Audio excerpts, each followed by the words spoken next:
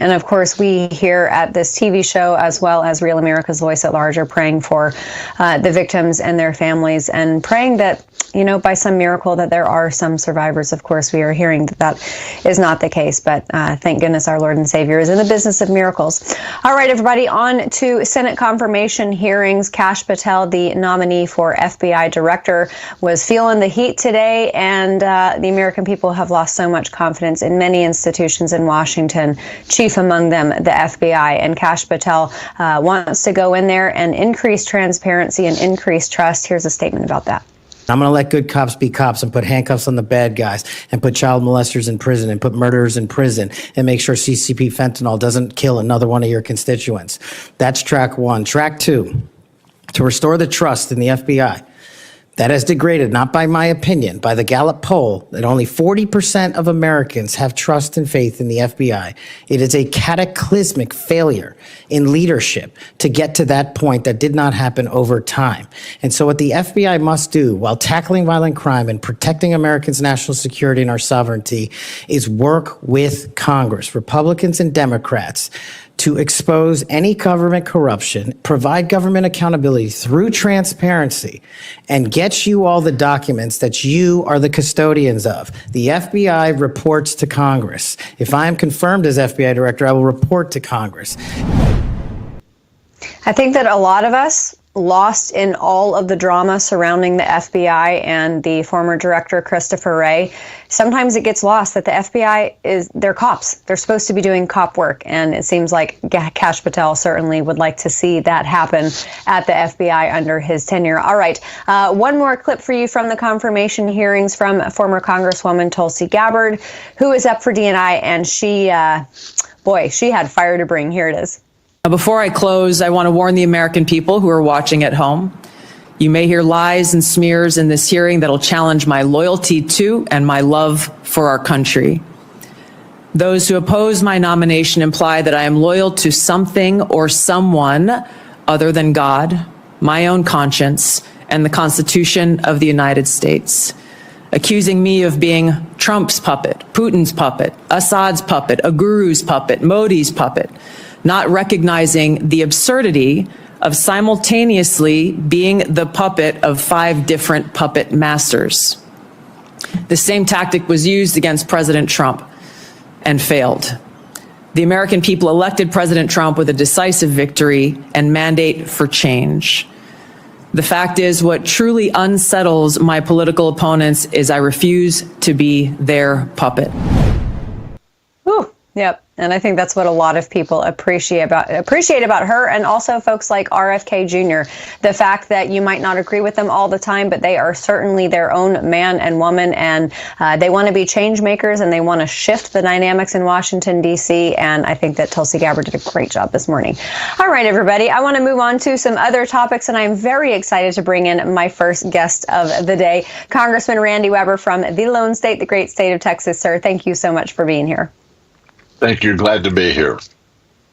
Sir, I want to ask you about the conversation and the sentiment among members of Congress surrounding what we saw in horror last night. Obviously, I don't want to throw anything out there that we are just speculating about at this point, but the fact remains is that when you have agencies in Washington, whether it is the FBI, as I was just talking about, or the FAA, it doesn't really matter. When you focus, when you take your eye off the ball, and in this case, it is safety and orchestration and logistics, and you place your eye on something like a lot of these policies that the Biden administration has tried to shove into these institutions, then you are going to have bad situations. And I don't know if that's the case here, but that's kind of the overarching theme, isn't it?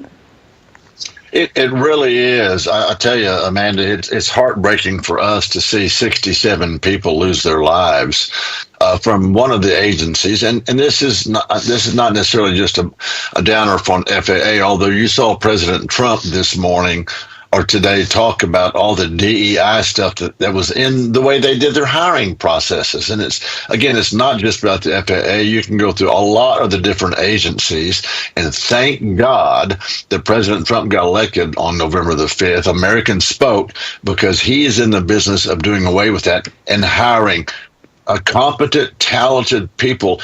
Despite what their color, race, or religion is, you hire them because they're capable. And you're going to see that, in my opinion, across a lot of the agencies. Yes, sir. And I know that you serve on a number of committees, but one of them has to do with transportation and technology. And this feels like a moment where we are going to have to evolve a lot, and not necessarily just the hiring practices, but some of the MOs within the FAA, some of the regulations, some of the rules of operation. Do you foresee that happening coming down the road? I really do. I mean, Donald Trump tells people what he's going to do, and he's a business guy, and he will get in there. He will roll up his sleeves. He's going to hire people like Tulsi Gabbard, like Pete, like Kash Patel, because they're educated. They can do this. And let me just quickly say about Tulsi. I served with Tulsi Gabbard. She came in with me in 2013. She is real. She's dedicated. She doesn't take any guff. She's going to tell it like it is. She sticks to her values and morals, of which she has. And when she says that American people pay attention, this is what's needed in the agencies, she's exactly correct. This is what's needed in the government. And I'm glad that she's getting in there. Absolutely. And let's stay on that for a moment, because lest we forget her name appearing on the no-fly list, she is exactly the type of person who has felt the weight of agencies like that. And it takes an extreme amount of responsibility to serve as our Director of National Intelligence. So it feels to me like she is a great person to know exactly the responsibility that she might potentially, if confirmed, be handed, and how to use it responsibly. Well, I should have said, with all the glowing attributes of her, how loyal and upfront she is. She's smart as a whip. She really is. Yeah, absolutely. I can't wait to see how the rest of this shakes out. I want to also ask you about Kash Patel this morning. Boy, he did not hold back, and I think it was Senator Tom Tillis who had a bingo card with all of the buzzwords that they felt would be likely used in the language of Democrats when trying to cast aspersions on Kash. Yeah. Do you think Kash did well, and what do you think the results of this confirmation vote will be when it comes? No, I did think he did well. Absolutely. When he said, you just play the clip. Thank you all. I so appreciate you all showing the American public this. When he said, we're going to get cops to go get the bad guys. Basically, I'm paraphrasing.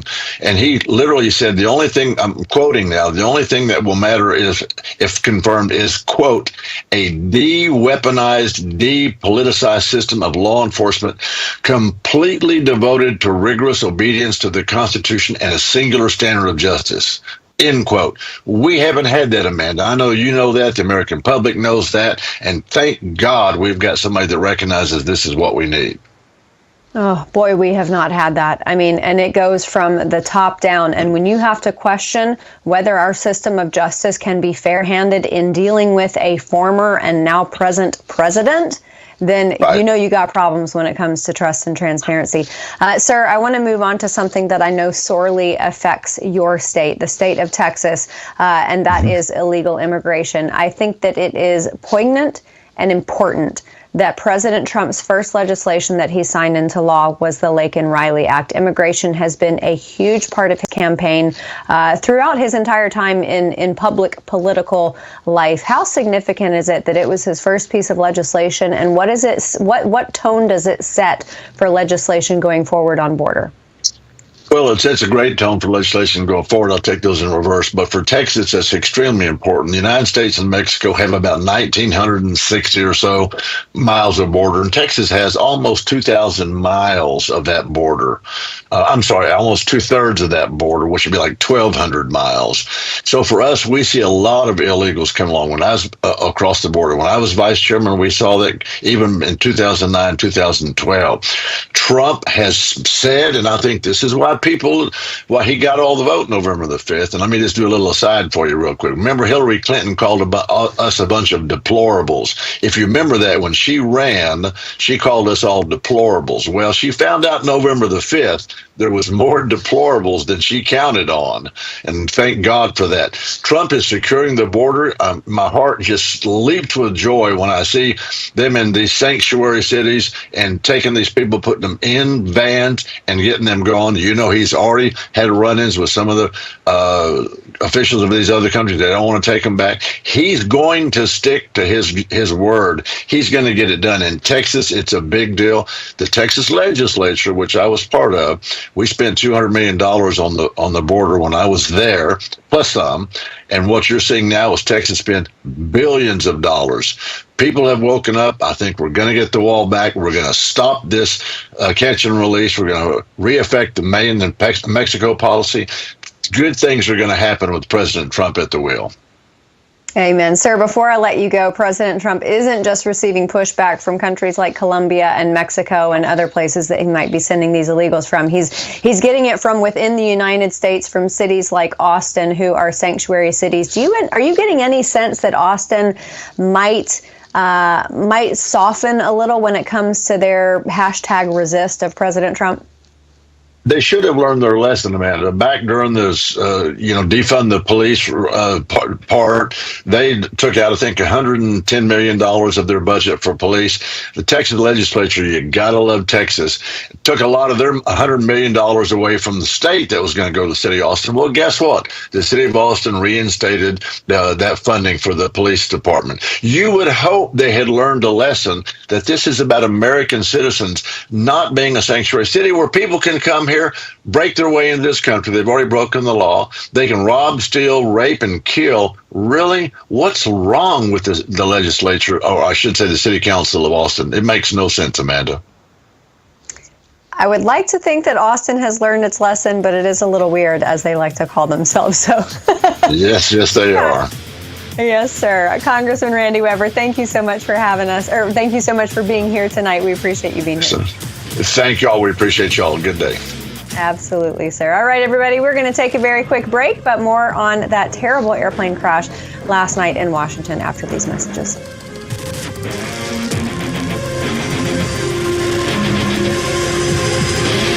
Hey folks, did you know that American homeowners have over $32 trillion in equity? That's an amazing figure, but you know the bad news? Criminals are targeting it with a growing scam the FBI calls house stealing. Scammers can transfer your title right out of your name using a one-page document they file at the county. Then they can take out loans against your equity, even sell it behind your back. And the scariest part, you won't find out about it until collection or foreclosure notices start arriving in your mailbox. Now that is something you don't want to have happen, leaving you, of course, when that happens, in a financial and legal nightmare. The best way to protect your equity is with Home Title Lock's exclusive $1 million triple lock protection. This service offers 24/7 monitoring, urgent alerts, and if fraud should occur, the U.S.-based restoration team will spend up to $1 million to fix the fraud and restore your title. So when was the last time you checked on your title? If you're like me, the answer is never. And that's exactly why scammers are counting on you to fail. The good news is for 2025, Home Title Lock is offering you 25% off. And you also get a free title history report when you go to HometitleLock.com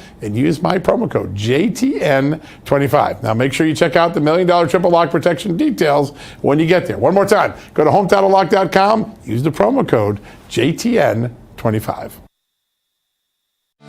US Med, a trusted supplier of diabetes equipment for nearly 30 years, has great news for people living with diabetes and the pain of regular testing. New Medicare and private insurance guidelines have expanded coverage for continuous glucose monitors, even for people not using insulin. The days of repeated, painful finger sticks are over. Now you can wear a continuous glucose monitor, or CGM, and eliminate routine finger sticks. US Med has the newest models of CGM, which are more accurate and convenient than ever. CGMs are shown to lower your A1C, increase your time in range, and reduce the risk of hypoglycemic events. Shipping is free, and will even bill your insurer directly. Don't spend one more painful day testing your blood sugar. Call now to get your continuous glucose monitoring system so you can take control of your diabetes and get back to enjoying life.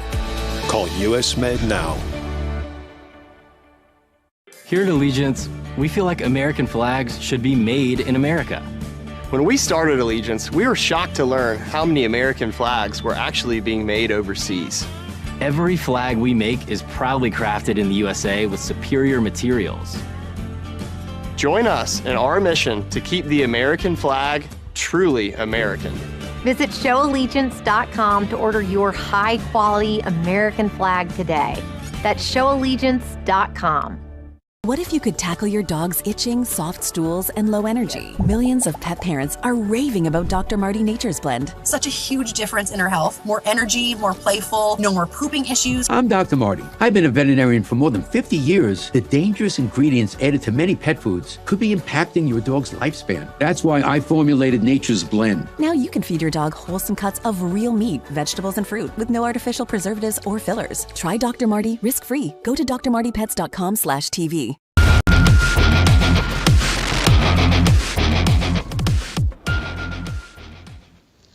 Welcome back, everybody. We are, of course, not even 24 hours out from that horrible mid-landing crash between the American Airlines commercial flight and the Black Hawk helicopter, and still so many answers to get. Obviously, there will be investigations. There will probably be interrogations, but we can at least chat with some people who know a little bit about this in the meantime. And for this block, I'm excited to bring in corporate airline pilot. He is also the director of law enforcement over at Byrna, one of my favorite companies, Joshua Sherrard. Joshua, thanks so much for being here.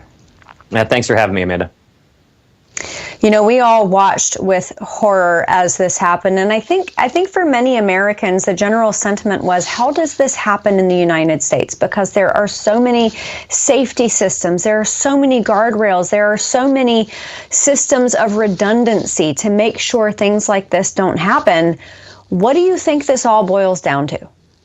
Well, and in an instance like this, sometimes it's those systems and it's the redundancy and it's the complexity of those systems that create this sense of complacency with all parties involved. You know, one of the things we say in aviation is it takes two people to collide and only one person to avoid. And that's what we're seeing here today, I think, unfortunately. So really, as a pilot, I'm taking a real critical look with the information that we have available, a real critical look at exactly what we know and how we can make sure that this doesn't happen again.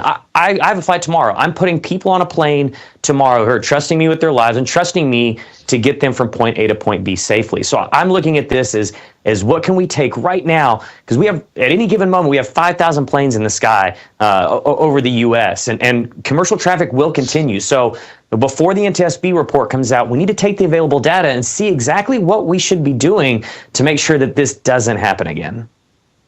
Yeah, and I always think it is a logistical miracle, frankly, that this doesn't happen more often, because if you look at one of those tail trackers and all the crisscrossing flights across this country, it's pretty amazing to see. I want to ask you, though, as a commercial airline pilot, put us in the cockpit.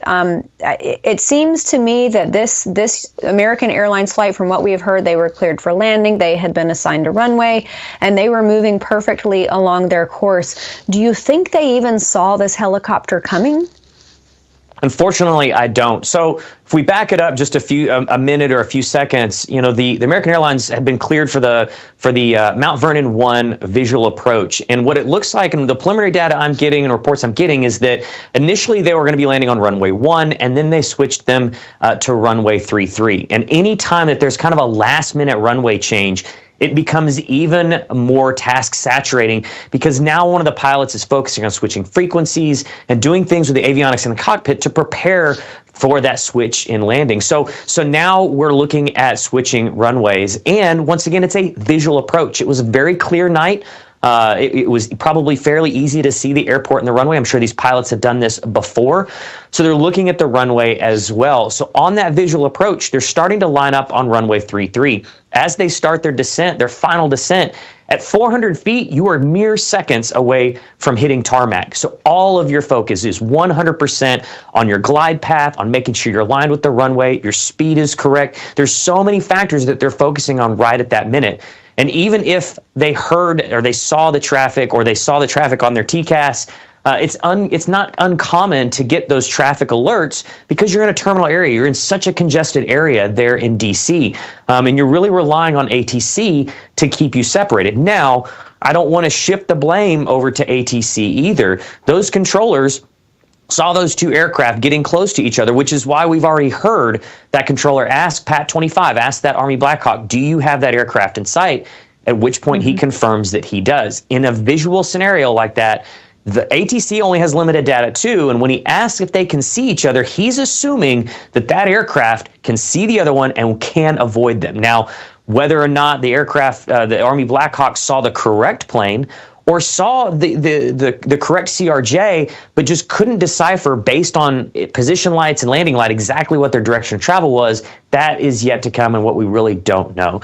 So we're really looking at, a few split seconds of having to make those decisions and trying to extrapolate exactly the best course of action. When an air traffic controller asks a pilot, do you have a visual on this? Do you have a sight line? Once that pilot says yes, does that allow them to move on to something else, or do they still keep an eye on that? They're still going to keep an eye on it, but really that's that traffic, that's that controller taking, I don't want to say taking the burden off themselves, but it's really making sure that he doesn't need to give further instructions. If that Army Black Hawk were to have said, no, we have, no joy, we don't have a visual on that aircraft, it's likely that that the controller may have given, escape maneuvers, or may have given vectors or some sort of direction to one of the aircraft to say, hey, I need you to, CRJ, American Airlines, I need you to go around, or Army Black Hawk turn 090 immediately. But once he gets that affirmative response that he has him in sight, he's assuming Black Hawks are fairly maneuverable. Yeah, I mean, they can't turn on a dime, but he's assuming that those airplanes can keep some kind of visual separation. So Joshua, all right, so on one hand, the Black Hawk pilot says, yes, we have a visual. They also are seeing the trajectory of this American Airlines flight, so they can kind of at least visually direct its path. On the other hand, what we initially heard was that they were flying in dark mode, that they did not have their transponder on and activated. Do those two things collide when it comes to what ultimately ended up happening? The fact that they did have the visual, but they also didn't have all of their instruments. One of the biggest questions I had is exactly what those American Airlines pilots could see through their avionics in the cockpit. So, as you stated, military aircraft in the U.S. airspace are not required under most circumstances or certain circumstances to broadcast via ADS-B, the system that allows aircraft all over the place to see each other through their avionics. They broadcast on Mode S, which is a different system. Now, Mode S can be seen by air traffic controllers, but I commonly, flying throughout the U.S., flying near bases all the time, will hear military traffic on the radio, but I can't see them on any of my devices that would normally show me that data. So I'm trusting that air traffic control is keeping us separated and that they're flying in a completely different corridor. So I'm interested to see if those American Airlines pilots were even able to detect on their scope, on their ADS-B, on their radar, so to speak, the Black Hawk, to give them an indication that they were on a collision course. It's just heartbreaking. And I just, for that air traffic controller who switched the runway from runway 1 to runway 33, obviously it's not any one person's fault, but I can imagine just how horrible this entire situation is for everyone involved. Obviously, there will be new guidelines. There will be changes made to protocol. As far as what consumers will feel on commercial airlines, do you anticipate that air traffic will be reduced as a result of this? Do you think there will be any changes like that the American people or people flying commercially will feel? I'm sure we're going to see, a slight blip in commercial traffic over the next, few days and maybe possibly weeks. But it's so important for, the flying public, those out flying every day, to understand that this is a 1 in a million, 1 in 100 million chance that happened. And while it's unfortunate, and while people are going to be quick to place blame, it's one of those things where it's very, very difficult to say that there's a way to regulate this by policy, to say that there's, without just hindering other operations. This is the type of operation that happens hundreds of times every day throughout the U.S., and we have the most professional, the biggest experts as controllers here in the U.S. I've flown abroad, and I can tell you that our controllers here are literally second to none. So, it's one of those things where the flying public should be very assured that this is not a common occurrence, and it's very, very, very unlikely to happen. Air travel is still and will continue to be the safest means of transportation in the world. Yeah. And I hear you. I really do. But in a few days, I'm going to be flying into Reagan. And, I've seen the data. I know the statistics, but I'm human and I'm fallible. And that, it does give me pause. But as you said, these are the most capable human beings on the planet, and they do their best every day to protect us and keep us safe. Joshua Shirai, corporate airline pilot, and also, again, one of my favorite companies out there, Byrna. He's the director of law enforcement for them. Thanks so much for joining us, Joshua. All right, everybody, after the break, we're going to break down some more about Kash Patel's testimony upon Capitol Hill today. We'll be right back.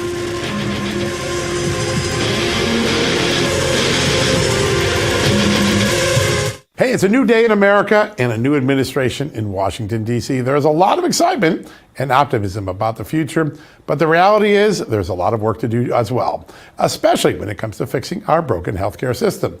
The truth is that the forces that are responsible for breaking our healthcare system aren't going to simply go away. The challenges our system faces won't disappear overnight. Now more than ever, you need to be prepared. That's where the Wellness Company comes in. Their doctors are medical professionals that you can trust, and their line of prescription medical kits are the gold standard when it comes to keeping you safe and healthy, as well as your family. Whether it's the medical emergency kit, the contagion kit, the first aid kit, or the travel kit, these prescription kits contain an assortment of life-saving medications and guidebooks to assist in the proper use of these medications. From the flu to strep throat, from COVID to the bird flu, from a trip to the beach to a trip overseas, the Wellness Company has a prescription kit designed to keep you and your family safe. Make America healthy again. Start it at home. Do your part and protect the health of you and your family. Go to twc.health/justnews today and order. That's twc.health/justnews and use the promo code JUSTNEWS to save 10% off. Independence. With that declaration, America was born. Inspired by a belief in the God-given rights of every human being, and in the good that comes from exercising these rights well. The founders of our great nation chose independence. As do we. Hillsdale College accepts no government funding because independence makes possible the good to which we aspire. If you're over 40 and taking probiotics, stop. Americans are choking down fistfuls of probiotics, all focused on billions and billions. Yet they're still feeling sicker and sicker and fatter and fatter. I'm Dr. Stephen Gundry, and I call it the Great Probiotic Hoax. There are critical nutrients missing from many popular probiotic supplements. And this may be why you are still suffering from weight gain, gas and bloating, and joint discomfort. That's why I created BioComplete 3. Only BioComplete 3 contains prebiotics, probiotics, and postbiotics to target the nasty gut destroyers that can hijack your health. Thousands have used it. It's a major part of how I lost 70 pounds and feel 20 years younger. For a limited time, you can try BioComplete 3 risk-free for 90 days. Go to guthealthsecret.com. When a cyber thief transfers the title of your home out of your name, it's a race against time to stop the theft of your hard-earned equity. Many people don't know this has happened until long after it's done. You as the homeowner think you still own a house. 3 months later, you start getting foreclosure notices and you realize you've got 4 mortgages on your house that you didn't even know existed. So when's the last time you checked on the title to your home? Find out if you're already a victim at HomeTitleLock.com.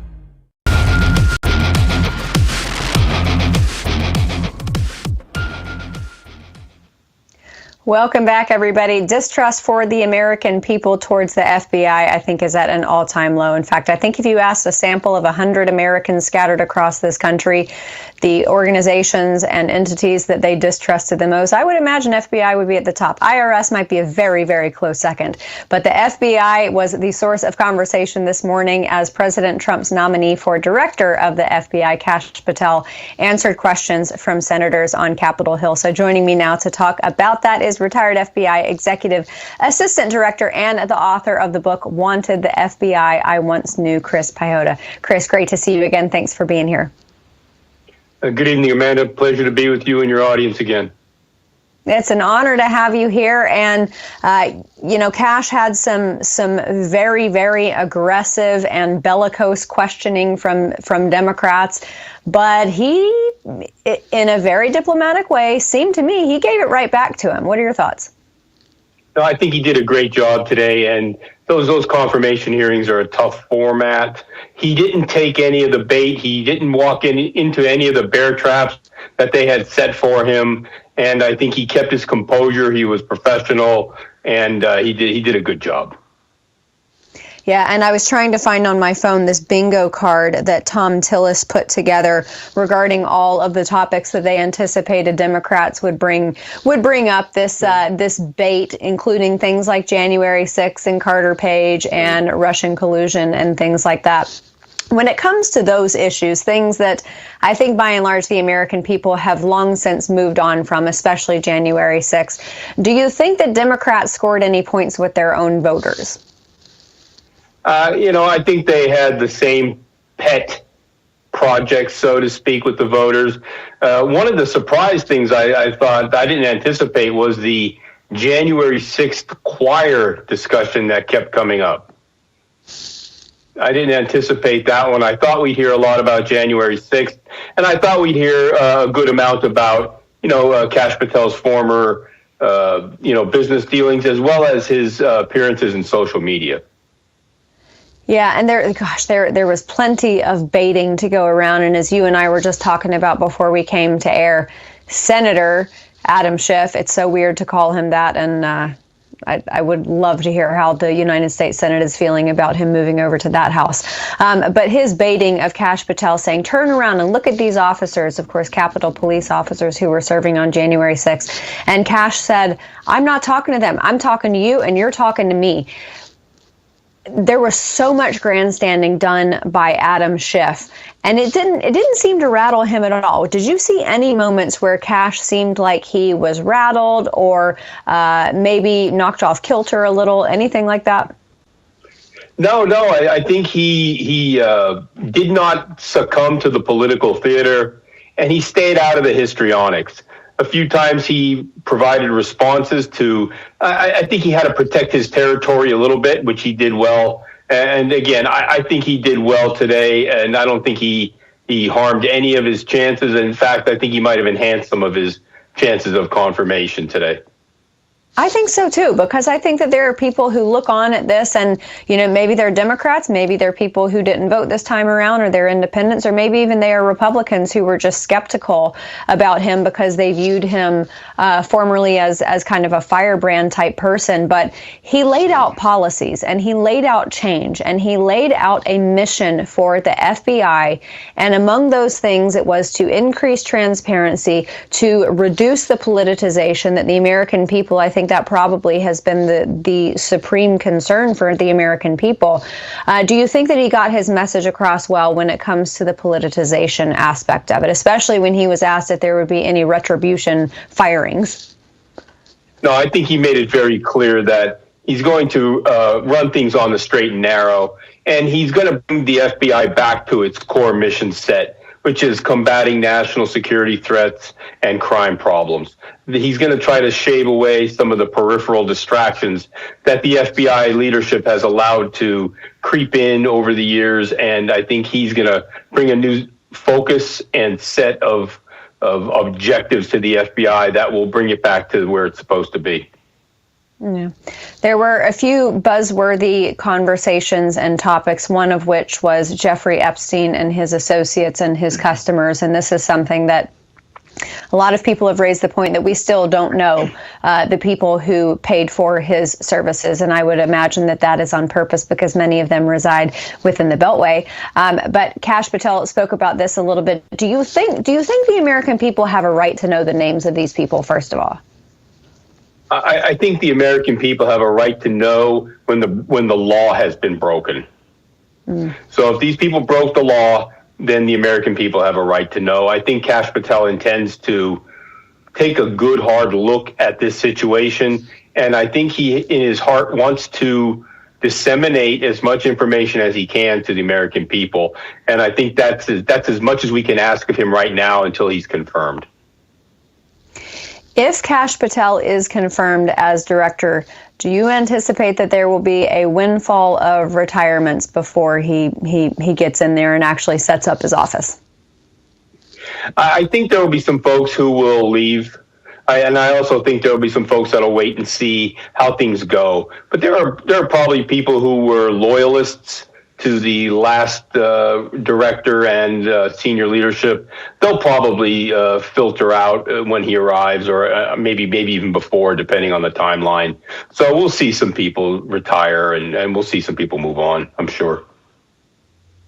Oh, well, bye.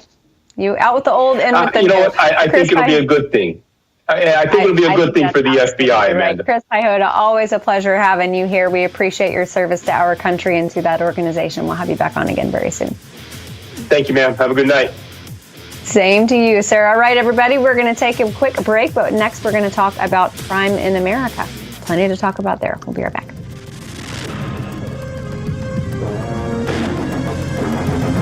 Hello, friends. Pat Boone here with a message from the past. Imagine the shock of reading tomorrow's newspaper and discovering the price of gold has doubled to over $1,000 an ounce. Sound impossible?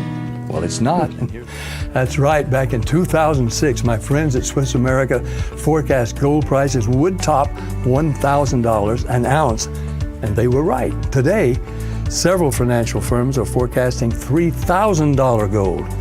Now, for over 40 years, Swiss America has helped folks like you and me purchase precious metals for home delivery and for our IRAs.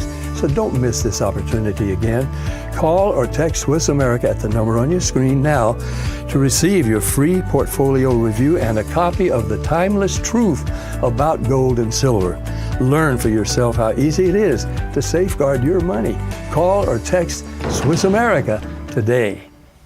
What if you could tackle your dog's itching, paw licking, soft stools, and low energy with a simple 3-minute change to their diet? Millions of pet parents are raving about Dr. Marty Nature's Blend, the anti-kibble breakthrough that's helping dogs act like puppies again. Such a huge difference in her health. More energy, more playful, no more pooping issues. He's healthier, he looks better. This is my way more energetic dog. I'm Dr. Marty. I've been a veterinarian for more than 50 years. The dangerous ingredients added to many pet foods could be impacting your dog's lifespan. That's why I formulated Nature's Blend. Now you can feed your dog wholesome cuts of real meat, vegetables, and fruit with no artificial preservatives or fillers. Unlike fresh food, Nature's Blend is gently freeze-dried. This means extraordinary health benefits, but with zero prep, zero fridge, and zero mess. I just feed her right out of the bag. She's obsessed with this food. Thank you, Dr. Marty. And for a limited time, get up to 54% off with our special TV offer.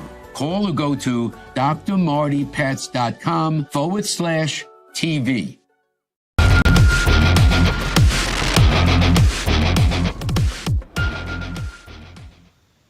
Welcome back, everybody. There is a relatively new crime, or it may be new on your radar, called house stealing, and you would not believe how easy it is to be a victim or to perpetrate this crime. So I'm very excited to bring on my next guest. Joining me now is former FBI Supervisory Special Agent and Senior Advisor for Home Title Lock, Art Fitzenmeyer. Art, great to see you again, sir. Thank you for being here. It's always nice to be here, so I'm happy to have the opportunity. Thank you, sir. All right. So you and I have had these conversations about this crime in the past, and it is unbelievably easy. Explain to our audience just how easy it is. Well, I thought I'd start out differently this time with a little 3-question quiz for you and especially for your viewers. It would be, question number 1 would be, do you know what your title looks like or your deed? And number 2 would be, yeah, see, exactly. And it would be, do you know where your title is? And the last one would be, can you tell me when you last saw your title? And the answer to all those, most people is going to be 0, 0, 0, and you get 100% of wrong answers or no answers, quite frankly. Most people say they don't know. They'll say, title, I think it was one of those documents in those 300 pages I initialed when I bought the house 12 years ago.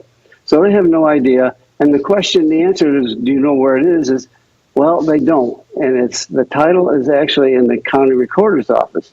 That's a legal document that identifies who the owner of record is. Hopefully, it's your name right now. The title thieves know the answers that you gave to those 3 questions are exactly what they're depending on as they move forward to steal your not your house. They don't want the building. They want the equity that it represents. And so they can, at this day and age, and AI and photoshopping, the documents in the county recorder's office are public records. That means they can go get one, or sometimes in the digital age, get it online. And when they get it, they can change the document so that it looks like you're not the owner, they are. So that document that's a legal document about your house in the county recorder's office now has a new owner. And they, as soon as they file that, they'll go out and start taking out loans as quickly as they can. And once the loan is funded, it's offshore before the ink gets dry, quite frankly. And they're going to be someplace, wide sandy beaches and drinks with umbrellas in them. And you're going to be answering the door and finding out some guy actually tacking a sign up on it telling you that they're going to sell your house at an auction. What happens is, if you don't find out about it right away, which is what we do at Home Title, like make sure of that, you will end up in about 60 to 90 days, or maybe a little longer, having somebody knock on your door and say, look, you haven't been paying on this loan, so we're going to go to court and get an order from the judge to sell your house and get our money back. That's called foreclosure, and it's a pretty ugly set of facts. So at that point, you've got to have an attorney. It's a civil case, so those take 2 years before you see a judge, if you're lucky. And then you got to prevail with the judge saying, yeah, it's your house. And that's good. You might get it back, but it's going to cost you $50,000 or $40,000 in legal fees to get through that 2 year period. And so the only way to really be safe is you got to stop that transaction before it funds. And that's what we do at Home Title, quite frankly. I have to say I'm passionate about this. I've been doing this with the company almost my 9th year now. People just have no idea the financial, legal, and emotional nightmare that will hit them if this loan funds and they haven't had a chance to stop it. And at Home Title Lock, we have a very robust software package. I mean, we made it. It cost us a lot of money to put this together. And it monitors the title of our subscribers in a national database. We aren't running around to 3,400 county recorder's offices. We have it all in a national database. And our title monitoring software will notify you, the subscriber, if anything disturbs that title. It'll send you an email with a copy of the offending document, and it will tell you that if you don't recognize that document, you need to call us right away. And you better, because we can step in at that point. We'll start advising you exactly what needs to be done to ensure that you stop that before the funding takes place. That means you're safe. I mean, you may have some paperwork to push through and all that stuff, but you're not going to be spending $50,000 on an attorney to get the title back in your name. We'll keep it in your name. And we will take it all the way to the end with you on your little trip down memory lane about your house. Then, actually, when they sign up, when you decide you're going to go with Home Title Lock, when you sign up, we send you a copy of your title and a history of title. So those are nice documents to have around anyway. And then when you get them, you look at them, and I come back in a couple of weeks with this little quiz, you'll pass. And not only that, you'll sleep better at night. I mean, it's a big deal. These guys will take this money and be gone so fast, they'll be on white sandy beaches, drinks and umbrellas in them, and you're going to be paying $800 an hour for an attorney to, represent you in court. So it's very important if you own a home or property, you can protect it.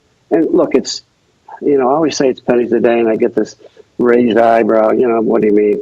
Well, if you were to skip your designer drive-through coffee one day a week, you would be able to pay for a year's coverage in Home Title Lock. Actually, it's $199. And you'd have money left over for a tank or two of gas. Well, maybe a tank in California where I live. But you would have a lot of time to figure out what's going on as well. I mean, you You don't want to be sitting there and have a bill collector showing up at your front door. And the way to do that is to put yourself in a position that you'll know before anything happens that somebody's going to tell you it's happening. And then our restoration people, look, these are, I call them platinum quality people, and I can tell people I know. I did all the backgrounds on these people. These people are special. And they eat, sleep, and live just like I do. And they see all this stuff every day. They've heard it all and seen it all. And quite frankly, unfortunately, we get people who call in who couldn't answer those 3 questions, and they're already in the soup. And there's no big answer then at that point. I mean, we can tell them, I hate to tell you this, but you better get an attorney, because unless we're in it to stop it, then we really can't do much for you at that point. I mean, the old saying is the horse is out of the barn or something like that. And that's the case. By the time you call us with a problem, the money's gone. And that's right. You are on the hook, and try to get, people say, well, geez, I can get it back. I got $50,000. I can take the money out of my house. There's your first problem. You were in foreclosure. You aren't going to get a dime. So it's ruined things going forward. Essentially for years, foreclosure is not a listing you want to see in your credit record to start with. Right. I mean, if you go to Home Title Lock right now and sign up, you'll have coverage starting tonight. Fantastic. And as you said, I mean, this is not just a financial nightmare. It's a legal nightmare. It is an emotional nightmare for you and your family and everyone in the process. So everybody go over to HomeTitleLock.com and use their promo code JTN25. That's our promo code. And you'll get 25% off. Make sure you check out the $1 million triple lock protection details when you get over there. Art Fitzenmeyer, former FBI supervisory special agent and the senior advisor over there at Home Title Lock. Good to see you, sir. We'll have you back on soon, and we're going to take a break. And next, we're going to talk about China's DeepSeek AI. Got the tech world shaking in their boots. Is that fair? Is that warranted? We'll talk about that after this. Amazing grace, how sweet the sound that saved a wretch like me. I once was lost, but now I'm found. Was blind, but now I see. No young person should ever have to worry about having a safe place to sleep at night, or whether anyone cares about them. The reality is 1 in 10 young adults will experience a form of homelessness this year. For over 50 years, Covenant House has been helping youth in crisis and giving them the support and tools they need to succeed in life. Please call or go online now with your gift of $19 a month to help a young person. When youth who are experiencing homelessness have a hot meal, a safe place to sleep, medical care, and love, most of all love, they can overcome heartbreaking challenges, and their lives are transformed. You want to know that there's somewhere you can go that's safe. So the Covenant House did that for us. Please call now with your gift of $19 a month. We'll send you this blanket as a reminder of the comfort your gift provides a young person tonight. Covenant House is changing the lives of young people in cities across America. Your support makes the work of Covenant House possible. Please don't wait. Your gift is the lifeline a young person needs now. Call the number on your screen or go online to safeplacetosleep.org.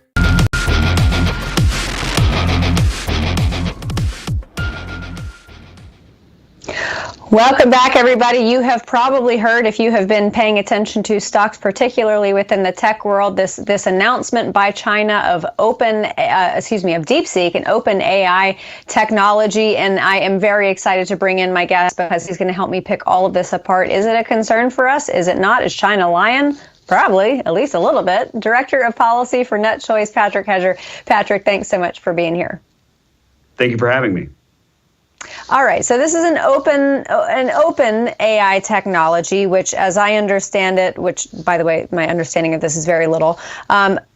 China claims that it was very, very easy to build, that it was cheap to build, and that it's way better than ours. And of course, I am reducing that greatly, but due to my lay knowledge of all of this. Tell us about it. Is it a concern? Is China telling the truth? Yeah, I think your introduction was pretty good.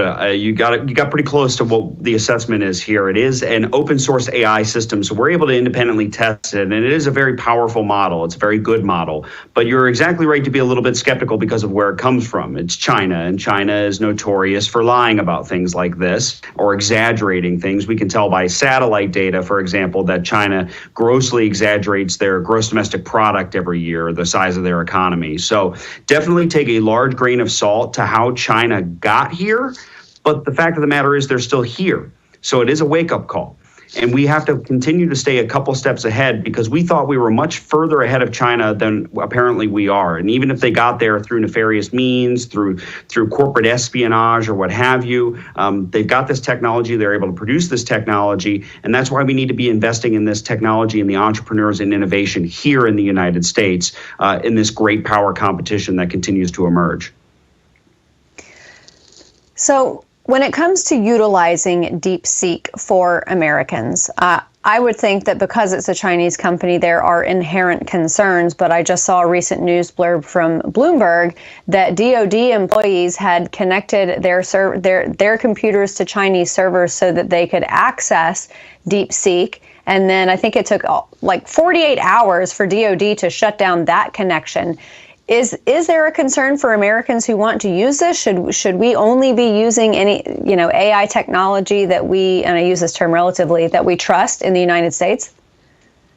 Yeah, cybersecurity and data security is incredibly important. And this is somewhere where Congress has dropped the ball. We really need some sort of national privacy framework, national data security framework, because right now what we're seeing is that a lot of states are trying to rush and fill that void. And what we're creating is like a patchwork of 50 different privacy bills that sometimes conflict with one another. And then you have different standards at the federal level, different standards among companies. So it's best to have sort of a national framework that we can work with, and Congress needs to step up to the plate, and hopefully that's something that we can get done in a way that still promotes innovation with control of both the House and the Senate and the Trump administration all being hopefully allied on this issue. We can get a good pro-innovation policy framework in place to kind of cut down on confusion and put in place a good data privacy and data security standard that all Americans can live under and that we can innovate under with clear rules of the road.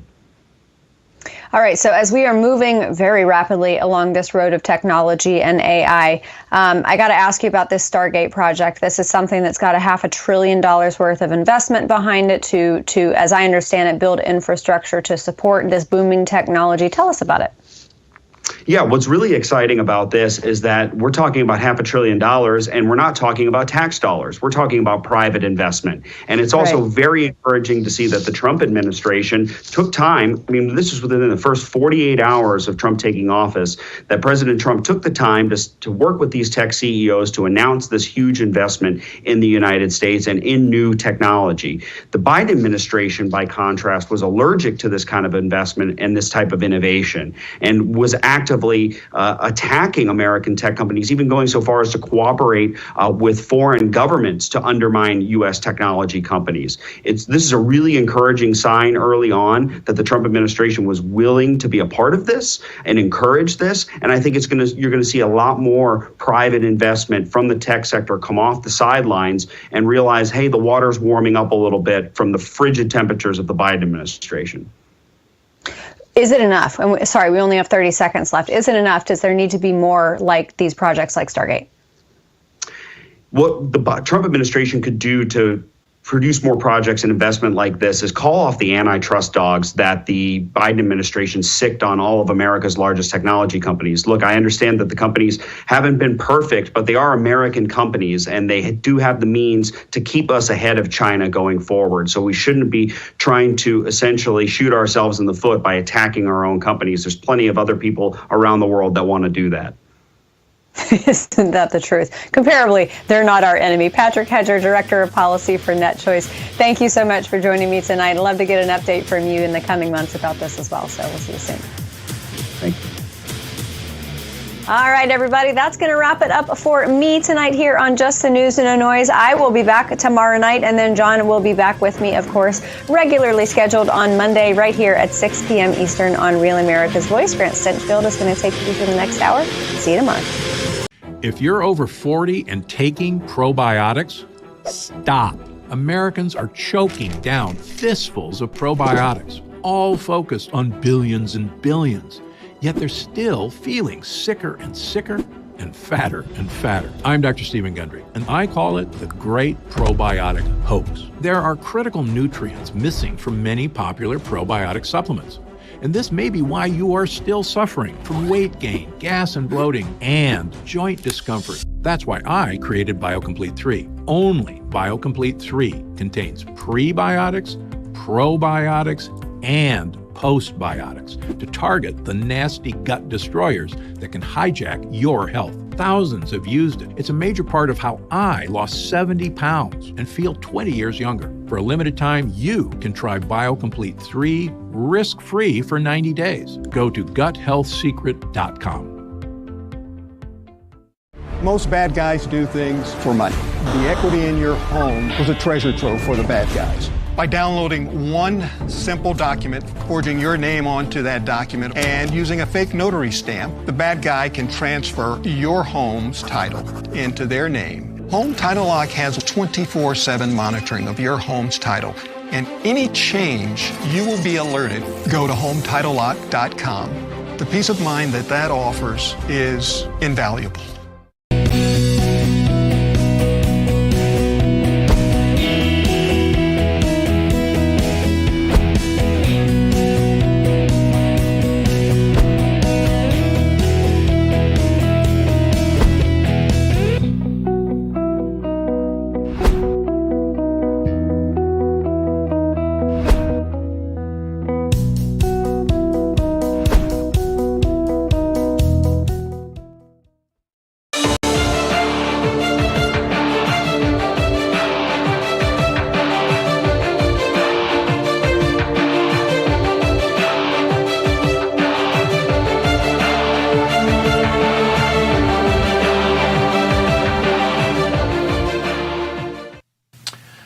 Welcome to the program, folks. We have lots of questions about how this horrific crash could happen as a American Airlines flight is trying to land at Reagan International Airport in Washington, D.C. when a Black Hawk helicopter basically out of nowhere comes in and smashes into the plane, killing nearly 70 people now. So who's to blame for this? That's one of the questions we need to be asking. How does it happen in this day and age? As you see the video here, how in the world does something like this happen? And we are learning tonight that the air traffic control center there was, quote, understaffed, that one air traffic controller was doing the job of two people that night. And this is right before the collision. This is air traffic control trying to raise the Black Hawk helicopter. S25, get the CRJ in flight. S25, pass on this CRJ. This club has a aircraft in separation. All right, no response from the Black Hawk. Do you have the plane in sight? The air traffic controller is asking, and they get no response. Now, we went through and we started looking at some of the very strange, erratic movements of this helicopter. When you look at how this helicopter flew, and the plane there you see is the helicopter, makes some zigzag turns as it's coming down the Potomac River, and then right before crashing into, almost looked like turning into this American Eagle flight landing there. So you've got the erratic movements of this helicopter. Then I found the elevation data for the Black Hawk helicopter. When it took off, it started about 1,100 feet, slowly descending to about 800 feet, then to 700 feet. Then, right before the crash, about 30 seconds, the elevation swiftly drops from 700 feet to 400 feet, and we know the crash took place at 250 feet. So why the sudden drop in elevation? This is a serious issue now as we try to place blame and figure out who is to blame, of course, for all of this. This is Pete Hegseth, the new Secretary of Defense, talking about the elevation issues. Military does dangerous things. It does routine things on the regular basis. Tragically, last night, a mistake was made. And I think the president is right. There was some sort of an elevation issue that we have immediately begun investigating at the DOD and Army level.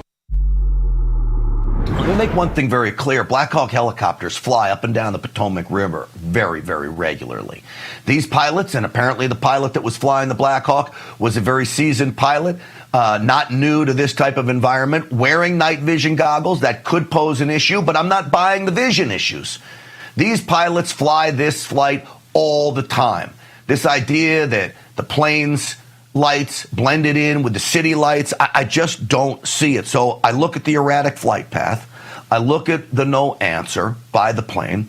I look at the fact that a reasonable person would suspect there's a possibility this could have been deliberate when you look at the video of the helicopter literally smashing into the plane. And then, of course, we may never know the answers because we have this problem, according to Lieutenant Colonel Galb on Fox News.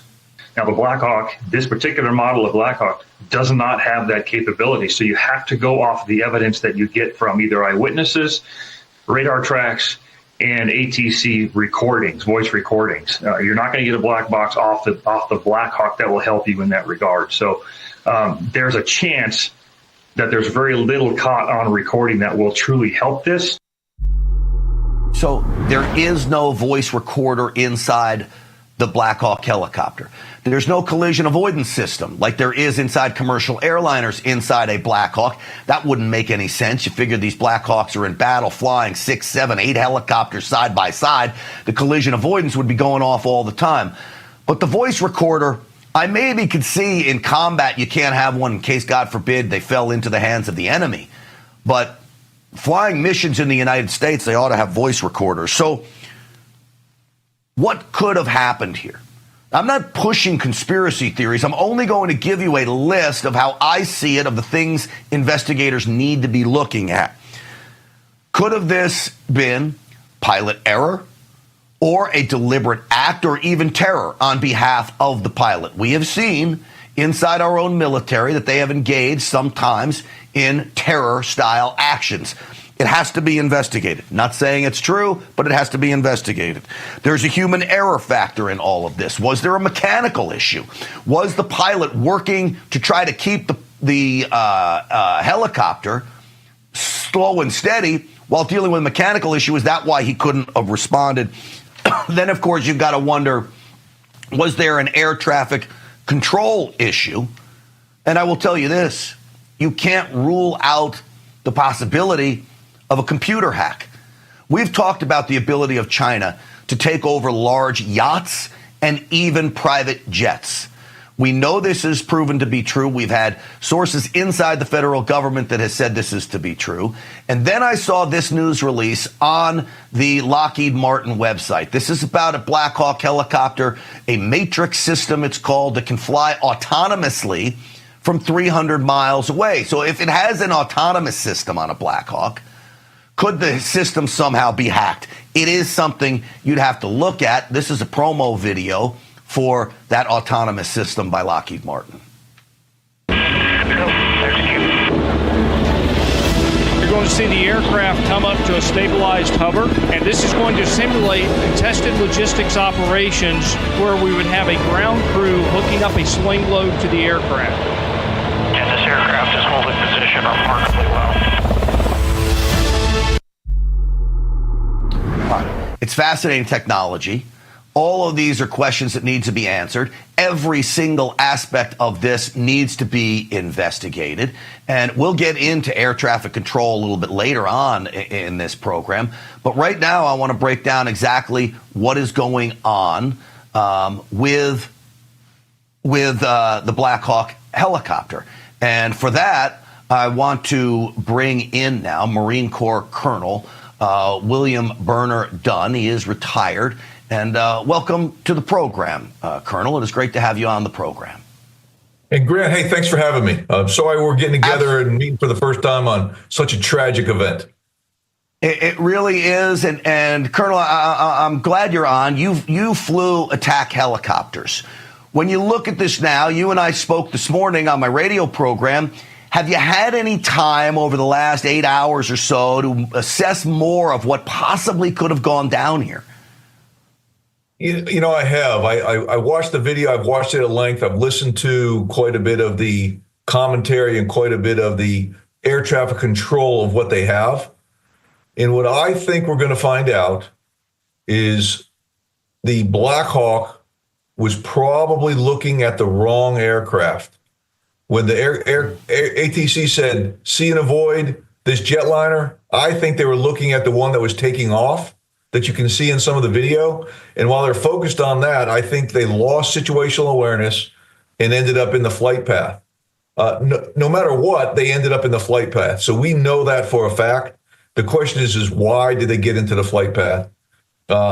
As Secretary Hegseth mentioned today, they've already started the mishap investigation. And I think that's going to go a long way in helping determine what actually happened. And one of the things I want to bring out while I can is I have been pushing for over 2 years now to get the Navy and the Marine Corps to put in voice data recorders into all of our aircraft. And I think in this instance, this shows exactly why. I've lost too many friends, and some of them we have no idea why we lost them. They're just aircraft crashed, and we have no idea. I am a proponent of putting them in. And I think that would help solve these issues and maybe would have shed light into this particular incident. You know, I hate to besmirch the name of any of these pilots because we don't know if there was wrongdoing or not. You talk about some of the crashes that your friends and colleagues have had over the years that are still unknown. Does suicide cross your mind? Is that a possibility? Will investigators look at that? I don't think so. They may look at it. You know, I don't know how many pilots you know, but most pilots I know are very, very, we're all very self-important. And that is not a normal, although I have had some friends commit suicide, that is not a normal concern that we have. And I do not suspect that this air crew purposely crashed into this jet. All right. And that makes me feel better about things for sure. Though in this day and age, I'll tell you what, everything that I've seen, what people out there watching have seen, I don't rule out anything anymore. This idea of night vision goggles. So apparently they were wearing them. I've fooled around with night vision goggles. You turn the lights on, it really causes quite an issue. Do they help you in a city like Washington, D.C.? I would think the night vision goggles could cause more of a problem than help. Absolutely. I've got over 1,000 hours of night vision goggle time in the Cobra. They still will help you see a jet airliner at night, but flying them and flying with them in the city is difficult. Typically what pilots do, and I will speak for myself, is they will lift up the goggles so that what you're doing is you're looking under them, and when you need to put them down, you can. Let me play a clip for you. This is radio traffic. At first, I thought they were talking to the Black Hawk helicopter. Now I'm hearing they were talking to a Coast Guard chopper. Maybe you could help me decipher who air traffic control is talking to when they're talking about going back to base. Let's roll cut 7. 50-3000, American 3130. Lucy for 347, go around, climb, maintain 3000, flight 3000, present heading, go around 3000, Blue Streak 5347. Blackjack 3, can you return to base? Blackjack 3, proceed directly to Glebe. I need you to land. I need you to land immediately. Can you go to Dulles for a few minutes? Muscle 7, proceed due westbound. Contact Dulles Tower 120.1. Muscle 1. Blackjack 3, does it give you any idea of what they're talking about? Can you clue me in here, Colonel? There's two possibilities. One discussion I had earlier today is that the Black Hawk transponder may not have been working. If the Black Hawk's transponder wasn't working, they would have been told to go back to base, most likely to fix that. I don't know if they were talking to the Black Hawk or not. They haven't released the call sign of the Black Hawk, as far as I could tell. It sounds like to me, when I listened to that, I think they were talking to a different aircraft, not the Black Hawk. And that would be logical to me. We've heard about the overstress of those air traffic controllers. And what happens in a case like this, whether it's the pilot's fault, whether it is the air traffic controller's fault, it's task saturation. You know, one of the things that I've always seen in every tragedy, this holds true. It's usually a series of events. It's not just the pilot did one thing wrong. It's a series of events that lead up to the tragedy. I have a feeling we're going to end up seeing something like that play out here, Colonel. I think we will. I think it's going to be a combination. If you're flying and the air traffic controller is a little bit late on their discussions, on their calls, then you're going to execute the best way you can. And like I say, I'm not saying that happened right now, but I think we're going to see that it has some impact there. Yeah. Colonel, I'll tell you what, it's great talking to you, and I reiterate the same thing you said. I hate that it's under these circumstances, but I appreciate your service in the United States Marine Corps, my favorite branch of the military, by the way. My grandfather was a Marine, and I hope I get to talk to you again soon under better circumstances, but we appreciate your insight on all of this. Yes, sir, and the Marine Corps is also my favorite branch of the service as well, and the best, of course. As well it should be, Colonel, as well it should be. All right, folks, you know, all of us are praying for the victims' families and all of this. It's just a horrific tragedy. But you've got to ask now, what about the air traffic control's role in all of this? We've now learned that air traffic control at Reagan Airport is down to 19 air traffic controllers. They should have a staff of 30. We do know that Joe Biden put in place all kinds of diversity, equity, and inclusion programs, policies that limited the ability to hire very good air traffic controllers. President Trump was not shy about pointing this out today. The FAA's diversity push includes focus on hiring people with severe intellectual and psychiatric disabilities. That is amazing. And then it says FAA says people with severe disabilities are most underrepresented segment of the workforce, and they want them in, and they can be air traffic controllers. I don't think so. You know, to all my loyal Cinchfield's Army members, you remember on this program, we talked about that exact directive, and we gave the exact quote about severe psychiatric problems you want as an air traffic controller. The lunacy behind making a decision like that. Well, as you can imagine, all of this seems to be playing out. The media doesn't like President Trump's talking about it, but he doesn't care. He's a bold leader, and he's trying to fix the problem. A group within the FAA, another story, determined that the workforce was too white, that they had concerted efforts to get the administration to change that and to change it immediately. This was in the Obama administration just prior to my getting there. Again, I want to be very clear here. We don't know if this was an air traffic control problem, if it was a pilot problem, if it was both. But when you get to the root of all of this, do you care whether the air traffic controller is white or black? I don't. I just want the best air traffic controller. Well, the media went totally nutso over President Trump's comments on diversity, equity, and inclusion. Caitlin Collins, you know her. She's a doozy, boy, over there at NBC. She was in the White House press briefing room as President Trump was giving his assessment of all of this, and she came at him like this, and it didn't end well for her. We don't even yet know the names of the 67 people who were killed, and you are blaming Democrats and DEI policies and air traffic control and seemingly the member of the U.S. military who was flying that Black Hawk helicopter. Don't you think you're getting ahead of the investigation right now? No, I don't think so at all. I don't think with the names of the people, you mean the names of the people that are on the plane, you think that's going to make a difference? Does it comfort their families? They are a group of people that have lost their lives. If you want a list of the names, we can give you that. We'll be giving that very soon. We're in coordination with American Airlines. We're in coordination very strongly, obviously, with the military. But I think that's not a very smart question. I'm surprised coming from you. Not a very smart question. That is Caitlin Collins, one of my least favorite at the mainstream media. So we are just learning now that it's being reported that the co-pilot of the Black Hawk helicopter was a female pilot with 500 hours, not making any judgment on that, only giving you information so we continue to assess the situation there. Joining me now, the managing editor over at Newsbusters at the Media Research Center, our friend Curtis Houck is back with us. Curtis, welcome to the program. Always a pleasure, Grant, but yeah, this one's a tough one. It is, and I want to thank you, Curtis. I'm going to tell you, you did such a great job of putting information out there, not just negative about the media. You had very informative stuff early on. I was following your Twitter feed. I urge everyone to follow you on Twitter. It was very, very helpful, so thank you for that. But I want to ask you specifically about the media and their reaction. They're going nuts over this diversity, equity, and inclusion claim by President Trump, and I mean, they're trying to make it out like it's the worst thing that ever happened. Yeah, what's interesting is President Trump is just kind of doing what you were doing at your monologue. He was raising a whole bunch of different possibilities. He wasn't specifically suggesting one over the other was going to prevail as the reason why, you know, and I don't really see entirely what the problem is. I personally, my style of things, I wouldn't. But this is who President Trump is, and he's elevating this issue of diversity, equity, and inclusion.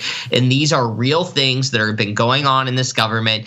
And even if you want to take out DEI, just from a pure staffing levels issue that you mentioned a few minutes ago, what has been going on, not just at Reagan National, but airports across the country, an air traffic controller shortage as more people roll off because there's mandatory retirement ages, just like you see with pilots. There's also a pilot shortage.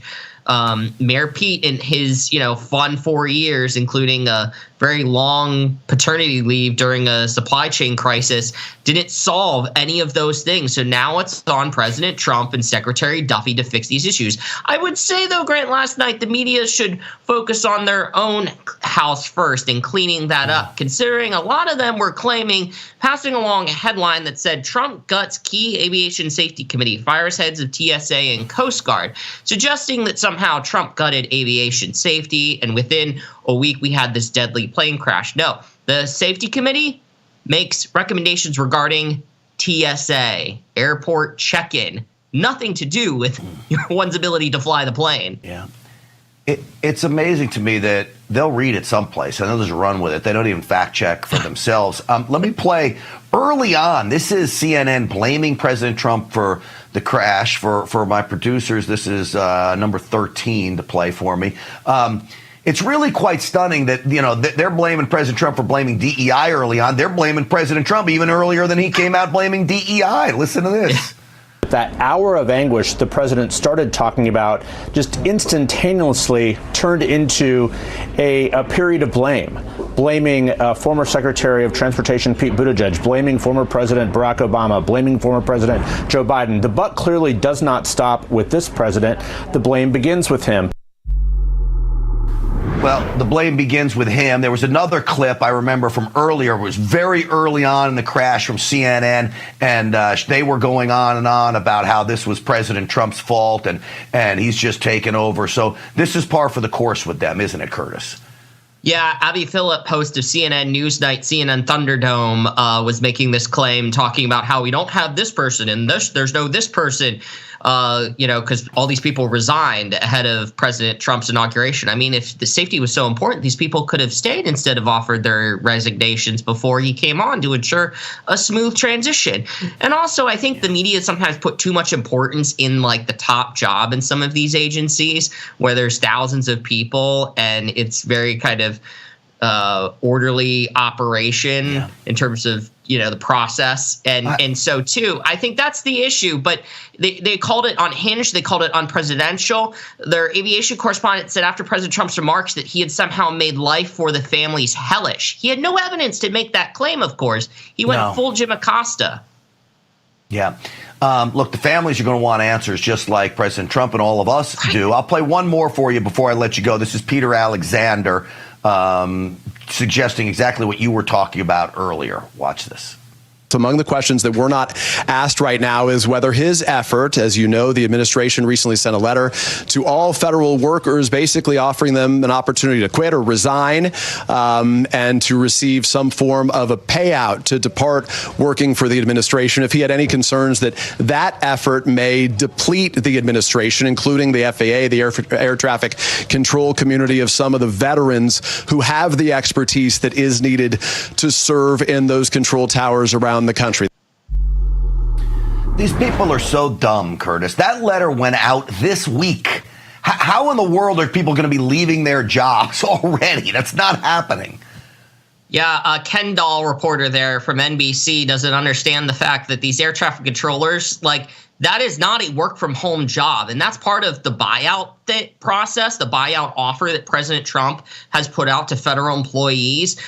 Michael Strahan tried to do this with Caroline Leavitt yesterday. He was saying, well, what about all the doctors that are going to leave government service? And she's like, well, doctors work in hospitals, so they kind of actually do need to show up. So I don't really quite know how that works. And they never have to fear the fact checkers, Grant. They never have to fear the consequences of their own actions when it comes to accountability. It is one profession that can continually get things wrong, and they don't suffer the consequences in terms of their bottom line or their performance or their employment unless it comes to corporate layoffs.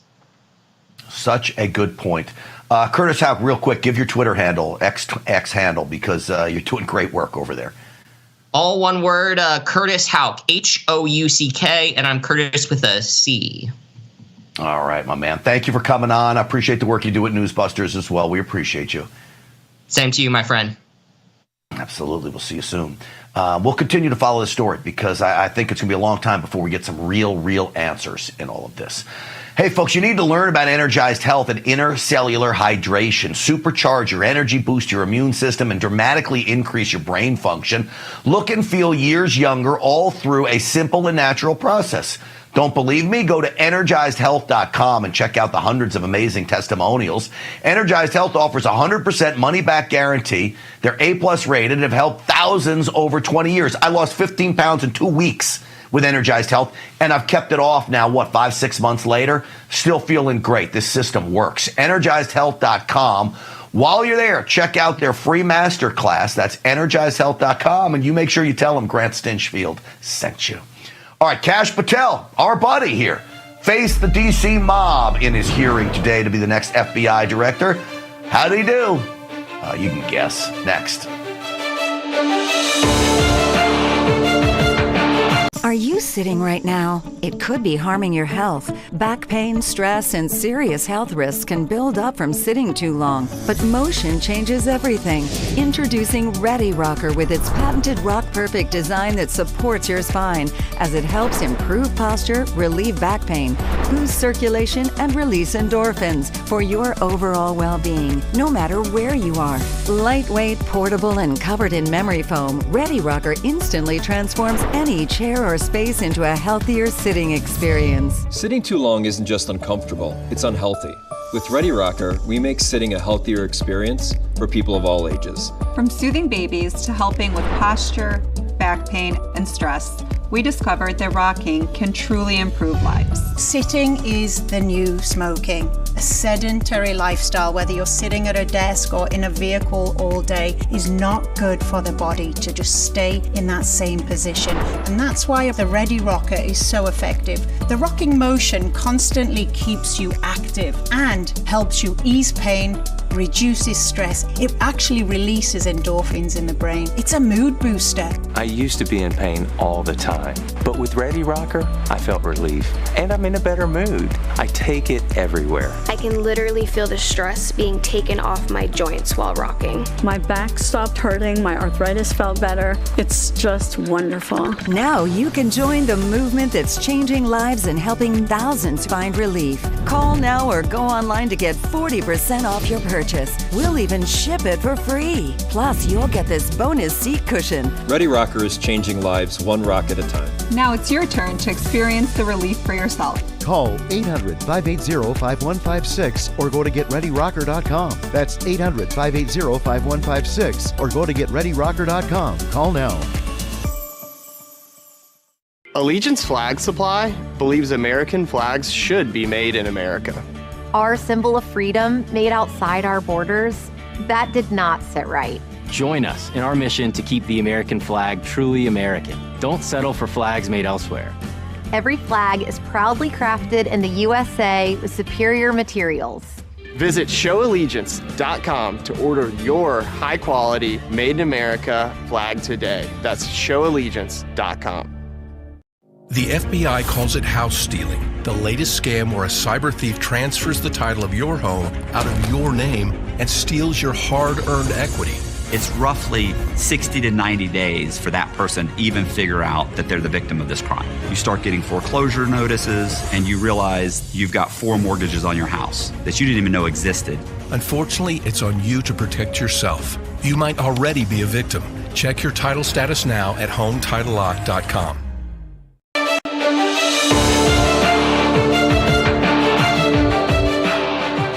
Welcome back, everyone. So our buddy, Kash Patel, who's on this program so often, faced the music today, finally in front of a Senate committee, and he did fabulous, just as I expected him to do. Well, the Democrats came out swinging. Of course, they kept focusing on retribution, and does he have an enemies list?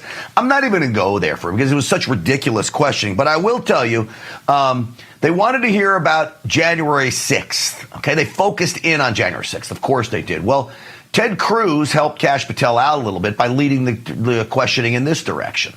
How many times did DOD approach Capitol Police and ask if they needed National Guard assistance? I believe those letters are well documented, numerous instances, and numerous of those instances, those requests were shut down. Now, am I correct that the Capitol Sergeant at Arms said assistance was unnecessary? That's correct, Senator. Who did the Sergeant at Arms report to? The Speaker of the House. That would have been Nancy Pelosi at the time. Is that correct? Yes, Senator. This is why they don't want Kash Patel to be the FBI director. See, Kash Patel already knows all the evildoers, all the players. He was the one who exposed the Russian collusion hoax. He knows the inside game in Washington, and he knows the players responsible, including this guy asking the questions.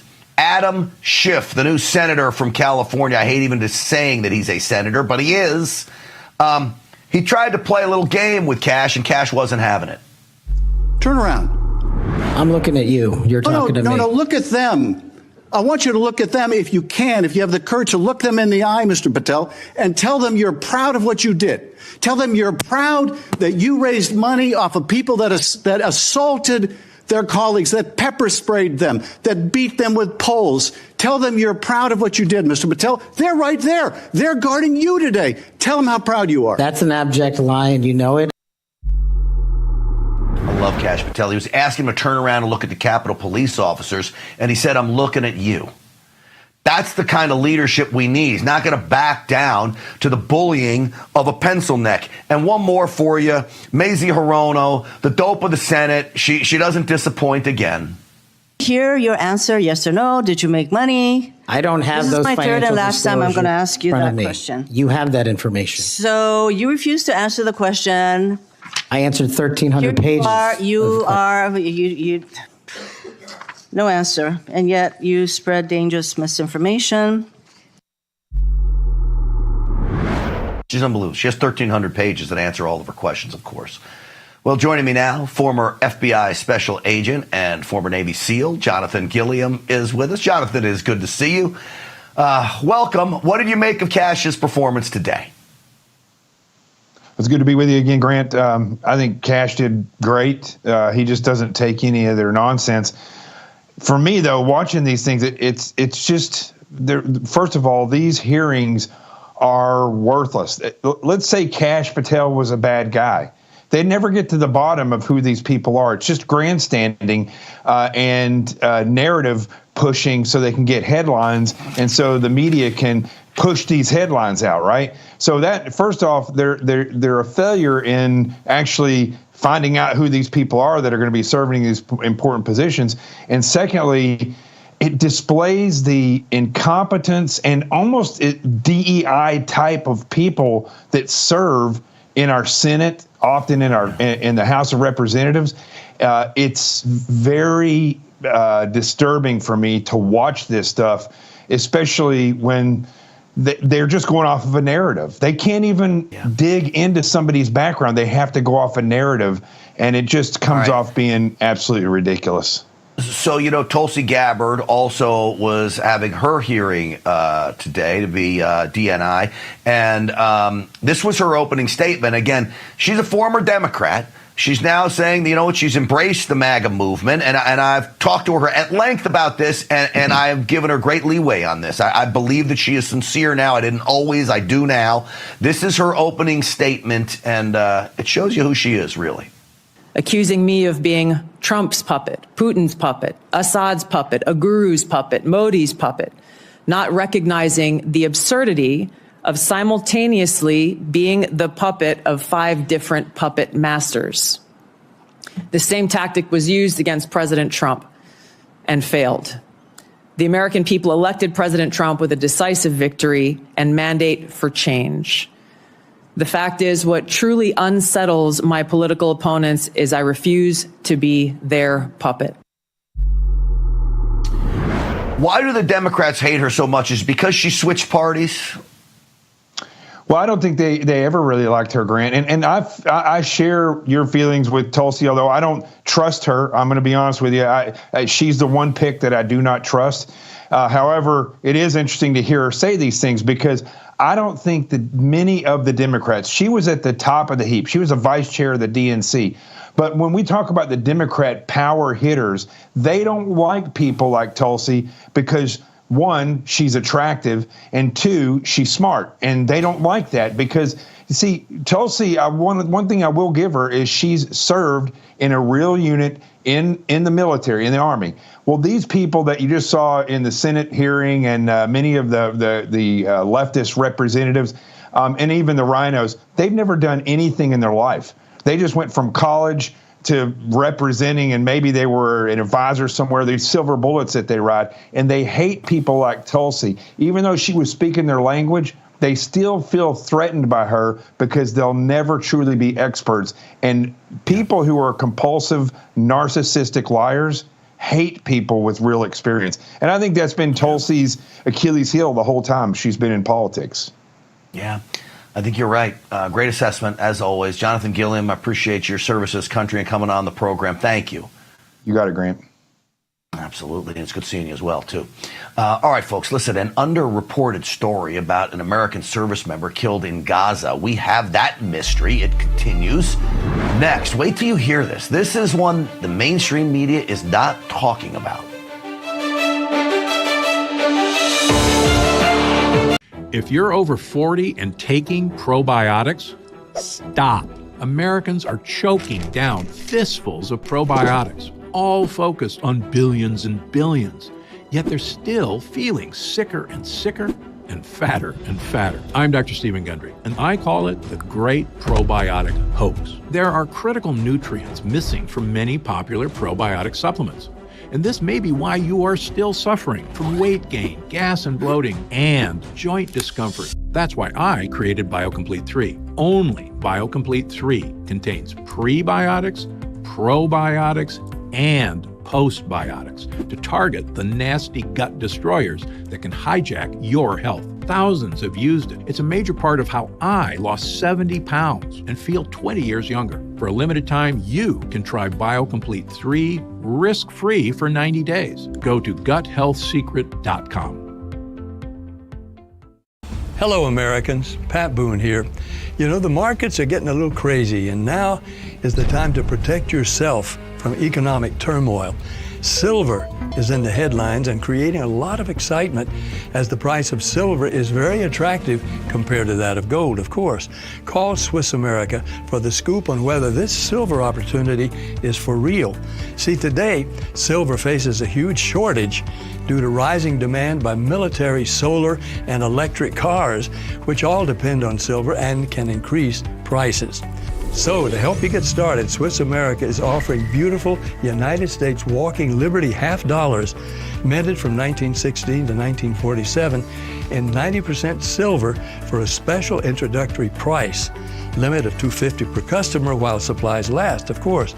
So call or text the number on your screen to take advantage of this offer. Rediscover silver today.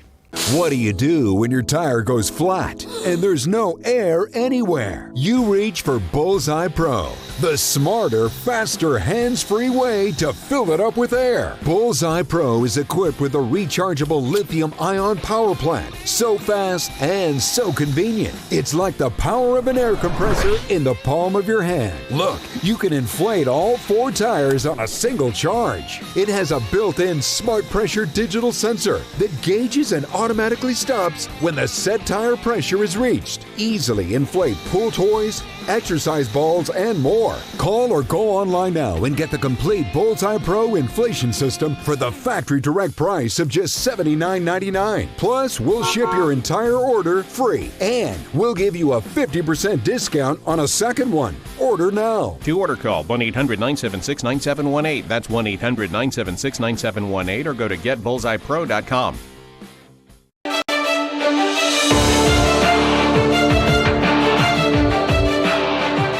Welcome back, everyone. Now to a story that should get your attention. Do you remember back in May, we had 3 members of our military that were injured while building that aid pier in Gaza? Remember this pier that Biden had made sure we had to get food into Gaza, and we built this giant pier to the tune of $320 million. Well, we're now learning that one of the soldiers had died. He died in October. But the secrecy surrounding his death, the military would not reveal it. They would not really reveal how they were even injured. The entire thing was a secret. That man you're looking at on your screen is the man who died. That's Sergeant Quandarius Stanley. He was 23 years old. Remember, Joe Biden said there'd be no boots on the ground. Here's a little trip down memory lane talking about how they would build this pier. This is Joe Biden. Tonight, I'm directing the U.S. military to lead an emergency mission to establish a temporary pier in the Mediterranean on the coast of Gaza that can receive large shipments carrying food, water, medicine, and temporary shelters. No U.S. boots will be on the ground. A temporary pier will enable a massive increase in the amount of humanitarian assistance getting into Gaza every day. Well, again, it's just another one of Joe Biden's lies. Clearly, if the military is helping build it, you got to have boots on the ground, and now we have a dead soldier because of it. Well, joining me now is someone who's trying to uncover the truth about what happened to Quandarius Stanley, former Green Beret, host of Speak the Truth podcast. Our new friend, Matt Tardio, is back with us. Matt, it is good to see you again. Explain to me what's going on here with Sergeant Stanley's death. I mean, honestly, it's pretty simple. When the humanitarian aid pier was being constructed, we look back over time, there was originally videos. The U.S. Army, believe it or not, was actually responsible for building this sucker. Army actually has more boats than the Navy, believe it or not. And they're a lot smaller, but regardless, the U.S. Army has them. And they were floating off the coast of Israel while they were constructing this humanitarian aid pier. After they finished building it, it got put together and it got towed into shore. And then we ended up having contractors, essentially, that were over there at the pier guarding. We gave them a little bit of special equipment to make sure that the sucker didn't get blown up. Now, after it got anchored, right, it was in operation for about a total of 3 days because of the winds and the waves and everything else that you're seeing over there. That's actually a video, the one that you have up on the screen, of after it got anchored down, those waves came in and busted it apart, and it started floating up to the north over where the port of Ashdod's at, which is about 26, 27 miles to the north of where they anchored it over inside Gaza. So we had a perfectly good pier, or port, actual functioning port, delivering nations worth of supplies 26 miles to the north of where the government decided to spend $326 million on it. Now, as that was being built all the way back in, April, May timeframe, when we saw it actually getting built, Hamas was firing rockets at the U.S. service members that were floating off in the ocean. And what we ended up seeing was some of those rockets splashing down in and around. They weren't very accurate. You got a lot of homemade rockets that come out of there, but they ended up splashing down out there. Well, one of those days, and we don't really know what happens, a construction accident maybe, one of these soldiers ends up getting injured. Turns out it's Quandarius Stanley. He ends up dying, and about a week before he dies, he actually gets they I don't want to say they kick him out of the military, but they ETS him. They boot him from the military. about a week before he dies. The Army doesn't announce his death because that would look really, really bad on the Biden administration. They said we were going to have boots on the ground. I don't believe we did have U.S. service members on the ground. But what we did have was that humanitarian aid pier bust apart. We had 3 service members total that got injured. One of them later ends up dying. The government kicks him out the military before he dies, about a week, 2 weeks before he dies. The humanitarian aid pier gets floated up the shore. They end up grabbing it and pulling it back. But Grant, you want to hear the craziest part about this entire thing? The craziest part. Yeah, I think you do. Lay it on me. Back in June, it was June 21st. June 21st of this last year, 2024. UN Famine Review Committee ends up filing a report about the level of hunger that was taking place inside Gaza. And they conducted this review in May. And do you know what they found? They ended up finding at the time, and I'm going to go ahead and quote, no evidence of famine. None. And that's during major operations that were taking place down inside of Rafah, which, by the way, the Biden administration decided to hold up weapons shipments to Israel, where we very well probably had U.S. hostages being held down in Rafah. We know we had a U.S. hostage that was killed in Rafah in a frickin' tunnel. So you just saw the UN report there that says there's no famine, which means you don't need an aid pier. But even if you need, there's the report, but even if you need an aid pier, as you point out, just a few miles to the north, there is a massive port in Israel that, right there on your screen, there's a massive port in Israel that literally you could bring all the aid you need in and you'd never have to put a member of our military in danger, which now gets me to the question, we had them in danger. They get injured and they kick them out of the military. How does this remain so quiet? And how did you realize this guy was now dead? The Military Times dropped an article, and when I saw Military Times had dropped the article, I was like, where did Military Times get this information? Ends up coming from his obituary. That's how we figured it out. His family published his obituary on the line. It wasn't an announcement by the military, nothing. It's sad. It literally using U.S. service members as pawns for what? For people that weren't hungry to get them 3 days worth of food? That's preposterous. Absolutely ridiculous. It's this, of course, is all under the Biden administration. I expect things to change drastically under the Trump administration, but I would also like them to investigate, the Trump administration, the circumstances surrounding Quandaria Stanley, because you're telling me he's kicked out. You say ETS. What does that mean? When you say kicked out of the military? Week before he dies. He gets his paperwork. He's out of the military. They probably did what we call a med board or a medical evaluation board, where they say, look, this guy, he's beyond repair. He's not going to be able to get back in. But I mean, the man's on his deathbed. This is like the equivalent of taking somebody that gets wounded in Afghanistan or Iraq back when we were at war and waiting. And again, we're not talking about a year, 2 years, 3 years down the road. We're talking about literally about a week before his death, right? Week to 2 weeks before his death. Last question for you. They end up getting him out. Is there any plans to give this man, a Purple Heart? You die in combat. I mean, you give him some medals for what he did and all of these things. Is there any kind of accommodations going to him? Not that I'm aware of. And I'm not even sure that he died in combat because they have been so hush about it. They just don't want anybody to know. I mean, we lost 3 service members back in, I think it was January of last year. So about a year has passed now. 3 service members ended up dying in Jordan. That barely even made the news. Barely. 3 U.S. service members end up getting killed in Jordan. And that's after the 2 Navy SEALs. This entire situation over in the Middle East with Israel was just, it's like it was handled by people that wanted to drag it out.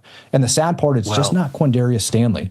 We also had the U.S. hostages over inside Gaza, one of which ended up getting murdered inside of a tunnel in Rafah. And that particular town happens to be where their bodies, one of these U.S. hostages was found, murdered by Hamas after the Biden administration pretty much halted Israel from going in there by halting their weapons shipments. Yeah, imagine that. It really is. It's stunning. I'm grateful for the research that you're doing on so many topics. Former Green Beret, Matt Tardio. Tell them again where your podcast is and where they can find you. Find me on pretty much any audio download platform that you use, Apple Podcasts, whatever. You can also find the video version of it on YouTube at Speak the Truth Podcast. All right. Matt, it's good to see you. Thank you, and keep us posted on this story and others as well. All right. Up next, we'll get more into RFK Jr.'s hearings with the great Dr. Peter McCullough is with us.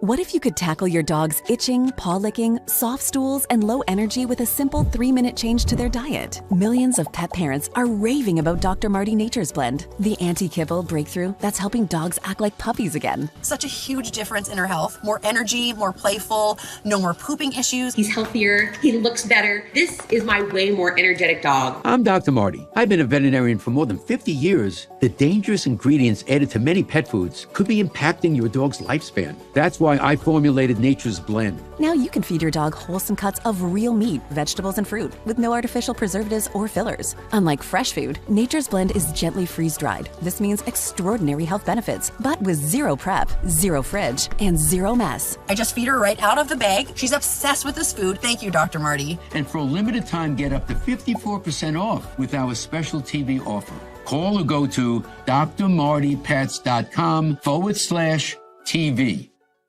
Your wallet is always in danger. Criminals can scan and hack your information without you even knowing. Worse yet, it's bulky and so disorganized. But not anymore, because Slim is in. Introducing Slim Mint, an ultra-thin RFID blocking wallet that keeps your cards and cash truly protected. And now may be your last chance to get it for a low price. Slim Mint uses the latest RFID blocking technology to prevent thieves from scanning your wallet and stealing your info.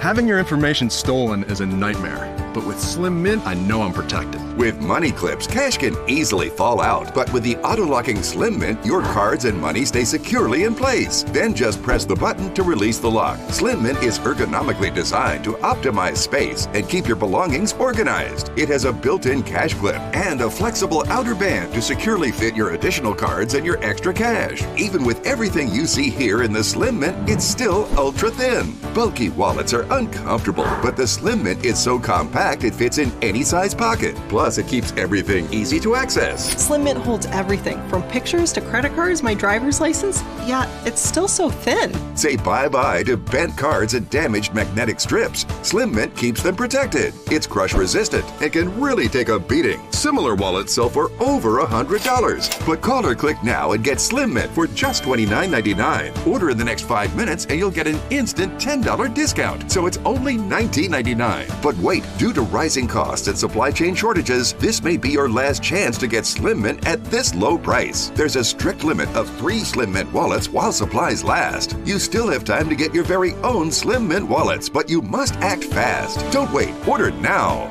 Call 1-800-608-6630. That's 1-800-608-6630. Call or visit slimmintwallet.com. So call 1-800-608-6630 now.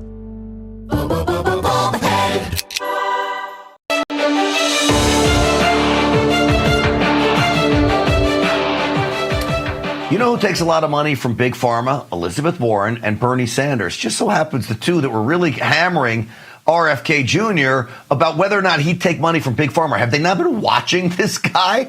Here's RFK. In 2020, you were the single largest because I had receiver of pharmaceutical money from workers all over this country. Workers, you were the not a nickel from corporate Bernie, tax. You were the single largest acceptor of pharmaceutical dollars. No, from workers in 1.5 million. Nothing like turning the tables on your questioner. Joining me now, world-renowned cardiologist, epidemiologist, and chief scientific officer at the Wellness Company, Dr. Peter McCullough is with us. Doc, it's good to see you. Good to see you. All right, your assessment of Robert F. Kennedy Jr., I know you know him. It was, some of these interchanges were comical almost. It was self-interest, conflict of interest, big food, big pharma on display. It couldn't be more apparent. Bernie Sanders trying to say it's the big pharmaceutical workers. Well, yeah, they're the ones who influence him. Same thing with Elizabeth Warren. And they're pounding RFK. The one I thought that was so obvious was Elizabeth Warren, who takes money from pharmaceutical companies. She was trying to get RFK to promise that he wasn't going to go after pharmaceutical companies.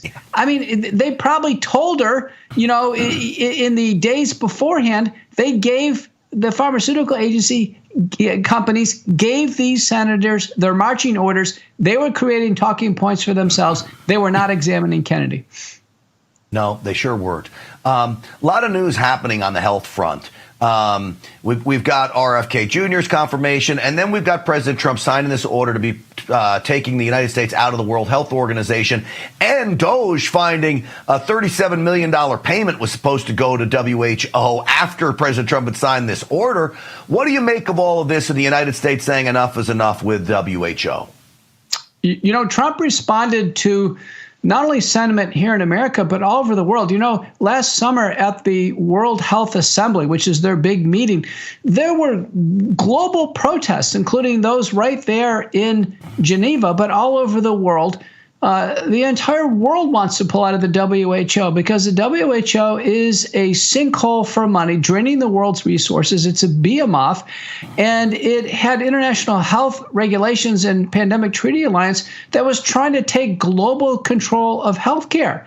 So, the WHO wrote Trump back and said, boy, we're sorry to see you go. You've been in since 1948. We've been trying to improve our transparency and cost effectiveness for 7 years. And what I told Laura Ingraham is, Trump just gave them a 20% budget cut. They're going to have to get efficient, quick, good riddance. Yeah, good riddance is right. On this issue of gain of function research, I'm somewhat torn. I know the dangers of it, certainly. And I know the lab leak or deliberate leak from China and that Wuhan lab caused such problems here in the United States. I worry if we stop gain of function, our enemies continue it. We're not on an equal playing field. Is there a way you can set my mind at ease, or do I have legitimate concerns here? There is research called pathogens of pandemic potential of dual purpose. That is, pathogens that can create the problem, and then the research to actually be able to defend against it, what's called the countermeasures. What we need control over this, Grant. There's 13 BSL level 4, which is the highest risk. That's like Wuhan, China. We have 13 of those in the United States, and we have 148 BSL-3s. That's a lot. There's really no inventory of who's doing what. And just to stop the federal funding for the research doesn't mean the Chinese can't come in and fund these labs, which they were funding one in California, or the Gates Foundation. So I think we need an overhaul of our plan regarding this whole endeavor of research, a temporary moratorium, and then having the government really take control, tight control in our highest biosecurity labs possible. And I would say not having government officials that are in bed with the laboratories and the private companies that are running these studies, because then you're not getting any oversight. Everybody's just lining their pockets with the grant money, and that causes a huge problem. Real quick before I let you go, I know I've showed you this before, but this is the new field kit from the wellness company. I think it's the coolest thing going. Real quick, in about 30 seconds, Doc, the best pitch for this field kit. Grant, is for you and the preppers, people who want everything. They're ready to survive the next catastrophe. Get a field kit. I love it. Lots of medications in here are going to keep you safe and could save your life, actually. Dr. Peter McCullough, it's great having you on. Thank you. Thank you. Absolutely. Hey, here's how you get the field kit and 10% off if you want it. TWC.health/voice. Use the promo code VOICE, as I said, to save 10%. Again, TWC.health/voice. Or you can just get one of these too. And this is what I started with. This is the other regular kit. TWC.health/voice. All right, Chicago Mayor Johnson spouting off again against Trump. And that's next.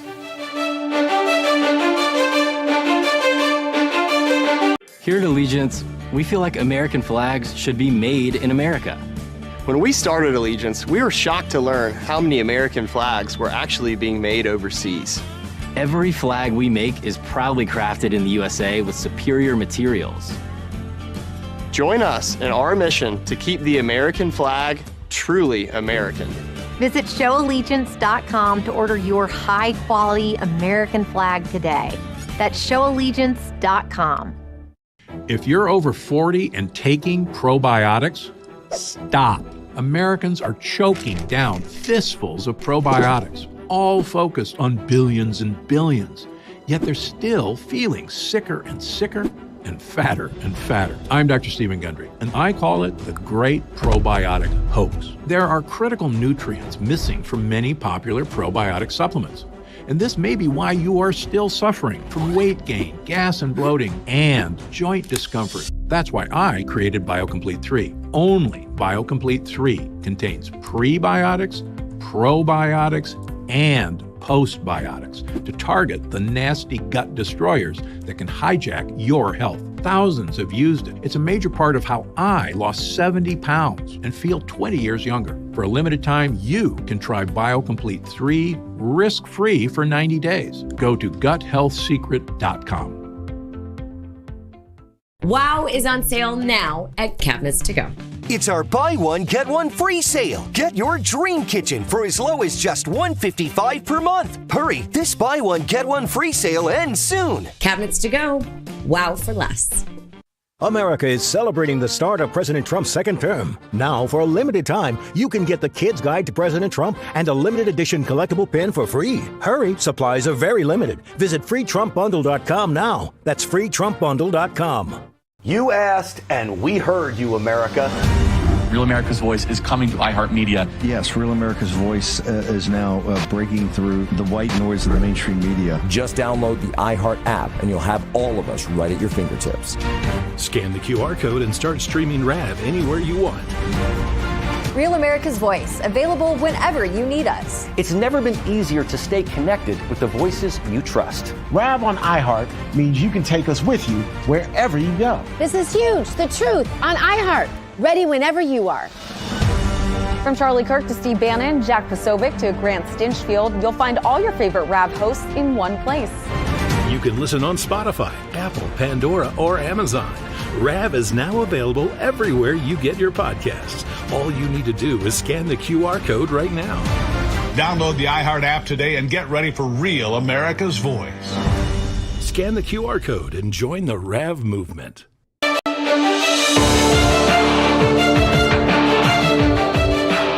Well, here's my parting gift to you. Mayor Johnson of Chicago spouting off about President Trump. That White House is being ran in one of the most raggedy forms of government that I've ever seen.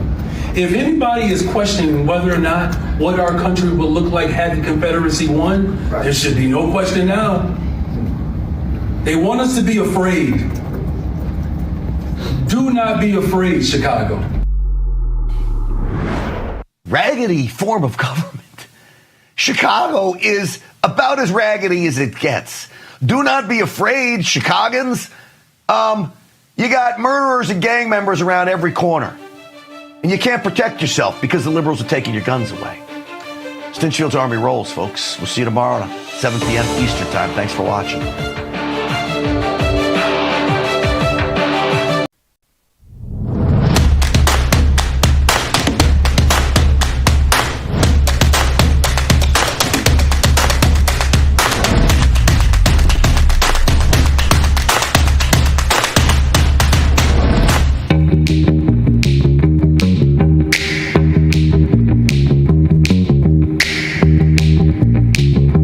Live from Studio 6B, Real America's Voice on a Thursday night. Welcome to the program. Dish Network Channel 219, Pluto TV, Channel 240, Samsung TV 1175. That's Channel 1175, Roku TV and the Roku channel. We're also on Apple TV, Amazon Fire, as well as Select TV 106. Man, this thing is growing and growing there, Vin. You got it right, though. I'm very impressed. Yeah, you were studying your notes. Yeah, I was studying my notes, and I read my notes. Also, remember to follow us on all the socials, Rumble, Facebook, Twitter, Twitter X, I guess they call it, or X, or Twitter, whatever you call it. Kick, we're on Kick as well, Getter and the Getter chat. Always a great chat in there. Instagram at LFS6B Show, and YouTube as well. And you can also share, like and share the show, like and share the show. And I believe the final thing I would say is like and share the show. And welcome to a Thursday night. As you can tell, Big D is not here right now. He's on his way. He's just running a little bit late. So So in the meantime, it's just me and Vin. Slick Rick Sports has a night off. He'll be back tomorrow night for Friday, for Pizza Friday, of course, and to kick off the weekend. But kicking it over to you, Vin. Good evening and good day. How are you? Yeah, thank you very much. What a day, huh? Talk about news. Just in general, the amount of activity and action and the amount of things said between Kash Patel, Tulsi Gabbard, and RFK Jr., just the banter back and forth. I have to say, this is just so entertaining, and it's so good to see people fighting back. Yeah. Going after these people the way they are. But it's been such a busy day. I was glued to the TV most of the day, just keeping up with everything. And of course, watching what transpired with that horrible plane crash. So. Right, which we broke and we reported last night because it happened last night during the show. And we were getting as much information as we could, which was not a lot. But there was a lot of misinformation, stuff that people were reporting that we were reading out, doing the best we could to fill in the blanks of the crash between the airline that flew in from Wichita, Kansas to D.C. and hit a helicopter. We all thought it was and all reporters were saying it was a police helicopter at the time. Now we find out it's a military helicopter. Just after the show ended, I think Slick Rick came across that it was a military helicopter. It was a Nighthawk, and just Black Hawk, and just a terrible, terrible situation. And as we found out more and more throughout the day, seems like everyone's worst fears were confirmed. Just, as you said, horrible. I have flown into that airport because when I go to D.C., which is often, I always pick Reagan Airport because it's right there. Yeah. Literally right across the river where that accident happened, the runway hit, sort of like LaGuardia Airport's right off the Long Island Sound there. And I recall flying in and looking out the window, checking out D.C. because it's a gorgeous view, and I would see helicopters. Yeah. And I'm like, oh, man, this guy's kind of close, or this guy's kind of close. There's a lot going on there, a ton of traffic. And you hate for something like this to happen. And the only positive thing I can think of, and it's probably similar to what happened with Lincoln Riley and others that become victims, is something positive happens here where we change things so this does not happen again. Right. But it is one of those airports that is just packed. There's so many flights coming in and out of there. There's no room, and there are helicopters flying all over the place. It just seemed like something was going to happen at some point in time when you put all that in context, especially if, perhaps they were understaffed or something, Yeah, which is what we're hearing. There's a lot of stuff flying out about, who should be at fault, blah, blah, blah. We have comments from the president and the vice president regarding the crash. We'll play those in just a little bit. But, like you said, you've flown in and out of that airport a bunch of times. I've heard a lot of people talking about it today who have, people in the media talking about how it is kind of, it's almost like you're swatting flies. You see everything flying past you. If you look quick, it might look like, a lot of things flying around. It looks like it could be swatting flies because there's so much activity. There's so much going on. And it's such a small airport. Yeah, that's another big thing, too. It's not a Kennedy-sized airport where you've got, these huge runways and all this space, and you're out over the water, and you got plenty of space to maneuver a bunch of assets around the air. This is kind of condensed because it is in the city. Yeah, and you kind of said it right, because it is like swatting flies, because that airport is smaller. Dulles is the big airport. That's the international airport, the big airport. But nobody wants to fly in there because it's like 40 minutes out of D.C. And Reagan Airport is just an easy, great airport. The only thing that's bugged me through this whole thing, and this goes for everybody, not the Democrats, Trump, and so on, is let's just mourn here a little bit. Let's just figure out what happened, of course, but let's not start blaming everybody. Let's just find out what happened. Too late. Because it's too late. The media was all over it this morning. Who's to blame? Oh my goodness! Because of Trump, the FAA, the head of the FAA resigned last week, and that's what yeah. They opened up with lies. When I woke up this morning, I opened up, the news. I opened some of the news apps. The first thing I saw, the very first thing, was blaming Trump from this executive orders that they said they couldn't hire people. The executive order just came out. Yeah. Like, who are you kidding? And not to mention the fact that was completely false. It was a lie. So they start that. Right. And then, of course, Trump comes back because this is who we elected. This guy, he probably wouldn't have said anything, but they went after him. And he comes out and says, hey. And he started punching back. He started punching back. And like you said, you would hope that, the media wouldn't be the scumbags that they are and start down this narrative of pointing fingers and blame, like they do whenever there's a gun incident until they find out it's one of their people did it. Then they don't want to talk about it. They come out and with the narrative of, it must be Trump's fault. It's got to be Trump's fault. It's because of this, because of that. Meanwhile, not even 9-10 days into the administration, still trying to get people. The head of transportation, the transportation secretary, Sean Duffy, only confirmed yesterday, hours before this happened, yet they're still trying to pin it on, it was a Trump administration. It's ludicrous, and it wasn't just the media. There were senators saying this as well.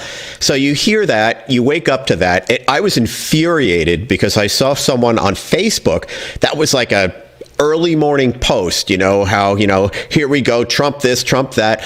And I'm thinking to myself, look, whatever happened, like I didn't know any of the facts. I knew it wasn't Trump's fault. Let's put it that way. Right. Who the hell would think that, right? Yeah. But it's just dumb. But whatever happened, shut up. Let this just simmer for a minute. 67 people got killed. Yeah.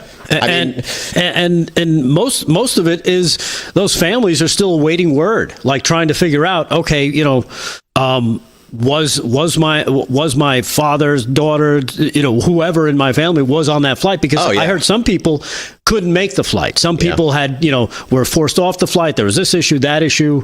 So you still have, this is very raw. People don't know, if they're even affected yet. And you've got already the media doing the wrap-up smear. We've heard about it. We've seen it. Nancy Pelosi talked about it. The wrap-up smear, they talk about it. Then the media writes about it. And then they can market it. And they can use that to blame people. And social media went off on this, too. Right.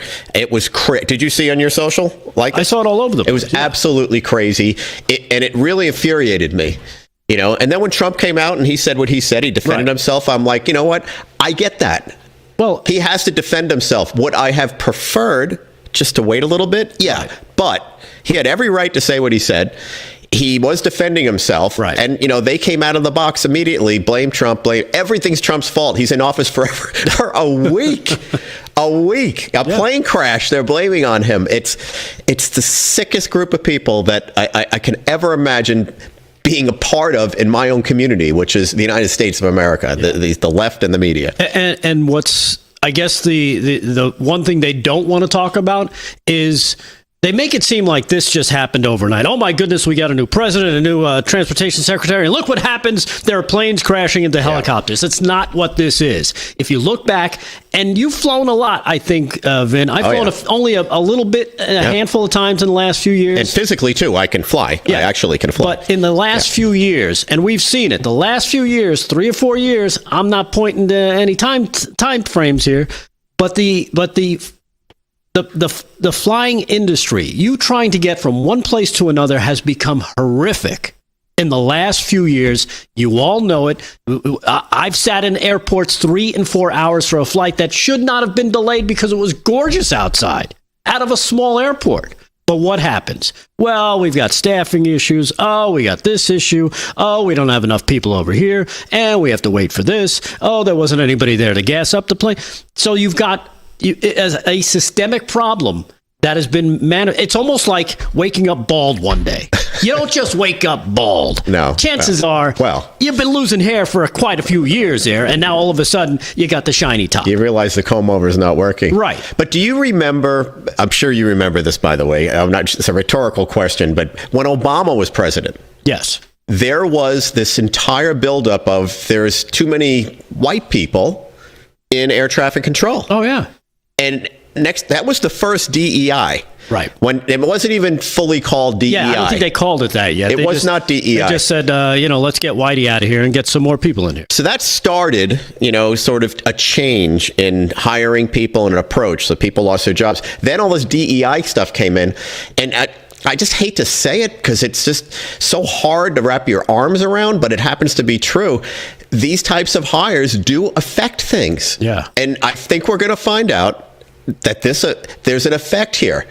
A real effect. Maybe they're understaffed, maybe the pilot made a mistake, all these things could have happened. Right. But I think the reality is the result of hiring people that aren't fully qualified, but only hiring them because of certain color of their skin or their sexuality or whatever, and you're not getting the best people, well, that has a result. Was that result here? Right. I don't know, and I think we're going to find that out. But I would venture to guess, maybe. And I think it also has to do with... again, you put in all the factors. It was a recipe that was probably made for a disaster like this. Is you have that small condensed area, an airport they considered closing after 9/11 because it was too close to D.C. Yeah, but they kept it open, and now it's probably one of the busiest in the country. And you've got all that activity constantly going on. Something is bound to happen. And then you add into it the military stuff that's flying around that area. There's too much going on in that small area. And like you said, because you've flown out of there a ton of times, and you've seen it firsthand. Look out the window. I mean, you just look out the window when you're taking off, and you can't even believe the amount of activity that you see. And the military, they train over there. Yeah. Like this was a training mission. This was a training thing. But this is one of dozens of training missions going on all day. Yeah. And the thing that surprises me is all that's going on literally across the river from the Capitol and the White House. Right. Across the river. And you're talking about a mile and a half. You're not talking about a long distance. Yeah, exactly. Look who just came on here. Wow, look what happened here. Wow, look, his flight just got in. Holy cow. Did you say you saw an early morning tweet of something you couldn't believe that somebody put out? Yes. Bakari Sellers from CNN had something up within 40 minutes of them starting to pull dead bodies out of the water. He had a article, and there was another guy, Aaron Rupert, also had something up within like 40 minutes of this happening that it was Trump's fault. Never mind the next morning. Absolutely sick people. The worst kind of people ever.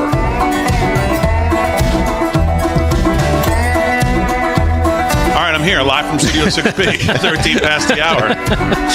And he's got a coffee. I was here in a second when we get back.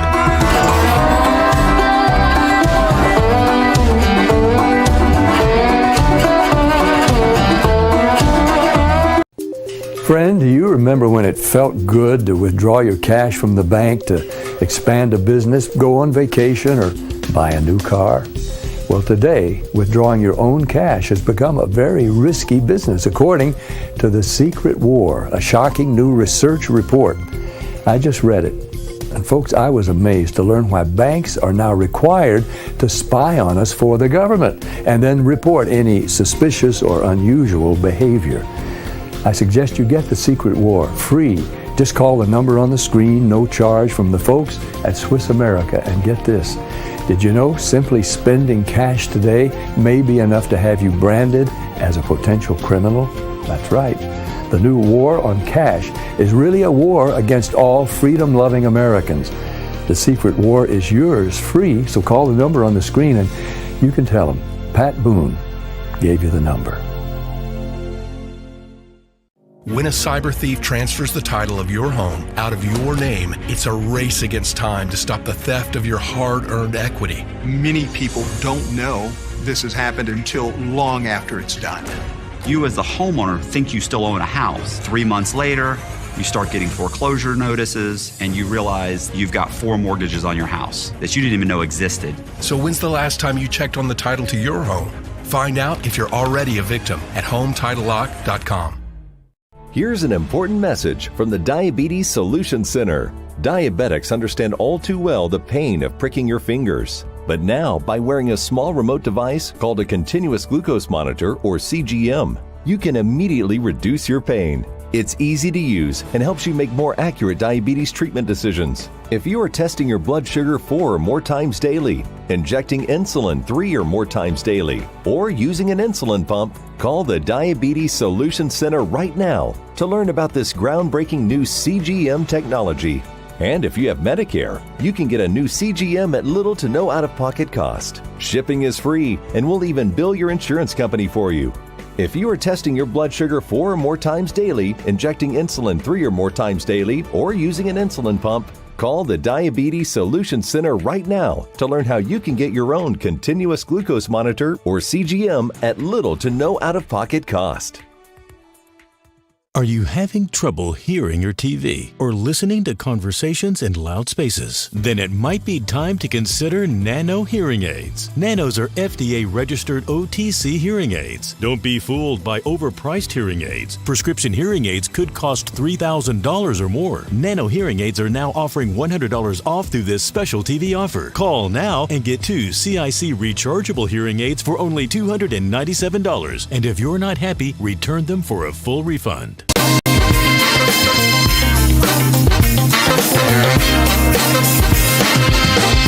All right, 17 past the hour, live from Studio 6B on a Thursday night, Real America's Voice, and of course along the airways of 103.9 LI News Radio. Glad you're in, everybody. Rick Delgado's got the news. Vinnie Mac's got some news as well. Slick's off tonight. He's got an event. Paulie's off tonight. He's going to try to get here, but he's had a long day on the job, so he's not going to make it. My son had a basketball game tonight, so I was on the road.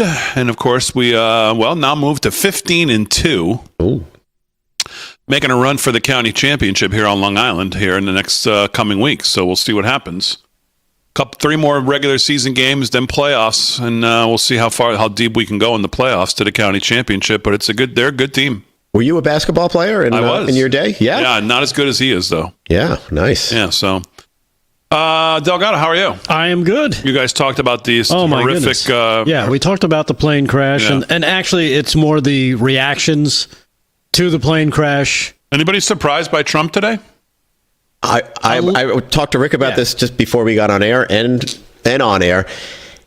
He had every right to say what he said.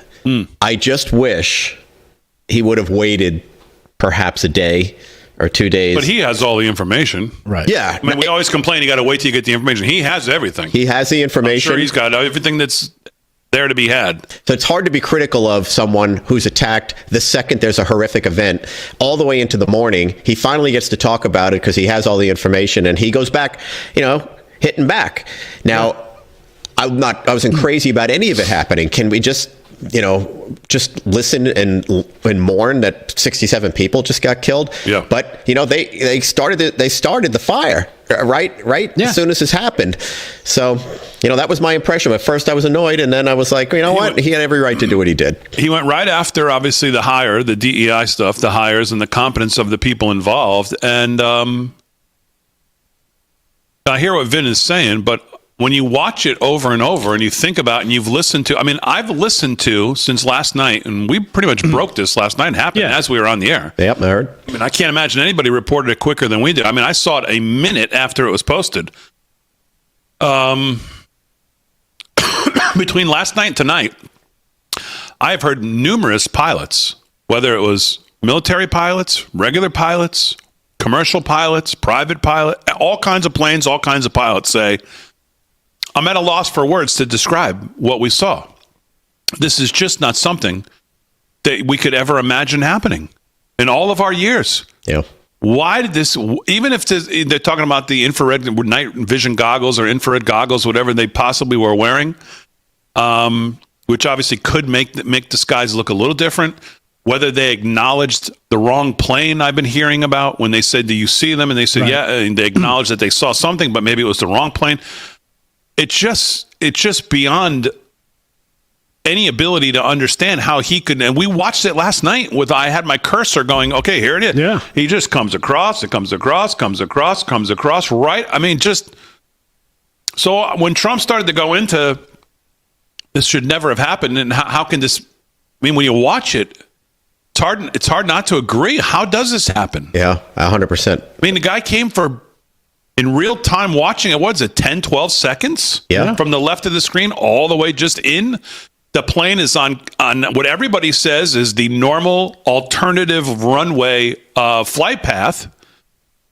The traffic control has them at the exact same height. they've got to clearly see that one's coming from the left and one guy's coming in, and it's going to tee at some point. It's just a heartbreaking visual, though. Yeah. It's just brutal.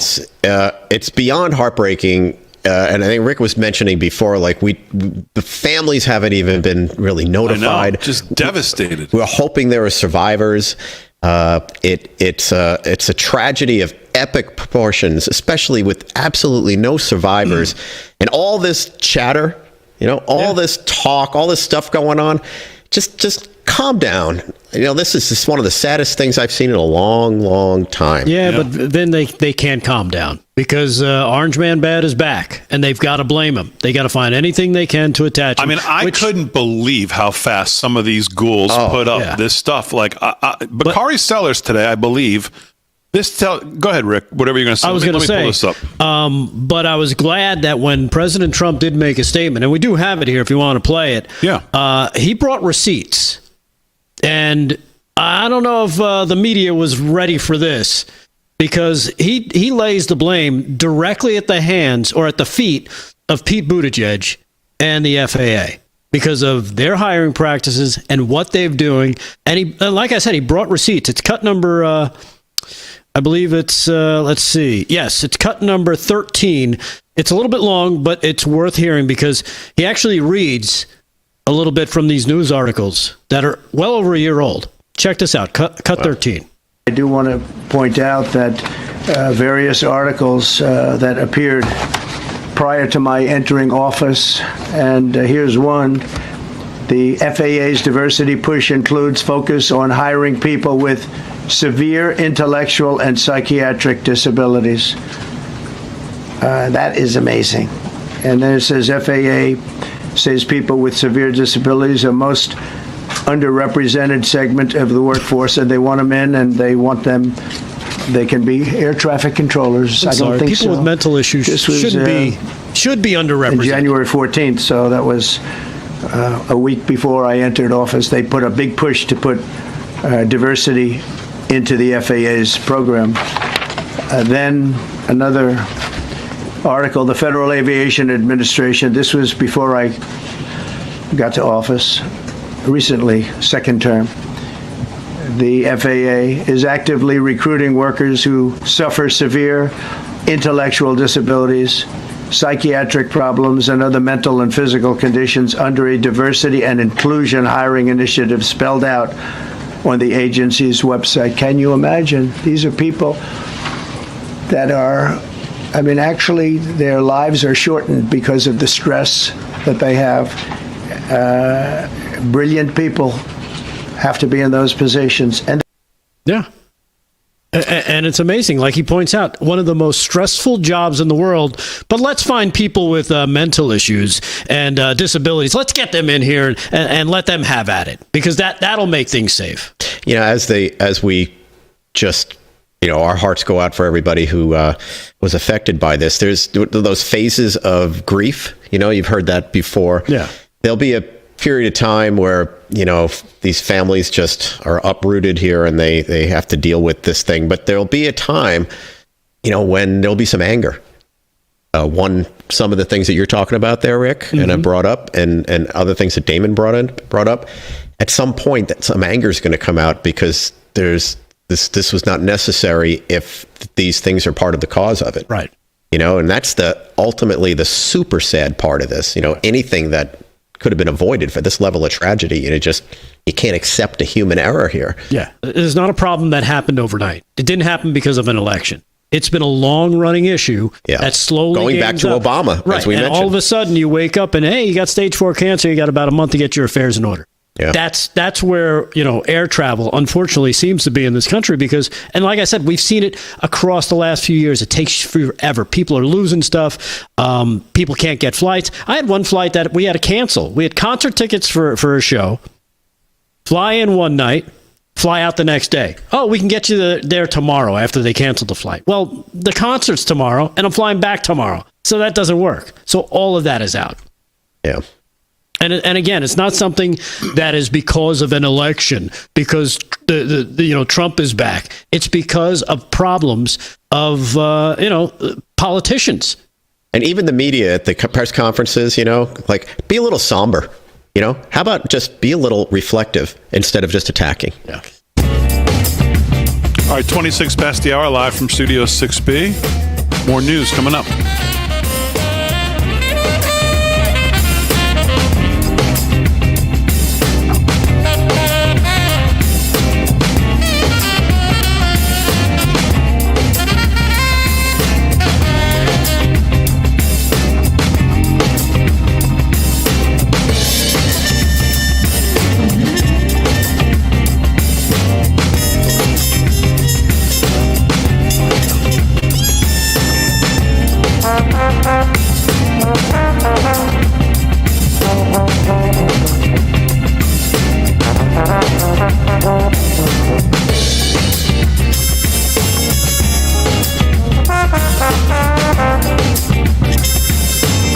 The secret of every great chef is their knives and how well they sharpen them.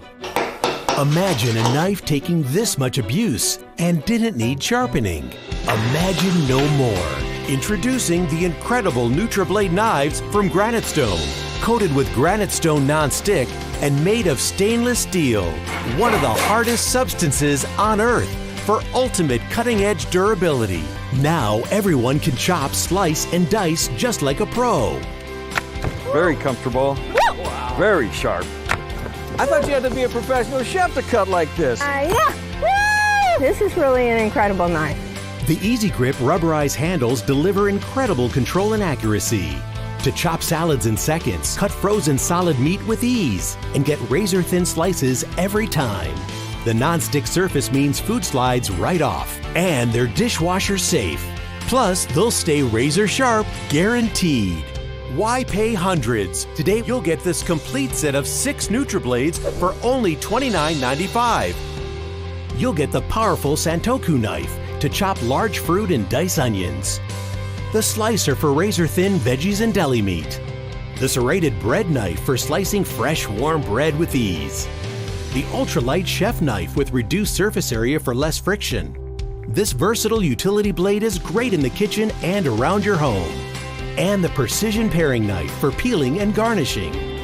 $29.95 is an amazing value, but order right now and we'll even ship them to you for free. So get your own NutriBlade knives from Granite Stone, the last knives you'll ever buy. To order, call 1-800-980-0994 or go online to buynutriblade.com. That's 1-800-980-0994 or go to buynutriblade.com. Order now. It's the incredible Red Dog, the amazing universal socket tool that fits, grips, and tightens virtually any fastener. Look at all the different sizes and shapes, nuts, bolts, and screws. Any head will do. Red Dog grabs on tight and locks into place fast. It replaces hundreds of different tools, yet it's smaller than a battery. 54 telescoping steel pins mold around any object. Then, up to 150 pounds of torque, knock out rusted fasteners. You can get Red Dog for just $19.99. Breaking news: Red Dog may be discontinued. Due to supply chain shortages, Red Dog is stopping manufacturing immediately. There's a strict limit of 3 per order while supplies last. Order now. Call 1-800-709-3169. That's 1-800-709-3169 or visit byreddog.com. Call 1-800-709-3169 now.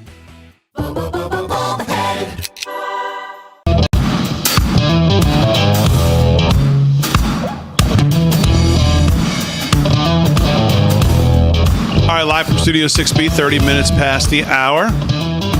Real America's Voice and across the airways of 103.9 LI News Radio. Rick Delgado's here. He's got some news. Vinnie Mac's going to have some thoughts as well.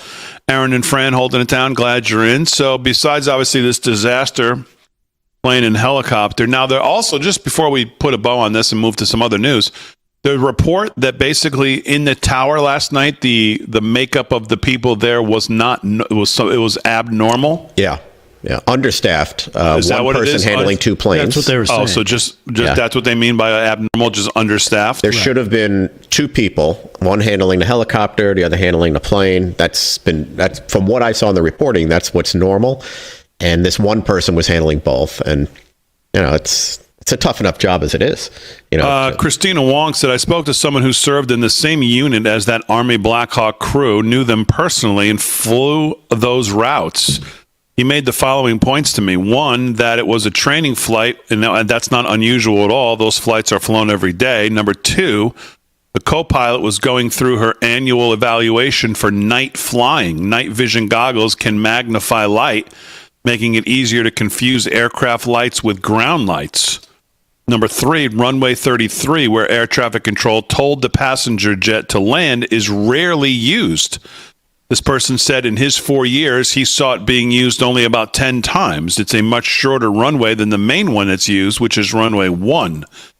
Number four, the Black Hawk appeared to confuse the passenger jet with another plane landing at runway 1, which is why the pilot in command confirmed seeing the CRJ and requesting visual separation, or essentially saying he would avoid it.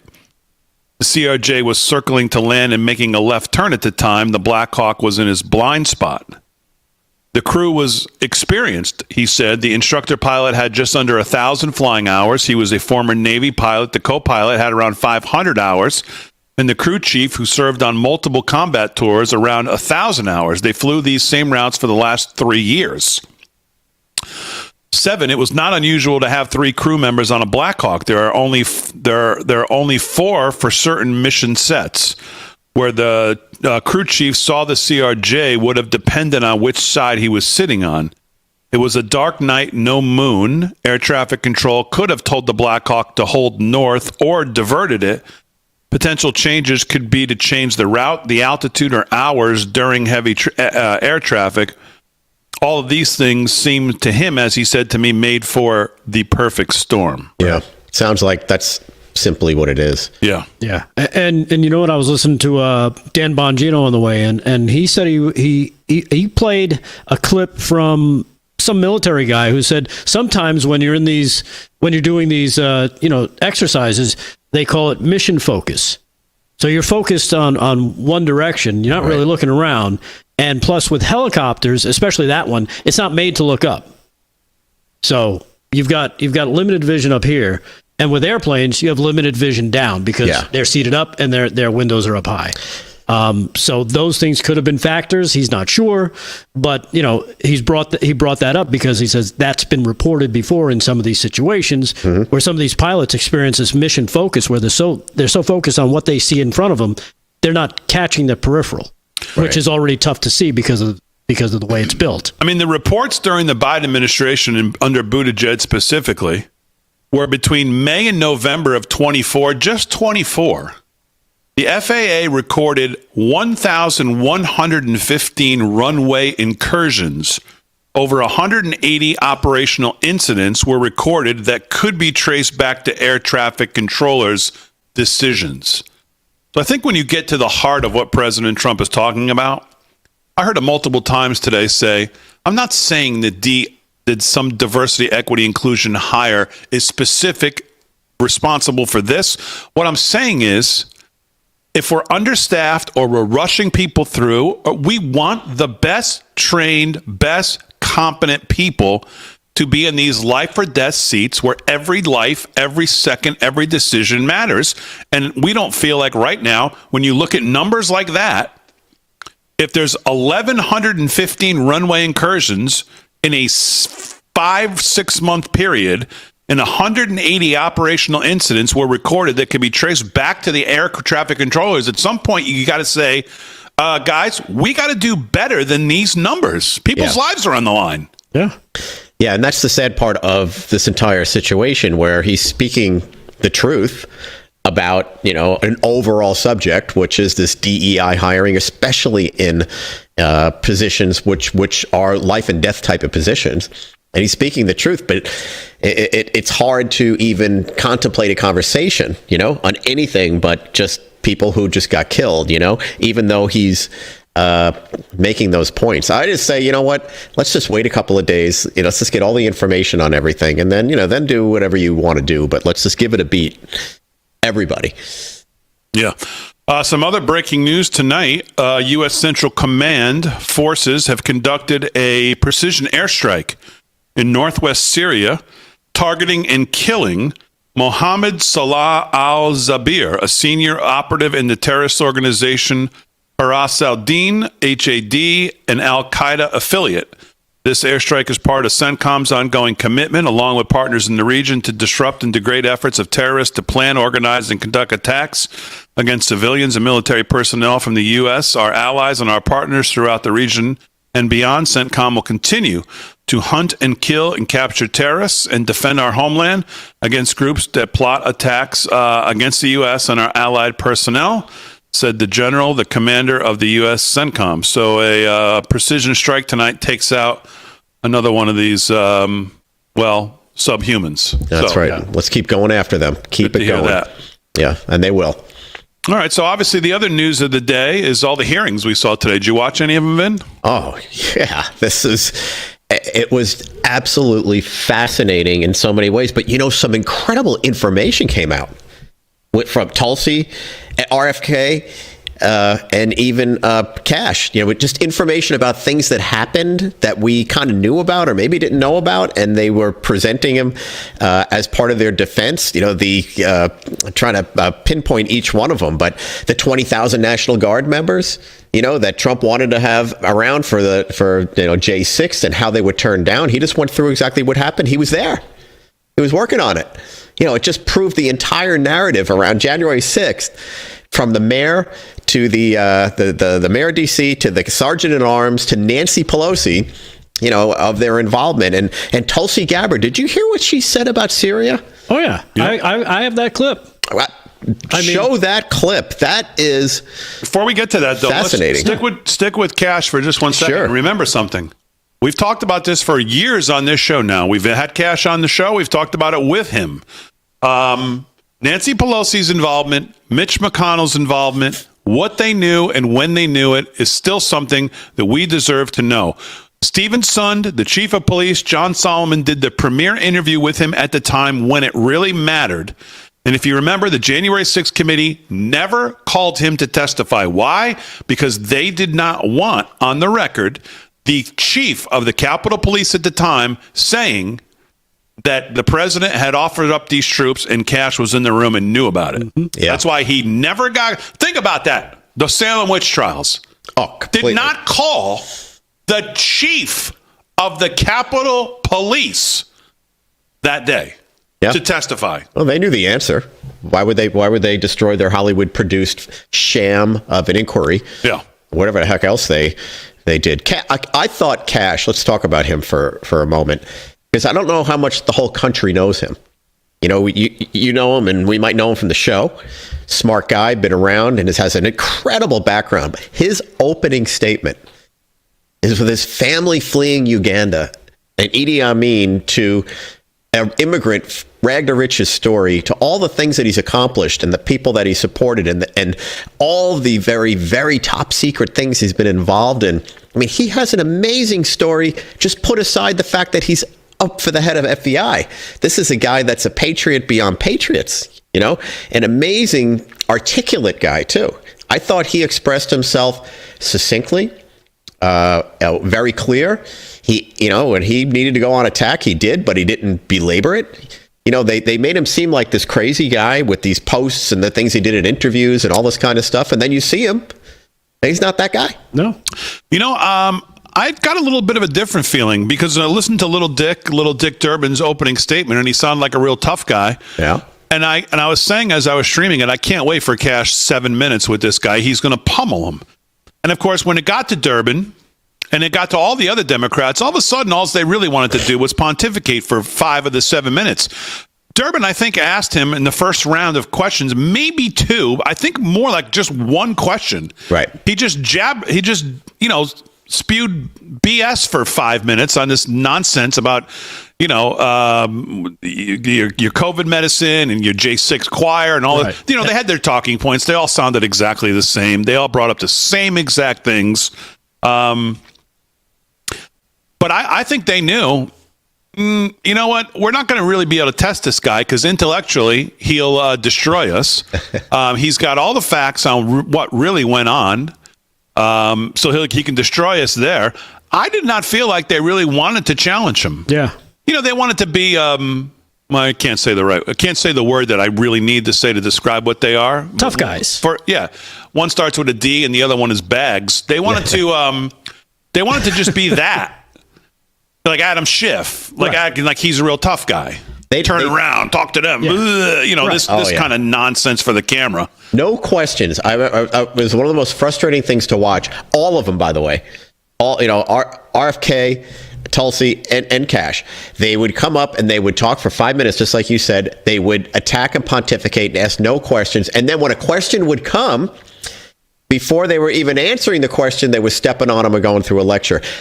Aren't they supposed to ask questions? Isn't the idea to ask questions and learn about the candidate and have them answer questions? They just lectured us, and this is what the left does. Well, yeah, but if you're in for it for just because you want to do political theater, then you're not interested in that. Right. That's right, and that's really what they want. That's really what they're there for. That's exactly right. It's embarrassing for the country to have a group of prominent politicians. One side stupid. Act like such idiots. be such idiots. Be such morons. Yeah. Expose themselves. It's embarrassing to all of us because these are senators. Well. This. It's funny. It's great that you mentioned the word senator because here is Cash, cut 14, and basically wrapping up what he thinks about the attacks that are coming from the senators. Here's cut 14. Check this out. If the best attacks on me are going to be false accusations and grotesque mischaracterizations, the only thing this body is doing is defeating the credibility of the men and women at the FBI. I stood with them here in this country. In every theater of war we have, I was on the ground in service of this nation. And any accusations leveled against me that I would somehow put political bias before the Constitution are grotesquely unfair. And I will have you reminded that I have been endorsed by over 300,000 law enforcement officers to become the next director of the FBI. Let's ask them. Boom. How about that? It's as good as it gets.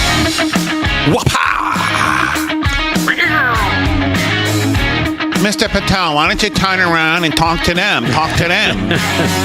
What an idiot. Why don't you ask them how they feel about me? They got a great answer. Exactly. All right, more to do. More news coming up live from Studio 6B on a Thursday night.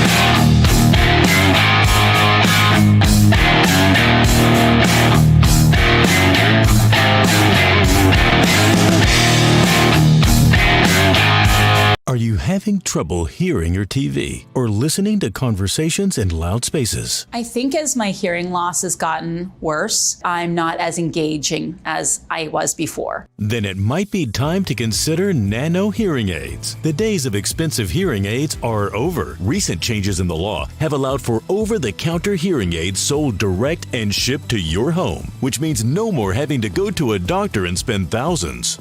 The fact that you're able to go direct, the pricing was phenomenal. It just was a win-win all the way around. Nano hearing aids are incredibly affordable and deliver outstanding high-quality volume with superior noise reduction. When you put nanos in your ears, it truly amazes me that you can hear so much better. Don't mistake nanos for cheap amplifiers. Nanos are FDA-registered OTC hearing aids. They are lightweight and simple to use, and their tiny in-ear design makes them nearly invisible. And best of all, they are rechargeable, saving you hundreds of dollars on batteries. They are so small and so powerful. Just makes my life so much better. Don't be fooled by overpriced hearing aids. Prescription hearing aids could cost $3,000 or more. Order now and get 2 Nano CIC rechargeable hearing aids for only $397. You get a free portable charging case, a $79 value, free 24/7 lifetime telephone support, and free shipping. Plus, all Nanos come with a 45-day money-back guarantee. Try them, and if you're not happy, return them for a full refund. Just so easy, so affordable. Just go ahead and do it. Nano hearing aids are only $397. But wait, we are so confident you are going to love your Nanos, we are offering $100 off through this special TV offer. Order now and you'll get 2 Nano CIC rechargeable hearing aids for only $297. Call and order your Nano hearing aids right now and get all the benefits of being able to hear again without having to spend thousands. Call 800-226-2107. That's 800-226-2107. Stay tuned to get a free automatic toilet bowl cleaner from Mermaid. Your sink stopper's broken, and fixing a drain is a pain. Introducing Mermaid Drain Magic, the instant solution to most broken drains. Just remove and replace. In seconds, you can fill and drain with a simple press of a button. Drain Magic makes replacing your old, broken, rusty, even missing sink stoppers fast and easy. Drain Magic's anti-clogging basket helps prevent clogs in your sink, catching hair, food, even jewelry. Made with brass and chrome and a silicone gasket, it creates a watertight seal. Order your Mermaid Drain Magic today for only $19.99 and get a Mermaid toilet bowl cleaner absolutely free. Drop it in the tank for up to 3 months of cleaning. But wait, this could be your last chance to get Drain Magic at this low price with free toilet bowl cleaner. There's a strict limit of 3, so order now. Call 1-800-519-4303 or visit getdrainmagic.com. So call 1-800-519-4303 or visit getdrainmagic.com. Order now.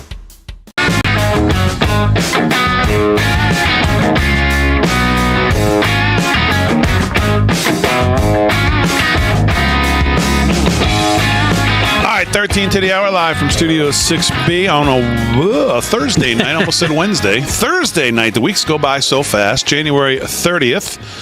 Rick Delgado's here doing the news. Vinnie Mac's got some news as well. Aaron and Fran holding it down. Want to say hello to everybody in the chat. On social media, wherever you're watching, Facebook, YouTube, X, Rumble, Getter, Kick, wherever you are. Make sure you hit the like, subscribe, thumbs up, whatever you have on whatever platform you're watching on. Make sure you subscribe to the channels or share. We appreciate it. Comment. Any interaction with the social media is what we like, because that helps get it out there. So let's do some news. Slick's off tonight. No sports tonight. Sports, of course, always and visit our friend Mike Lindell. Yeah, we've canceled all games. Yeah, we canceled all the games. All canceled. All canceled. Live from Studio 6. LFS6B is the promo code if you want to shop at Mike Lindell. But let's do some news. And here with the news is Rick Delgado. What's going on? All right. Well, I know we want to play the Tulsi clip, which I want to get to next, but I just want to run through a couple of headlines real quick. Washington Post, believe it or not, they were reporting 24 hours before this crash on Tuesday night, before the deadly collision that we started reporting last night, there was nearly the same situation. It happened. A different regional jet coming in for a landing at the airport alerted the air traffic control tower that it had to make a second approach. The cockpit crew quickly reported the reason to the tower. A helicopter had appeared in their flight path. So this is not something that, and again, I throw it back to Vin because he's flown out of this it's a regular airport thing. a lot. And to see this, this is a regular occurrence, I guess. I saw a lot of people talking about this today, saying I fly in there, I see helicopters to my left and right all the time. Guys, some were actually posting videos that they had taken on regular, just good flights, came in, landed safely, but had taken video, and you see the helicopters flying right there. Yeah, and they're low. The helicopters are always flying low across there, so that's that pattern seemed consistent, frankly. Yeah, and according to this FAA report, staffing at the DC Air Control Tower was not normal at the time of the deadly crash. One controller was doing two jobs, it says here, helicopters and airplanes. So it's something that that alone is just that alone, it's not like you're saying, okay, you take the burgers and the fries just for the drive-through win. Come on. Yeah. And again, it's when you look at the media and the left jumping on that, well, it was, the hiring freeze last week. You don't get certified to become an air traffic controller in just days. It takes 2 to 4 years. So even if they did do a massive hiring last week, guess what?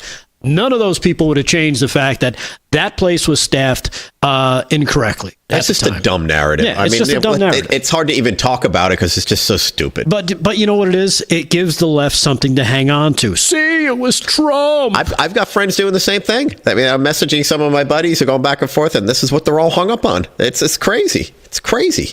Well, you need to get some new friends. That's why you got to jump in the chat. I'll lease with an option you want to play Tulsi? Because it's about 3 minutes or so. So here's Tulsi with Mark Kelly, the senator out of Arizona. And he attempts to, because she's had this history of, she met with Bashar al-Assad. She's had some positive things to say, quote unquote, about Russia. Yeah. But here they are trying to make her a Russian agent. Colonel Gabbard, when Russia was denying Assad's use of chemical weapons, they accused the U.S. of supporting terrorists. This is a line that Putin used frequently during the Syrian civil war as he supported Assad. Syrian officials made similar comments. They did it repeatedly. They did it in public. They did it at the United Nations. In 2016, you gave an interview in which you said, and this is a quote, "The U.S. is providing direct and indirect support to terrorist groups in order to overthrow the Syrian government." And in 2019, on the Democratic presidential debate stage, you said of President Trump, this is a quote, "This current president is continuing to betray us. We were supposed to be going after al-Qaeda, but over years now, not only have we not gone after al-Qaeda, our president is supporting al-Qaeda." So I'm interested to hear, what was your goal in saying these things? And did you consider, before saying them, the motives of Iran and Russia, what their motives might have been before making these claims? Senator, as someone who enlisted in the military specifically because of al-Qaeda's terrorist attack on 9/11 and committing myself and my life to doing what I could to defeat these terrorists, it was shocking and a betrayal to me and every person who was killed on 9/11, their families and my brothers and sisters in uniform.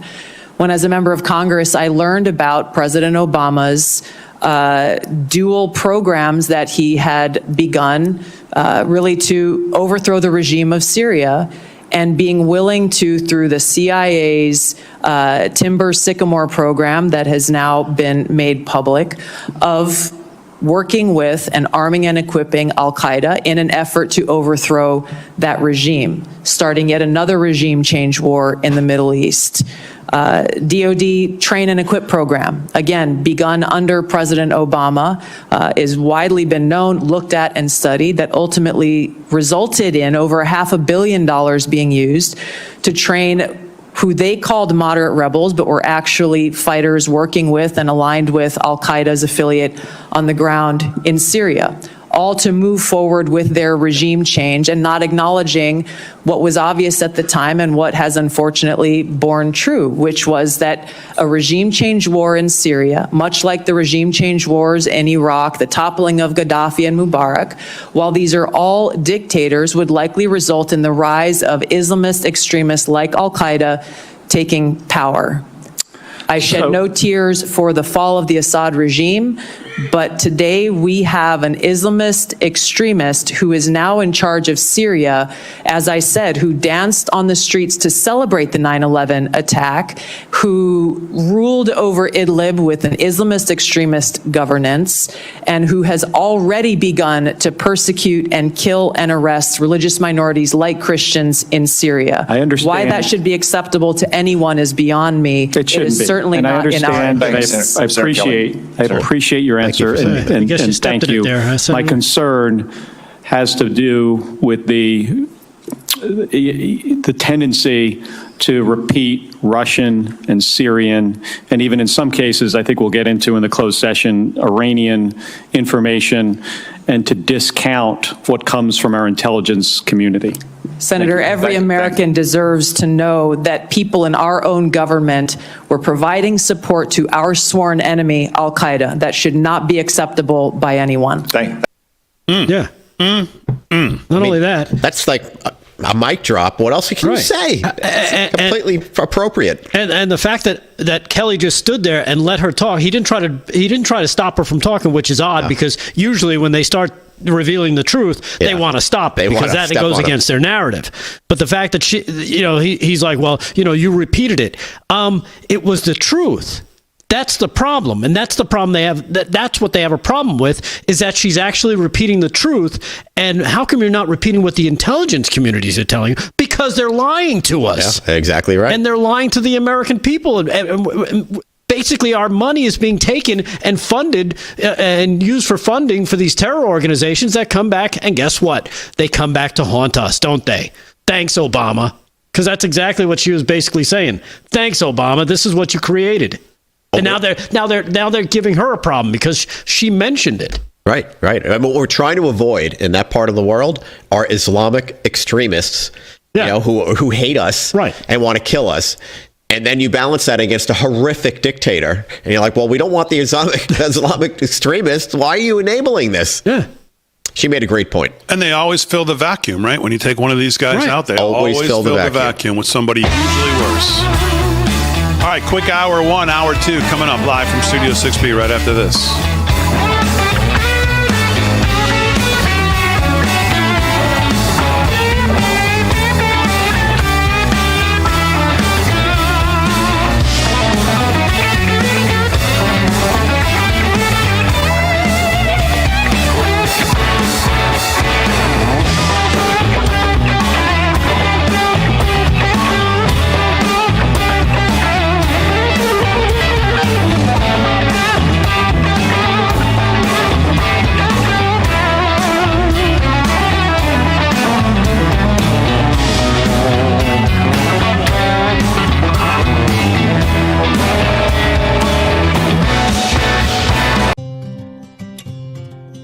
My back got injured very bad. I was off work for about a year.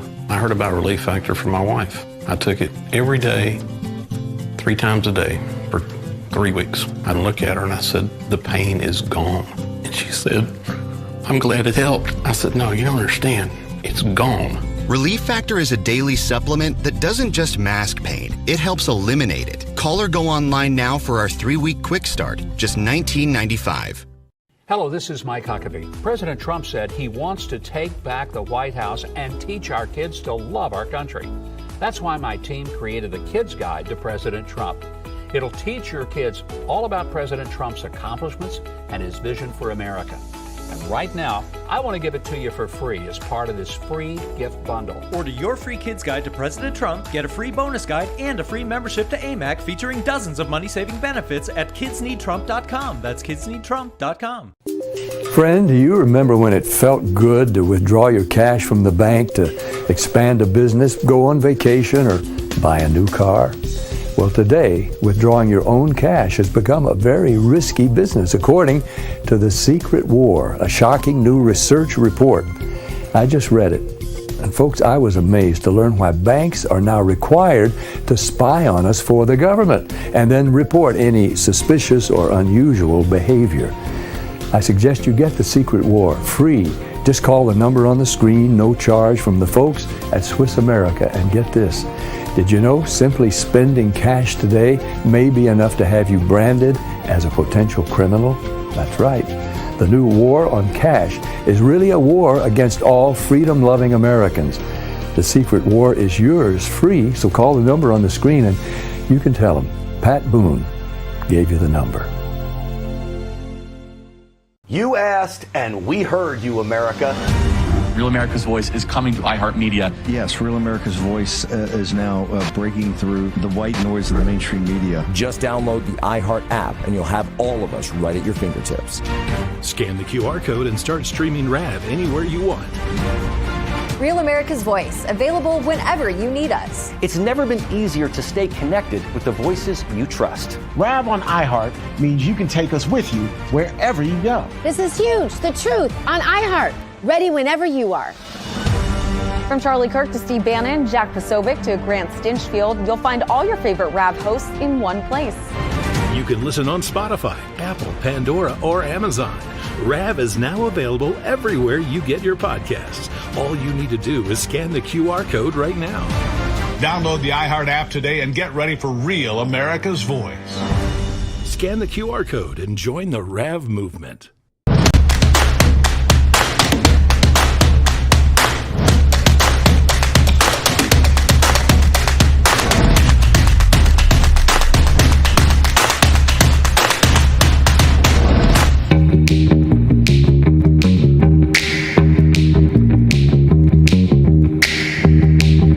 All right, 9 p.m. on the East Coast, Hour 2, Real America's Voice. And, of course, the airways of 103.9 LI News Radio. Oh, yeah. It's live from Studio 6B. Glad you're in on a Thursday night. Rick Delgado's doing the news. Vinnie Mac's going to do some news as well. Aaron and Fran holding it down as always. Glad you're part of the show. If you're following us on social media, make sure you hit the like and subscribe. If you're not, choose one of our social medias and go follow us. We prefer X, YouTube, Facebook, Rumble, Kick, Getter, Truth. We're on all of them at LFS6B. And, of course, make sure you head over to the mothership, live from studio6b.com, and make sure you sign up to be a member there. It's absolutely free. And that's where you can find all of our news, all the past shows, all of the past segments, Crazy Towns, What Even Is That? And, of course, all of our merch, live from studio6b.com. Delgado's going to do some news. Vinny will do some news as well. We've been speaking, obviously, in the first hour. We covered the horrific helicopter plane crash in D.C. last night, which happened while we were on the air. We broke it and started talking about it right away. I think when we first, I think when I first said, I didn't realize, obviously, what a just a disaster it was. I mean, we knew it was going to be.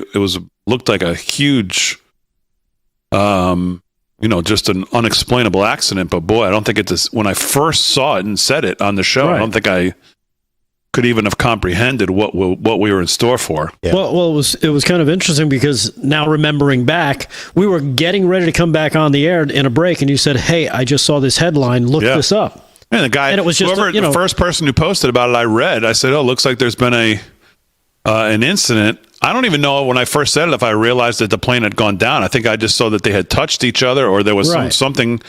And the guy said, "I'm on my way." Remember, he said, "I'm on my way to the scene." Yeah. Well, no, I think you said it did crash into the water. Oh, is that what I said? Yeah, because I think that's what his post said. A plane went into the water outside of the airport. Right. Okay. But boy, man, and it steamrolled quickly. Remember, we came back and it was, man. Yeah, and then we had the video up. By the time we left, we had the video up, and so we talked a little bit more about that. Obviously, we had a lot more information on that today. I'm sure this thing's probably going to take a good year to get probably everything that Sean Duffy, by the way, welcome to the job. First day, first night, and here you go. Yeah. First few hours. And he was in the briefing room today with the president, with the vice president, with the Secretary of Defense. All of them, all four of them were in there today. It was going on while Cash was on, and so I missed President Trump's opening remarks because we were still watching Cash in his hearing, which we can talk about a little bit more now. But I missed the president's actual opening remarks about this in the briefing room today. So maybe we'll get into a little more of that. Obviously, Tulsi today, RFK Jr., which I saw none of, day 2, in front of the Senate and Rand Paul's committee, I believe it was today. But just to talk a little bit more about Kash Patel. Kash Patel is without a doubt, if not the most qualified, certainly the most qualified I've seen probably in my lifetime to head up the FBI. He is an absolute no-nonsense warrior. Exactly what we need there. President Trump obviously realizes that, as does everybody. I think everybody I think he's going to get overwhelming support. I don't know how many Democrats. I think he'll get some in the full vote. I don't know about out of committee if he'll get any. No, it's going to go out of those losers, but shirts and skins, as they're saying. Yeah, but even the Republicans today on the questioning, they talked about some stuff. But what's amazing about these hearings, if you're the Democrats, you spend all this time running to your little media friends talking about, he's not for the FBI director. He can't do this at the FBI. He was not qualified for that, not qualified for this. No, shouldn't do that, shouldn't do this. And then you get the guy in front of you and you don't ask him anything about the actual FBI and what you're going to do in the FBI. Nothing. Nope. Just pontificating on J6 choirs, COVID medicines, the grand jury testimony on President Trump, whether he declassified Mar-a-Lago, whether you were there and actually saw in Mar-a-Lago the documents. Nothing about the FBI. No, they don't really want to know. Exactly. They don't really want to know. They just want to grandstand, get their talking points out, show their constituents how tough they are. But they're not getting any information. There's a million questions this guy could have answered other than getting lectured. That's what turned me off of the whole thing. They would lecture, and then when they finally got a chance to speak, they would lay out some, just some bombs. Cash did, RFK did, and Tulsi did. I mean, They weathered those storms and then came out with their own bombs. It was great. All right, so let's jump into some Kash Patel. As a matter of fact, here is Senator Katie Britt, cut number 5, asking Kash exactly what he plans for the FBI if he becomes the director of the FBI. Let's go to cut number 5. And the two themes that, if I'm confirmed, that I have for the FBI are really just going back to keeping it simple. One, let good cops be cops. 100,000 drug overdoses, 100,000 rapes, 17,000 homicides. That's only with 70% of the precincts reporting in. That is violent crime exploding out of control. We've got 38,000 employees at the FBI, and as I alluded to earlier, almost a third of them work in and around the Washington, D.C. area. Well, those crimes are committed out in the rest of America. And I'm going to let good cops be cops and put handcuffs on the bad guys and put child molesters in prison and put murderers in prison and make sure CCP fentanyl doesn't kill another one of your constituents. That's track 1. Track 2, to restore the trust in the FBI. That has degraded, not by my opinion, by the Gallup poll, that only 40% of Americans have trust and faith in the FBI. It is a cataclysmic failure in leadership to get to that point that did not happen over time. And so what the FBI must do while tackling violent crime and protecting Americans' national security and our sovereignty is work with Congress, Republicans and Democrats, to expose any government corruption, provide government accountability through transparency, and get you all the documents that you are the custodians of. The FBI reports to Congress. If I am confirmed as FBI director, I will report to Congress. And I will just save you with this one caveat here about my personal experiences with the FBI. The men and women of the FBI do the most courageous work on God's green earth.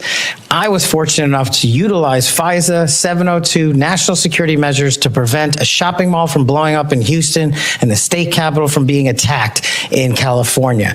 Courageous men and women do that work every day, and these are cases you never hear about. Instead, the only things you hear about are the baseless conspiracy theories and attacks levied at me. Well, here's something for America. You can say whatever you want about me. If I'm confirmed, bring it on. But you will not denigrate the men and women of the FBI that saved this country. Yeah.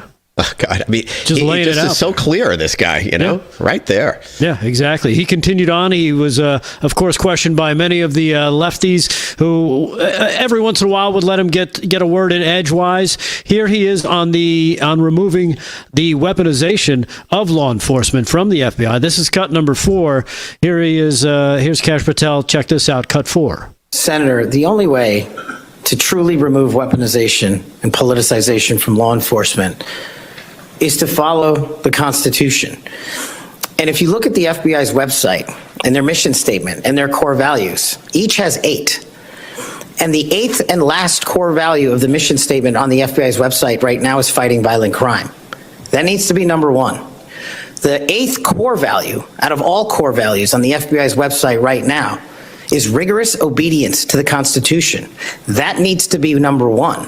Reorienting these policies with an effective leadership in place to follow the law will allow us to achieve a singular standard of constitutional law enforcement. And that is the only way you remove the weaponization from politics and, from law enforcement. And that's what the sheriffs are talking about, and that's what cops are talking about. Yeah.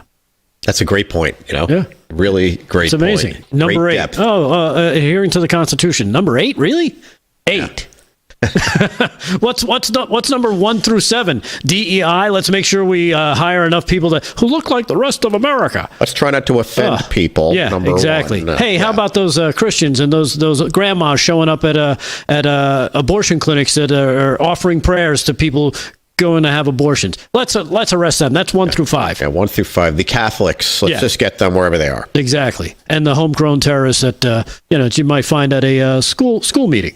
But if you peel back what he just said is what you hear from just about everyone that Trump has nominated, and Trump himself. What you just heard is leadership. This is what leadership does. This is what it means. People throw that word around like they think some general's a leader, or just because you got a big job and you're a CEO, you're a leader. No.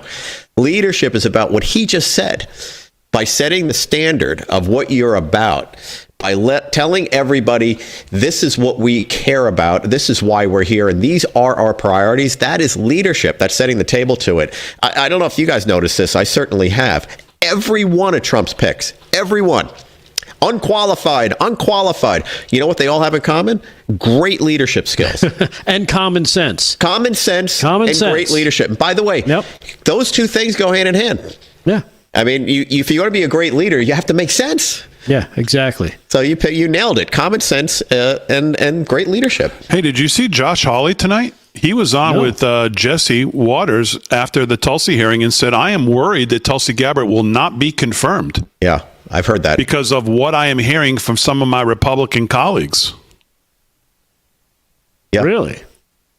That's what he told Jesse Waters tonight. And I've seen others say Tulsi's in trouble. Call your senators. Well, then you know what has to happen. Call your senators. Because we need people like that to expose. I mean, let's face it. She just exposed to the American people, hey, guess what? Your former president that everybody thought was the greatest thing since sliced bread, he created terrorist groups with your tax money that are now coming back to haunt you. But don't worry. I'm the problem. I'm the problem. I'm the one who's unqualified because I know all of these things. Yeah, exactly. One more clip from Cash real quick. This is him versus Amy Klobuchar talking about police testimony and about January 6th. This is cut number 3, Cash versus Amy Klobuchar, cut 3. In March of 2024 on Joe Pack's podcast, he asked you, the Capitol Police in that fake January 6th committee, they didn't tell the truth, did they? Patel, no, not just them, many others. And lying under oath is a federal offense and they should be investigated for it. Do you believe that about the police officers? That's a general statement and a mischaracterization of what I said. I encourage you to read the rest of the interview. This is why snippets of information are often misleading and detrimental to this committee's advice and consent process. Well, if you consent, I would love to have 5 hours of questions and then I could read the whole transcripts. You've got 2 minutes. Wow. You know, she wants 5 hours. Senator, that is your job. You knew you were going to be doing this weeks ago. Why didn't you spend time in reading that before this? Boy, did she go into a hissy fit today, boy. Yeah. Just add her to the pictures of like Warren screaming and all the other ones screaming. She's the one of today. Oh my God, she like almost melted down. I didn't see that part. I'm melting. 13 past the hour, live from Studio 6B. More to do. Some news with Vinnie Mac. Coming up.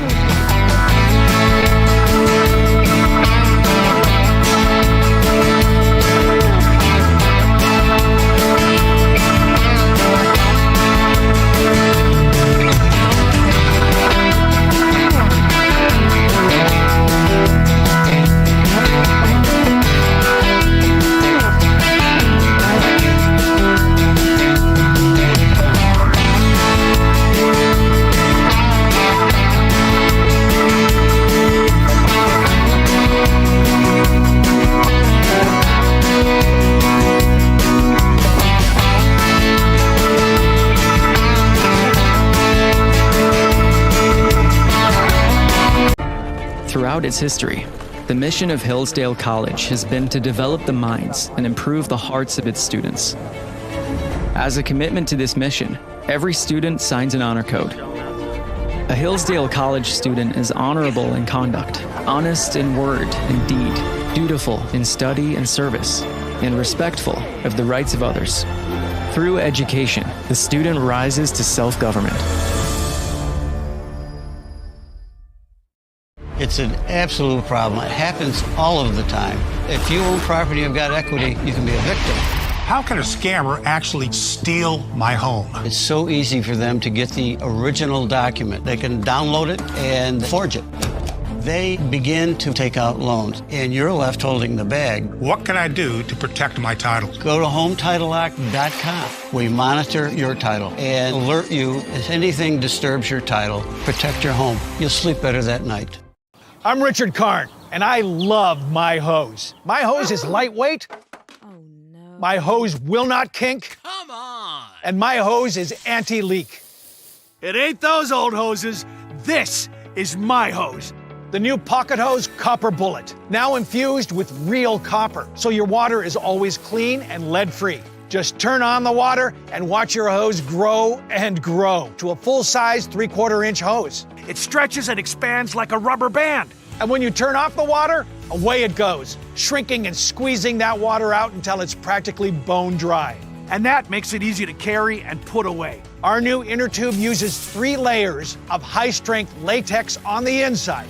Then it's wrapped in a new polymer filament jacket, similar to the technology used in forest fire hoses because it's light and tough. 3 times stronger than the other hoses. It's guaranteed for 10 years. Nearly impossible to tear or snag. And the redesigned connector protector helps stop leaks at the spigot. But my favorite part of our new hose build?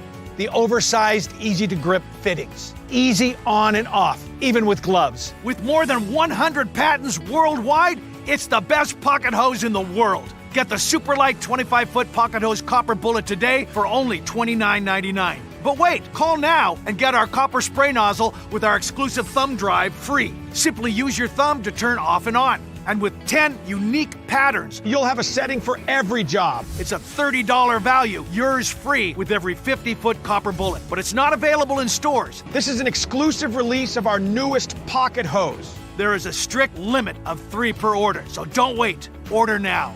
To order, call 1-800-448-0876 or visit copperbullethose.com. So call 1-800-448-0876 or visit copperbullethose.com. Order now.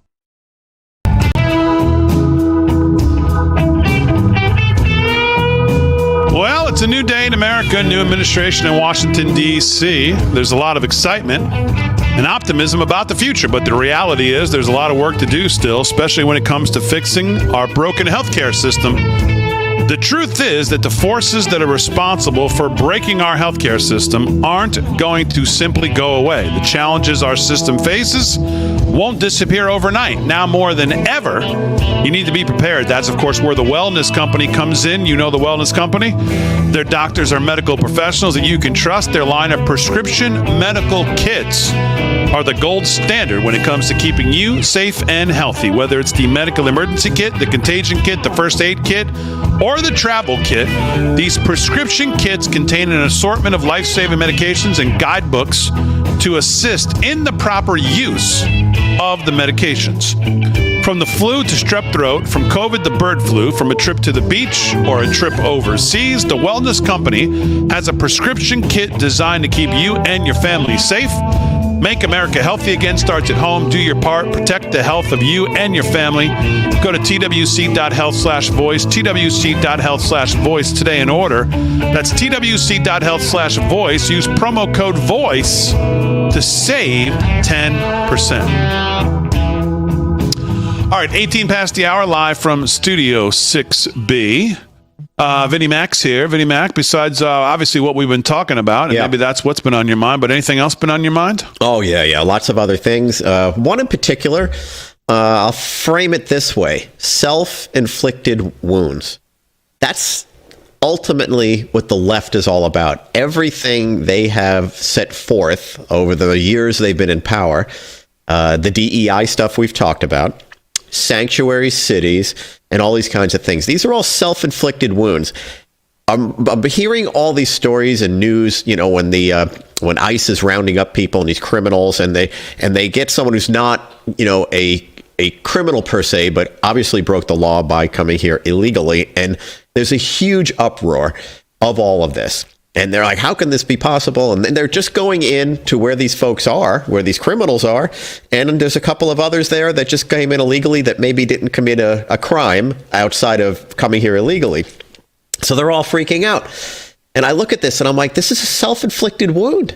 You have sanctuary cities. You're forcing ICE, even though you don't realize this, you're forcing ICE to go into places now to go find these people, and they got all this other collateral criminals who are just illegals who came here illegally being arrested too. Why? Because the real criminals, or the actual people that have committed crimes and should be picked up first, they should be in jails and easily found by ICE and then taken and removed from this country. So your own sanctuary cities are causing the same problem that you're having. And you can point to this in just about every area. The DEI issues result in poor management and the poor running of things and problematic things. The immigration crisis, because you have these sanctuary cities, you're going to have people and families possibly separated because of your policy and your self-inflicted wounds. And it goes on and on and on. And I just find it so ironic to watch the hysteria of, well, he only came here illegally. Well, we said Trump's press secretary made it very clear, well, that's breaking the law. But putting that aside, aren't your priorities supposed to be the real criminals, the murderers, the rapists that came across? Yes, but you're hiding them. You're hiding them. You're not letting us find them. And all these other people who are around them, we're going to arrest everybody. They've created that. That's the irony of all this. So that's been on my mind, these self-inflicted wounds. Another thing that's been on my mind, it's a completely different subject, but Melania Trump. She, first of all, she's amazing. She is the type of first lady that we should all high at a very, very high bar. She's not only a beautiful, wonderful woman and smart and speaks these languages and all these types of things. She's got great taste. She's very articulate. And I don't know if you saw what happened with Vogue and all this stuff. And it's not even a corny thing. It's just another symptom. They're putting Kamala Harris on the cover. They're putting Jill Biden on the cover. And now, Melania is just getting shafted again. And it's just so unfair to this woman. I was reading about this and hearing about it and listening to people talk about it. And I just felt so bad for her because she does not deserve this. Anna Wintour was at her wedding. She dressed Melania for the wedding. This is, of course, before Donald Trump became, president. And I think that came out in one of the hearings from RFK. RFK's like, hey, you all were my friends. White House specifically. Did you realize he was in his wedding party? Yeah. I saw that just yesterday. That Sheldon Whitehouse, I believe it was Whitehouse. Maybe it was one of the other creeps, but I think it was him, the chief creep. They went to school together, or they were roommates, and he was in his wedding party. And he sits up there now and calls them dangerous to his face. Yeah, you're all my friends. And I guess that you could apply this to Melania, and you can apply it to a lot of people on RFK. And I connect with Donald Trump, or he nominates me, and all of a sudden I'm the worst thing and I'm evil. And it's just so telling. But it's for people like Melania, hey, these are politicians, and RFK's been around. He's a tough guy. This is a woman. She's a mother. She married this guy. All right. This is not someone who set out to have a political career, to have power, to have any of these things. She's just a very smart woman. Who has a lot of class and someone we should really treasure. Instead, because she's married to Donald Trump, they treat her like crap. And things like Vogue, which seem to honor the first ladies, they totally diss her. So that bothered me, and I just thought it was worth talking about because it's symptomatic of how the left rolls, and it's another self-inflicted wound because the more they outcast her, the more people are going to love her. It just seems to reverse back to those types of things every time they say or do something. All right, very good. We'll do some more news of Vinnie Mac. Let's do some more with Rick Delgado. Well, by the way, I want to just remind everybody, as everybody's in the media specifically talking about Trump today, and he's going to talking about we didn't hire the best people and blaming Biden and blaming Obama. How's that possible? Let me remind you about Biden's nominee to be the head of the FAA. Ted Budd happened to talk to him. If you remember this exchange right here. So, Mr. Washington, can you quickly tell me what airspace requires an ADS-B transponder? Not sure I can answer that question right now. That's okay. We'll just keep going. So that's a pretty important part. So what are the 6 types of special use airspace that protect this national security that appear on FAA charts? Sorry, Senator, I cannot answer that question. Okay, so what are the operational limitations of a pilot flying under basic med? Senator, I'm not a pilot, so... but obviously you'd oversee the Federal Aviation Administration, so any idea what those restrictions are under basic med, quickly? Well, some of the restrictions, I think, would be high blood pressure. Some of them would be... it's more like how many passengers per airplane, how many pounds in different categories, and what altitude you can fly under. So, and then high blood pressure amount of knots. It's under 250 knots. So it's not having anything to do with blood pressure. So can you tell me what causes an aircraft to spin or to stall? Again, Senator, I'm not a pilot. Okay, let's keep going. What are the 3 aircraft certifications the FAA requires as part of the manufacturing process? Quickly, please. 3 aircraft certifications. Again, what I would say to that is that one of my first priorities would be to fully implement that Certification Act and report. You know back the 3 to this types? committee. What certification are you talking Nina, about? the Pinto, 3 types. and the Santa Okay. Maria. Yeah, that's type certificate, production certificate, and airworthiness certificate. Okay. All right. Let's just keep On the going. tip of See if his we tongue, can Senator. get lucky here. Can you tell me what the minimum separation distance is for landing and departing airliners during the daytime, Mr. Washington? I don't want to guess on that, Senator. Are you familiar with the difference between Part 107 and Part 44809 when it comes to unmanned aerial standards? Unmanned like drones. Are you familiar with the difference? Yes. Okay. You know the difference between those two, Part 44809 and Part 107? Do you know the difference there? No, I cannot. That's okay. Spell that. Let's try, my try and goodness. get lucky. That was Biden's nominee to run the FAA. Yes, yes. But we're worried about Trump's comments there? What are those 2 things on the left and right of the body of an airplane? I'll give you a minute. Just think about Starts that. with the letter W. It starts with the letter W and ends with the letter G. Just work with me here. Hello, this is Mike Huckabee. President Trump said he wants to take back the White House and teach our kids to love our country. That's why my team created the Kids Guide to President Trump. It'll teach your kids all about President Trump's accomplishments and his vision for America. And right now, I want to give it to you for free as part of this free gift bundle. Order your free Kids Guide to President Trump, get a free bonus guide, and a free membership to AMAC featuring dozens of money-saving benefits at kidsneedtrump.com. That's kidsneedtrump.com. How many times have you tried to clean a stubborn mess but end up with no success? What you need is the all-new waterproof Ruby Horsepower, the new cordless and rechargeable power scrubber that cleans faster and easier, guaranteed. Watch, baked on oven grease is no match. It easily blasts away dirt and grime in no time. The power comes from our rotating brushes spinning at 350 RPM. The incredible torque fights calcium, soap, mildew, mold, and more. Forget harsh chemicals. With just plain water, Horsepower can clean bathroom tiles and tubs back to their original shine and luster. It's a game changer in the kitchen where it busts through caked-on crud. Take it outside and tackle tough tasks with ease. How strong is Horsepower? We took this distressed 100-year-old antique and restored it to like new with Horsepower. Amazing!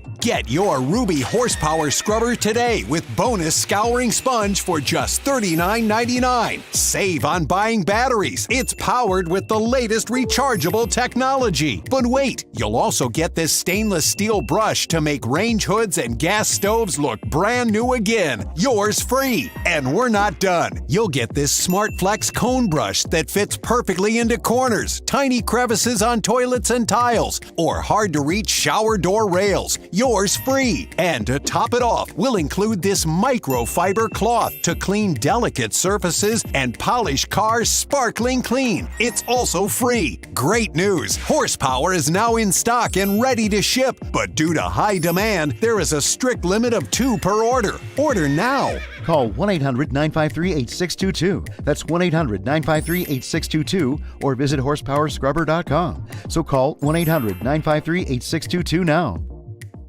Are you over 50? Would you like to get up to 33% more income in retirement? Call now and get this free book, Annuity Do's and Don'ts for Baby Boomers, from a leading financial firm on maximizing your income in retirement. And if you call right now, as a bonus, we'll throw in a free annuity rate report. Don't miss out on this opportunity because supplies are limited. Both books are yours free, just for calling Annuity General today.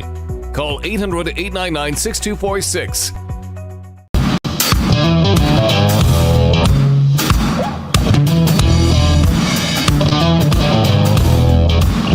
30 minutes past the hour. Speak up, son. 30 minutes past the hour, live from Studio 6B. Is that Rick Delgado? On a Next Thursday. Yeah, that's him. I had no idea he was here. That's me. Rick Delgado. Yeah, I don't say a word. Oh, my God. My goodness. On a Thursday night, Real America's Voice, and of course, along the airways of 103.9 LI News Radio, Long Island, New York. Glad you're in, everybody. Delgado's doing news. Vinnie Mac's got some thoughts as well. Aaron and Fran holding it down as always. I do want to get back to what's going on in Florida. We've been talking about that a lot this week, but we'll get to that here in a little bit. Delgado's got something he wants to cover. What else is going on in the news? All right. Well, we saw Tulsi Gabbard. We played probably the best clip from her today. What do you think about Josh Hawley saying that she could be in trouble? I mean, we know, I don't know. She can only lose 3, right? And then have JD be the tying again like he was for Hegseth. So you got to think it's going to be who? Sue? It's going to be Collins, Murkowski, McConnell. Right. Maybe Lindsey Graham on her. Who else could be wishy-washy on Tulsi? I don't know. We'll have to see. We'll have to see some of the comments because today was only day. Is there a day 2 for her tomorrow? Is that it too? I don't think so. Because RFK had a day 2 today. And here was the one thing that really got my attention from this. I'm sure there were a lot more. I just didn't see it. Unfortunately, here's cut number 8. Here's RFK when he's confronted with a letter of, people that said he shouldn't be confirmed. Oh, yeah. Check out how he handles this. Cut number 8. Check it out for yourself. RFK Jr. 75 Nobel Prize winners in science have said very clearly that you should not be confirmed, that it would be dangerous for you to have. And you should look at their conflicts. So you should look at their conflicts of those individuals. Well, 75 and Nobel. You should look at who financed that letter. Exactly. That's exactly right. By the way, Ed Markey is the one I played yesterday, that clip of a younger RFK Jr. It was his committee. Mm-hmm. And he called them into that committee because he said at the time that he was a expert and he was professional and he was well knowledge and brought him in. And I played that old clip yesterday. That's the same guy right there. Yeah. Now says, "Oh, you're dangerous." Well, it's the same. It's the same thing that the Biden administration did all the last 4 years, right? And Democrats. Well, we have these 51 intelligence agencies. Oh, we have these 17 scientific Nobel laureates. Now he's got 75 Nobel Prize-winning laureates signing a letter that he shouldn't be confirmed. Like he said, follow the money. Who's financing them? Who's actually behind, what they're tied to, and that'll tell you all you need to know about why they signed that letter. It's all because pretty it's going to disrupt the money flow. And speaking of RFK and his former VP, Nicole Shanahan, we played that clip a couple days ago, where she basically she came out and said, "You come for him, I'm coming for you." It's basically the way she laid it out there. Well, she was back today with some more statements. Here she is on War Room with Steve Bannon. Cut number 1. Here she is talking about basically the reaction and why I guess it's gotten such a reaction, because basically she's a mom and moms are pissed. Cut number 1. Check this out. We're pissed. The moms are pissed. I'm pissed. And watching the line of questioning that Bobby has had to endure the last 2 days from individuals that have received millions upon millions of dollars direct from the pharmaceutical companies has been infuriating. And you know what? The thing is the MAGA Maha movement is so big. I really do think it's the largest movement on the planet right now. And we're all watching this. Do you think any Senate confirmation hearing has had this many live viewers? Certainly not as many that are this deeply vested. And that's what this is all about right now. I didn't expect that video to go as viral as it did. And I've heard from so many people who are like, "We're ready to go. Can you please primary my senator?" They're just fed up. We're all fed up, and it's time to clean out this mess. And she wasn't done. She had more to say. Here's another cut number 2 of her talking to Steve Bannon on War Room today, basically telling these senators, like she said the other night, we're coming after them. Cut number 2. So when I see that viciousness up there on Capitol Hill, these people are acting. And I think that at this point, the Democratic Party chooses its candidates based on who can act, not who gives a damn, who can tell like any bit of their lived experience through any bit of integrity, because they're so detached and they're so removed and the people feel it. Many of the senators we've heard from that were the harshest barely won their seats. I mean, Cortez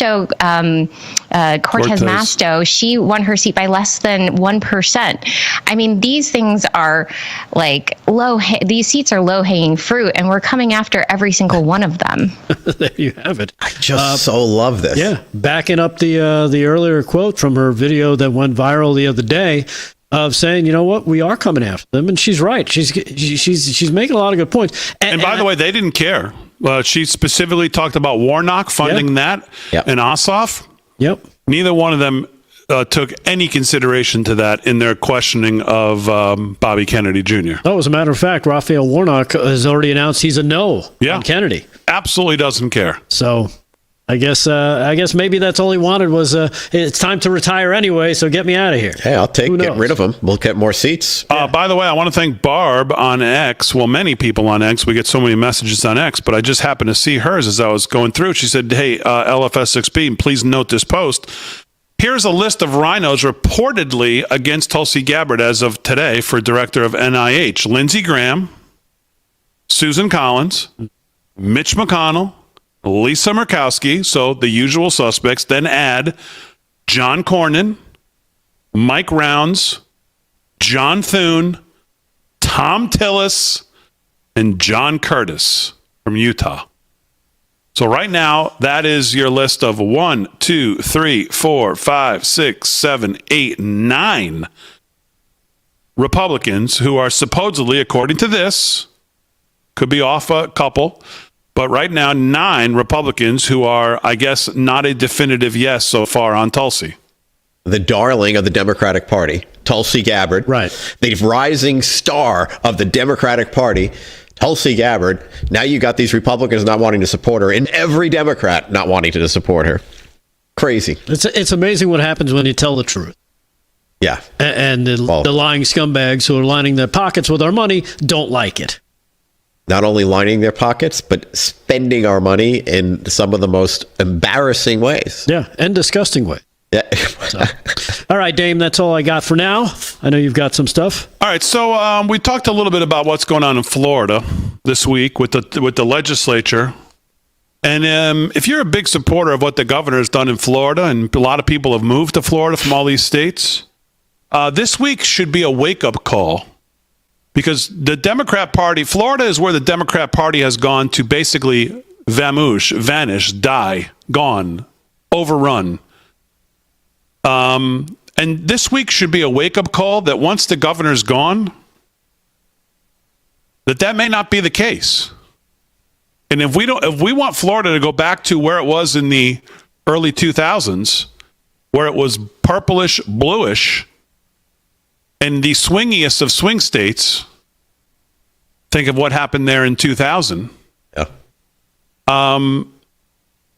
People like Byron Donalds, who I saw on Pat Bet-David's show, at least acknowledged that he hates the idea of immigration being taken out of the governor's authority and given to the agriculture commissioner, or whatever the hell they're trying to do there.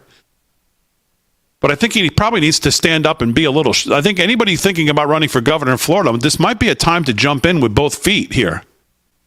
Because the state legislature, now the governor is going to veto this bill.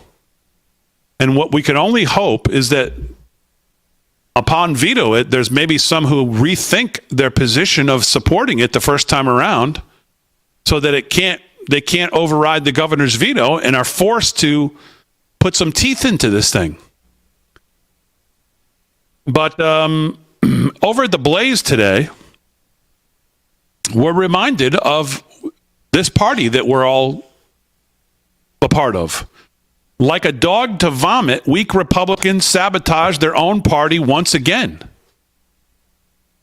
Trump's fighting. DeSantis is winning. RFK is going to help. The GOP establishment just refuses to get on board.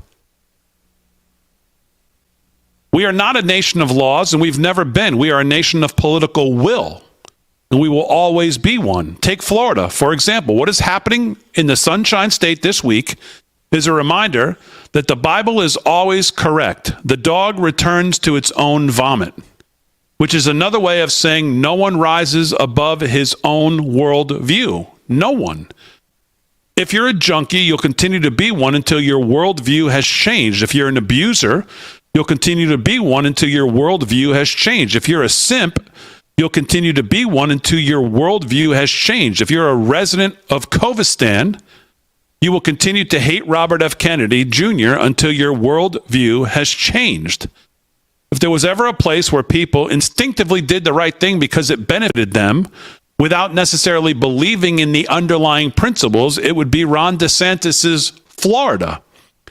He rejected every GOP consultant's playbook to transform Florida from a place that narrowly gave him a victory over a guy who snorted cocaine off a gay hooker's behind to a place that awarded him a decisive 20-point landslide 4 years later.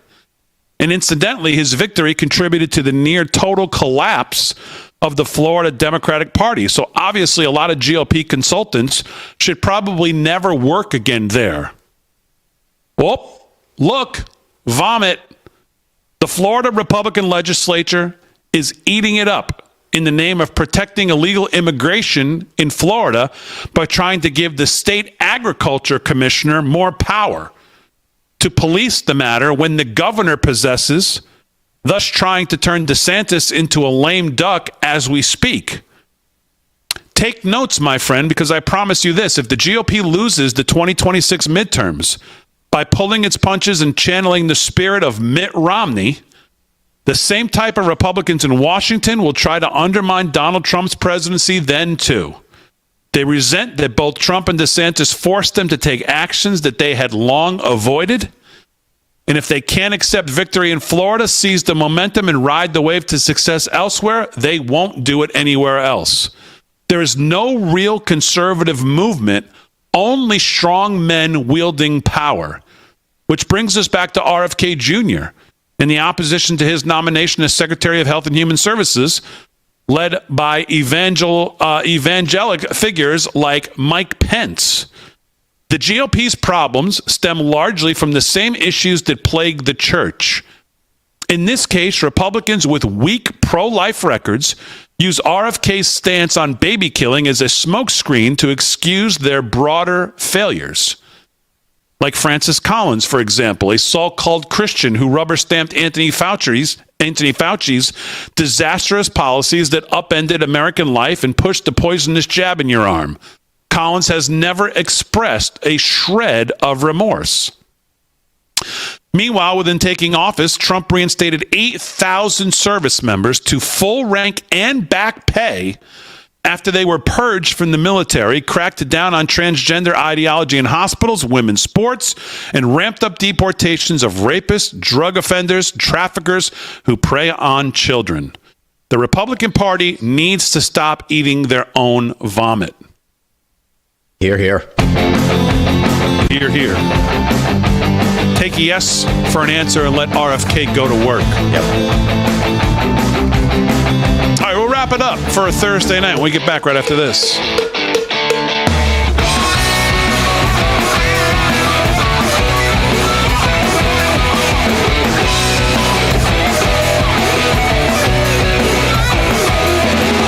If you're over 40 and taking probiotics, stop. Americans are choking down fistfuls of probiotics, all focused on billions and billions.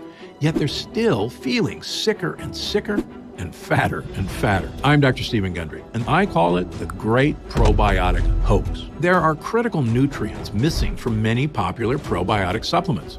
And this may be why you are still suffering from weight gain, gas and bloating, and joint discomfort. That's why I created BioComplete 3. Only BioComplete 3 contains prebiotics, probiotics, and postbiotics to target the nasty gut destroyers that can hijack your health. Thousands have used it. It's a major part of how I lost 70 pounds and feel 20 years younger. For a limited time, you can try BioComplete 3 risk-free for 90 days. Go to guthealthsecret.com.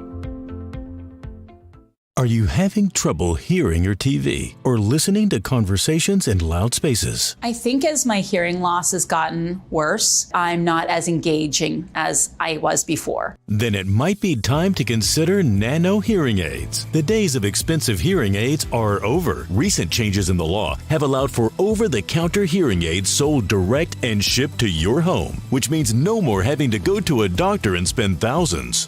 The fact that you're able to go direct, the pricing was phenomenal. It just was a win-win all the way around. Nano hearing aids are incredibly affordable and deliver outstanding high-quality volume with superior noise reduction. When you put nanos in your ears, truly amazes me that you can hear so much better. Don't mistake nanos for cheap amplifiers. Nanos are FDA-registered OTC hearing aids. They are lightweight and simple to use, and their tiny in-ear design makes them nearly invisible. And best of all, they are rechargeable, saving you hundreds of dollars on batteries. They are so small and so powerful. Just makes my life so much better. Don't be fooled by overpriced hearing aids. Prescription hearing aids could cost $3,000 or more. Order now and get 2 Nano CIC rechargeable hearing aids for only $397. You get a free portable charging case, a $79 value, free 24/7 lifetime telephone support, and free shipping. Plus, all Nanos come with a 45-day money-back guarantee. Try them, and if you're not happy, return them for a full refund. Just so easy,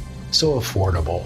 Just go ahead and do it. Nano hearing aids are only $397. But wait, we are so confident you are going to love your Nanos, we are offering $100 off through this special TV offer. Order now and you'll get 2 Nano CIC rechargeable hearing aids for only $297. Call and order your Nano hearing aids right now and get all the benefits of being able to hear again without having to spend thousands.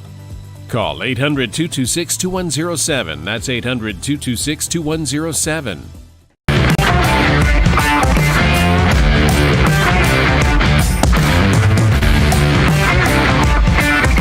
All right, 13 to the hour live from Studio 6B on a Thursday night. God, why does I want to say Wednesday? Thursday night, January 30th. Glad you're in. Real America's Voice in the airways of 103.9 LI News Radio. Glad you're in. Let's do a little more news with both Vinnie Mac and Rick Delgado, and then we'll wrap it up here for Thursday. Vinnie Mac, what's on your mind? Yeah, 2 things. One, just I want to put a pin in this Cash Patel thing, but do you guys recall the Marsha Blackburn conversation about the Epstein files and how she's been trying to get them published, and she was asking for his cooperation on it. And it just kind of seemed like her line of questioning was, why are the Democrats so afraid of you? And he's like, I don't know, but you have to ask them. And then this whole Epstein thing came up. It's interesting. Like, what this Epstein thing shouldn't be coming up, but it's clear there are so many Democrats, and I think some Republicans that, are in the middle of this. It just caught my eye. But this is what has been bothering me ever since Trump came out with that spending freeze thing that he did, that executive order that's been completely misinterpreted. First off, any executive coming in to take over a new company does this. I think we may have talked about that before on the show.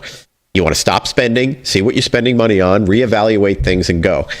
And we've all sort of heard about the old Pentagon $1 million hammer, $1,000 hammer, $15,000 hammer. Yeah, that's appalling, right? We're all appalled by that. But it's shocking to me that a couple of things that they found, particularly this $50 million condoms thing with Hamas, and then $15 million for condoms for the Taliban. I mean, I don't know. Does Hamas have an OnlyFans page? I don't know why we have to send condoms to Hamas, and it's bigger than sort of a joke where it's like, there's $50 million for condoms. What a waste of money. It's a complete joke, but it's bigger than a joke because this is something that's real. It's something that's serious. Somebody thought of this and thought it was a good idea and got $65 million to go send. And that's just scratching the surface. If you look at a bunch of the other things, there was close to $200 million worth of things that were just absolute nonsense. And then you peel everything back and you realize, because it's thrown in your face and it slaps you in your face, how irresponsible the government is in general. And I blame Republicans and Democrats for this, how irresponsible they are with our money. Everybody's harping on this deficit, and the deficit's horrible. And there are reasons why the deficit's high, and we know some of the bigger spending items. But you go through all of these things, you probably can knock 20% off just for all this nonsense. And that is what Trump is doing. What people really don't understand with this spending freeze thing is that's what it's about. Don't send anything out. And I've done this myself. I've taken over companies, and I've said from this moment, not a penny goes out till I know where it's going. And you go figure it out. This is what Trump is doing. This is the prudent thing to do. Yet he's lambasted for it. But when you see that some of that money's going for all sorts of dumb stuff, but condoms for our enemies. Think about the fact they're making bombs out of them. Condoms for our enemies. It's as insulting as it can get, and it should wake every American up that there's no fiduciary responsibility from any of these people in government, because this is monopoly money to them. They really don't care. This is not your money. It's not my money. It's just money that they can go spend, an unlimited amount. You know, I heard Trump, I don't know if you guys picked up on this, and I was so glad Trump said this about the IRS, possibly even abolishing it. You know, and I think you've heard me talk about this, I have been a huge proponent of the flat tax to deal with our income. Everybody on the same playing field. Half the country doesn't pay taxes. It's actually 60% now. When Mitt Romney said that when he was running against Obama, it was 40 some odd percent. It's 60% of the country do not pay any taxes. Yet the billionaires don't pay their fair share, which is a bunch of garbage. So he's thinking about the IRS. And you put all this in context with the wasteful spending and all of these things. Someone has to take control of this. That's what Trump's doing. The IRS conversation, to me, is a great conversation. It's a corrupt system. It's not a good system. It just doesn't work. And by the way, every business in the world would never work like this, would never run a business with all these caveats and how they account for their money. They look at, I sold it for $10, my overhead was $3, and I made $4. I mean, that's basically it. And we can't get to that common sense kind of thing.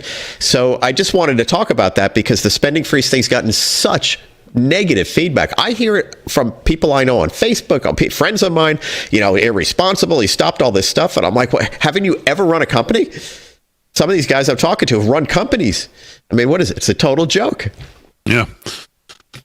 The other joke of the whole thing I mentioned the other day is, well, I don't know what we can do about it, that they can just go to these left-wing whack judges and freeze all this stuff, and then you have to go fight the courts. It's just crazy. You got one person making decisions for 330 million people. It's just nuts. Yeah. All right, Delgado, anything else in the news? I have one more time. I want to just go back to Biden's FAA nominee, if we can, before we wrap up. Yeah, no problem. We'll give him another shot with Ted Cruz this time. We'll see how he did with Ted. I think he did much better. Probably is going to do better. Real quick, Trump administration rounding up 5,500 criminal migrants in less than a week. That, according to the New York Post, the arrests were the result of scores of coordinated raids around the country, which saw some of the worst and violent offenders clapped in irons after freely roaming the country under the Biden administration.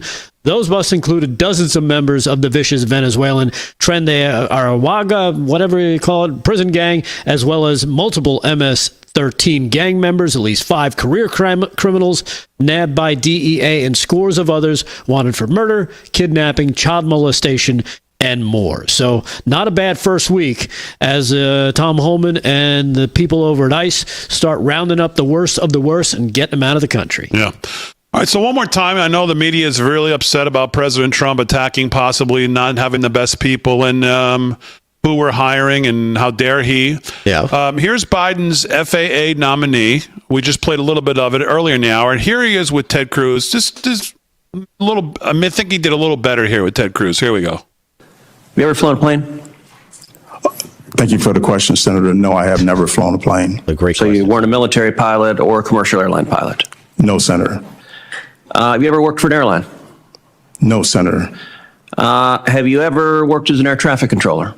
No, Senator. Have you ever worked for a company that manufactures airplanes? No, Senator. Have you ever worked for a company that fixes airplanes? No, Senator. How to spell airplane? FAA administrator is a specialized position. I'm not qualified to be FAA administrator. I have no idea how to fly a plane. No one in their right mind would put me in charge of aviation safety because I don't have that experience. I suspect most of the members of this committee are in a similar position. The American people, when they think about aviation safety, when they think about, I played in this committee, a Southwest Airlines and FedEx plane almost colliding at Austin's airport. They want an FAA administrator who knows why those planes crash and knows how to fix it to keep them safe.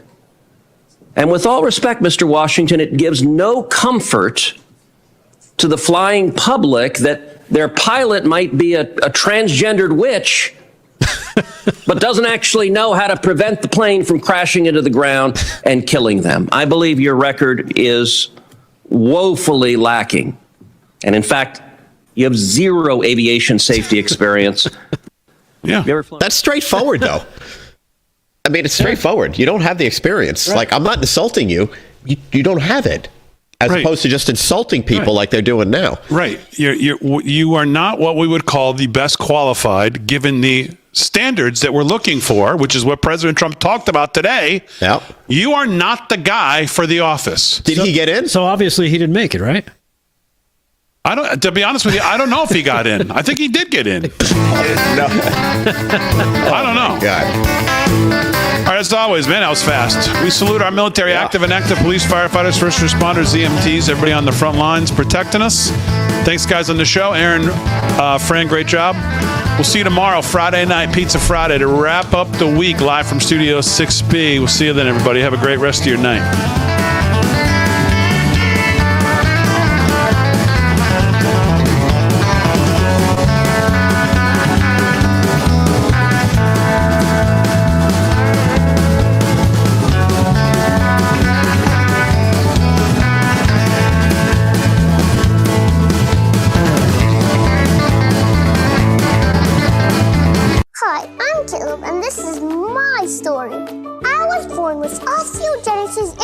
Or brittle bone disease. I have broken my bones almost 200 times and I have had 11 surgeries. But I didn't let that stop me. I love to bike ride, climb, race, and I'm learning how to stand and walk. But I can only do all of this because of generous people like you and Shriners Hospitals for Children.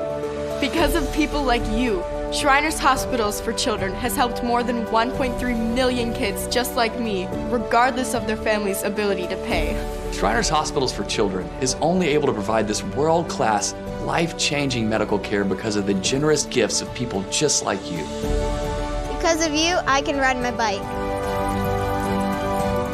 I can play basketball. Because of people like you, I can run. I can smile. Will you send your love to the rescue today? When you go to loveshriners.org right now and give just 63 cents a day, you're helping kids just like me. Like me. Like me. When you give today, we'll send you this adorable Love to the Rescue blanket as a thank you and a reminder of the love you gave to a kid just like me. Your gift, no matter how small, can help a child today.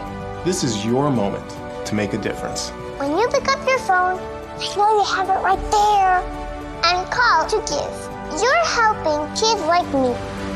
Thank you. Thank you. Gracias. Thank you. Please call or go online now. If operators are busy, please call again or give right away at loveshriners.org. Your gift makes a difference. Thank you for giving. Wow is on sale now at Cabinets to Go. It's our buy one, get one free sale. Get your dream kitchen for as low as just $155 per month. Hurry, this buy one, get one free sale ends soon. Cabinets to Go. Wow for less.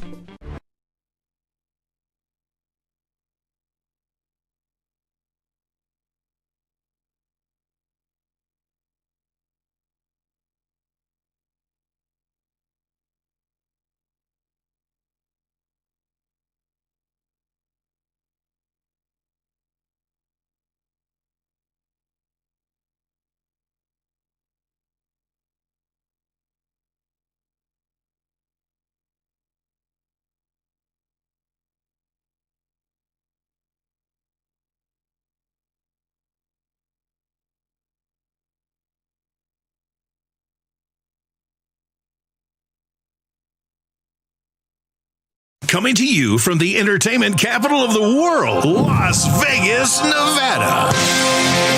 It's the Root Reaction with your host, Wayne Allen Root. Like General George Patton, never accept defeat. These are the stories and opinions you'll never hear from the mainstream media. Radical Marxist traitors have sold us out. If you you love God, guns, gold, tax cuts, Trump, and freedom, you're gonna love the Root Reaction. I will give you my country when you pry it from my cold, dead hands. If you want peace, prepare for war. This is your war. Here's your host, Sir Wayne Allen Root.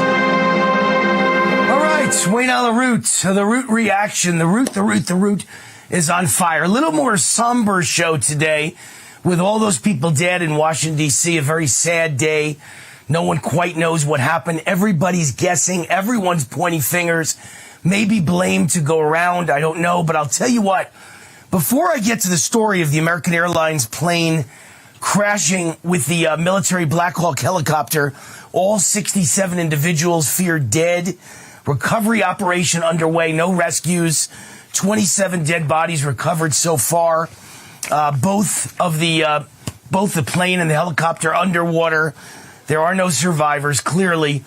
I want to read you what I think is breaking news that is not in any news site, isn't on any website.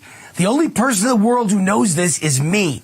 I've never seen this anywhere else. Okay? To be good in life, like to be a great head coach in the NFL, you don't have to be great at play calling. You have to hire good people under you. So there are certain expertise I don't know. I'm not a military guy. I'm not a helicopter or jet pilot. But one of my buddies is a retired colonel from the United States Army who flew Blackhawks. And here is what he texted me moments ago. There's only one thing for certain, Wayne. They flew without a crew chief on the left-hand side of the helicopter that could have seen the approaching aircraft. Everything else is wild speculation and not worth taking the time to talk about. You'll be disingenuous if you say anything other than that. The Black Hawk was short a crew chief. It's that simple. Don't play expert on this one. Everyone else is embarrassing themselves. This is a simple case of the Black Hawk not visually seeing the American Airlines plane until it was right on top of them before they collided. They had no eyes out the Black Hawk on the left side. Trump's advisors are failing him. If you watch the press conference, he essentially blamed the Black Hawk pilot for not seeing the American Airlines plane. But the Black Hawk pilot in command's primary mistake was not flying with a second crew chief on the left-hand side for a flight in dense D.C. air traffic. Trump has not been told about the lack of a crew chief yet, apparently. Just a reminder that I was both a Black Hawk pilot and a Black Hawk crew chief, so I know both worlds and both positions' full responsibilities to keep the aircraft clear of disasters and collisions. The Black Hawk will take most of the blame, but the Black Hawk unit commander should share the blame for not forcing the flight to have a full crew of 4 with both crew chiefs aboard. This flight commander could have denied the risk assessment unless a full crew was aboard the Black Hawk. In other words, he should not have let it take off. If they were short, then they shouldn't have taken off. So Trump might be partially right that DEI is to blame. If the crew chief, if the pilot, if the commander on the ground who signed off on the mission, if any one of them was a DEI hire and promoted for DEI and not merit, but we don't publicly know the names, rank yet of the Black Hawk pilots, let alone the commander's info. Remember, accidents like this don't just start to occur right before 2 aircraft collide. These accidents start happening from the time you first get your mission on the ground, start planning the mission, and start selecting crew members for the mission. My buddy, a retired colonel in the United States military who was both a Black Hawk pilot and a Black Hawk crew chief. So he's telling you information that I have not seen anywhere in the media, in any newspaper, any website. I did not hear coming out of the mouth of President Trump or the transportation cabinet secretary or anybody in emergency services. The Black Hawk's supposed to have 4 crew members, and they had 3. The 2 chiefs are supposed to sit in the back and look out each side to tell them if they see anybody coming. But they only had 3, which means one chief was sitting on one side, and guess where the crash happened? On the other side where nobody was watching. Breaking news from an expert who has to know. My buddy, Colonel Joe. All right, this show comes to you from Vegas, the entertainment capital of the world. You've heard of the mainstream media. Welcome to the Wayne-stream media. I'm the hardest working man in showbiz, certainly conservative showbiz, with the fastest show in the history of TV. This show is conservative, patriotic talk on steroids, squared to the 1,000th power. My command central is root4america.com. At the top are 3 tabs. Watch Wayne on TV, listen to Wayne on the radio, listen to Wayne's podcast. Click and you're on live, or you get a link, and you can use it on any of your devices to watch later when I am live, or you can watch or listen to a library of all my recent shows. Root4america.com. I've made it very simple for you. Everything I do is there. My email, and you can watch it there or listen to it there. My email, wayneroot@gmail.com. Email me anytime. Love to hear what you think of this show, wayneroot@gmail.com. All right, some sad news. At least 14 members of the U.S. figure skating team perished in the American Airlines flight that crashed in D.C. I believe when they say 14 members of the figure skating team, I think they're referring to parents that were along and coaches that were along as well. But a terrible loss for U.S. figure skating. And one more thing besides what my Black Hawk chief pilot and crew chief said. Breaking news, initial FAA report indicates staffing at Reagan Air Traffic Control Tower was not normal at the time of the chopper plane collision. Why was it not normal? Well, look, I would argue that the transportation entire department was run by Mayor Pete Buttigieg, otherwise known as Mayor Pete Butthead, who has his head up his butt, who is the single worst cabinet secretary in the history of the United States of America. I've said this 1,000 times on radio and TV. He's an incompetent DEI loser who only got his job because he was the gay mayor of South Bend, Indiana. And he ruined South Bend. President Trump said the same thing in a press conference today. I've never seen such truth coming from a president of the United States. It's amazing. I say this again and again. I'll say it now. Trump sounds like Wayne Allen Root, the talk show host, except he's president of the United States. That's not a condemnation. That's a positive. He tells the truth. I tell the truth on talk radio and talk TV, but you never hear a politician tell the cold, hard truth. Trump blamed it on DEI. That's a scary thing to come out and say for a president. He blamed it on Mayor Pete being the worst transportation secretary ever and ruining the transportation. Whole industry's been ruined for the last 4 years. And he actually used the word bull spit, but he didn't say spit at his press conference when describing Mayor Pete. He said, he's DEI, he's a loser, he's a failure, he's incompetent, he's horrible, but he's got a good line of bull spit. And Trump used the correct word there. And just to show you an example of all the DEI that's been going on in this country for the last 4 years, a Chicago casino project is accused in a lawsuit of not allowing white men to invest. Chicago is a mess, said an attorney who says he was prevented from investing because he's white. This is what's gone on for the last 4 years. People became policemen because they were black, or Latino, or gay, or transgender. They became firemen. They became paramedics. They became military. They became pilots. A better man might have had the job. Maybe he was white. And they said, nope, give it to the other guy who's black, or a person of color, or transgender, or gay, or a woman, or a lesbian. This has gone on in every level of the United States of America. White people need not apply, no matter how incredibly talented you are and qualified for the job.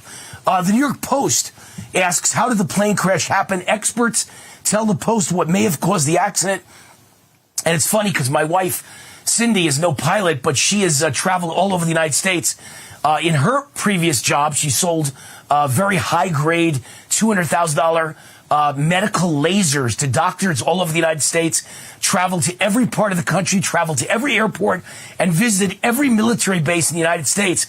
And Cindy told me when we were taking off from landing and taking off at Reagan last week for the inauguration, she said, this is the shortest runway of any airport in the United States. They built it knowing they didn't have rooms. They built extra short runways, and you have to be a damn good pilot to land here. So there are a lot of problems. So what do these experts tell the New York Post? A short runway and intersecting flight paths with precariously close altitude requirements may have played a role in Wednesday night's deadly collision. So there were a lot of things that went wrong, and possibly a lot of reasons contributed. But I think my buddy, who's the colonel and was a Black Hawk pilot and a Black Hawk crew chief, is really got the right answer. Everything else is just a guess. But we know they had a crew of 3, and immediately he texted me last night. This was his newest text. But last night, the minute there was a crash, he texted me and said, why is there a crew of 3? There's got to be 4 on a Black Hawk. So one guy is looking out each side window to see if a plane is coming, because you don't have peripheral vision. Especially if you have night goggles on. You have limited peripheral vision. You're seeing straight ahead. You're not seeing to the right or left. Someone's got to guide you. Well, they had one guy on the right and nobody on the left. And that's where the crash happened. Trump's new transportation secretary, Sean Duffy, a former MTV star of a reality show, takes a sledgehammer to Biden's EV mandate as his first act in office. I thought I'd bring that up. Not that it's the most important thing of the day following the airplane crash, but just to show you the difference between a Mayor Pete butthead with his head up his butt, who just believes everything in life is DEI and green energy and EV mandates and climate change, instead of keep the people safe and keep the products inexpensive and let Americans make the choice what they buy. You can't force us to buy an EV vehicle. I'm a good example, right? I drive nice cars. I love cars. I've been a car guy since I was a kid. Since I got my first car, a screaming blue Trans Am at the age of 18 with a blue and yellow eagle on the hood and a turbocharger that went up and down. That was my first car. I love cars. I've had Vets. I've had Porsches. I've had Maseratis. I've had every nice car you can name. BMWs, Hummers, you name it. I've had the car. Beautiful cars. Mercedes. I say Benz convertibles. But I got to tell you, I've never bought an electric vehicle, and I don't want to buy one. I'm not interested in an electric vehicle. But when the day comes where they make sense, maybe I'll buy an electric vehicle, because they are very fast. I just don't think they're practical. And in an emergency, I don't think you're going to be able to get out of town. When there's an emergency, it's going to die in the middle of the highway, and you and your family are screwed. So I have no interest at the moment in an electric vehicle, and no one has a right to put a gun to my head. When I decide I want one, I'll get one, and that may be never. The Root Reaction is presented by the main title sponsor of this show. Energized Health is the program that changed my life. Now it could change yours too. It's changed the lives of so many people who watch this show. I've got literally thousands of Wayne Root fans who have joined Energized Health. And the company now sponsors all of my shows. And every one of their customers comes from my shows. And their exhibit A of how good the program works is me. Wayne Root. I'm going to be 64 years old, and I look better, feel better. I'm thinner than when I was 50 years old, 14 years ago. Amazing. And I did that in 88 days on this program, and that was 4 years ago, and I've kept all the fat off. They melted 25 pounds of fat off my body, and I wasn't fat. So it's an amazing program. You go, I wasn't fat. Well, my executive producer, Andrew, is skinny as a marathon runner, and 38 pounds of fat melted off his body. It's all inner body visceral fat you don't even know you've got. Amazing program. Go to EnergizedHealth.com. Tell them War sent you. Get 40% off. Weight loss programs don't work. They're all failures. This is a fat loss program. It's the best one ever. Go to EnergizedHealth.com, type in war or say war, and you get 40% off and go on the same journey as me. We'll be right back.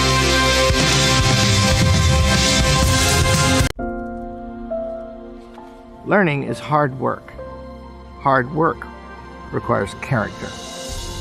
Learning begins in faith. It must move upward toward the highest thing, unseen at the beginning, God. And freedom is essential to learning. Its principles must be studied and defended. Learning, character, faith, and freedom. These are the inseparable purposes of Hillsdale College. Allegiance Flag Supply believes American flags should be made in America.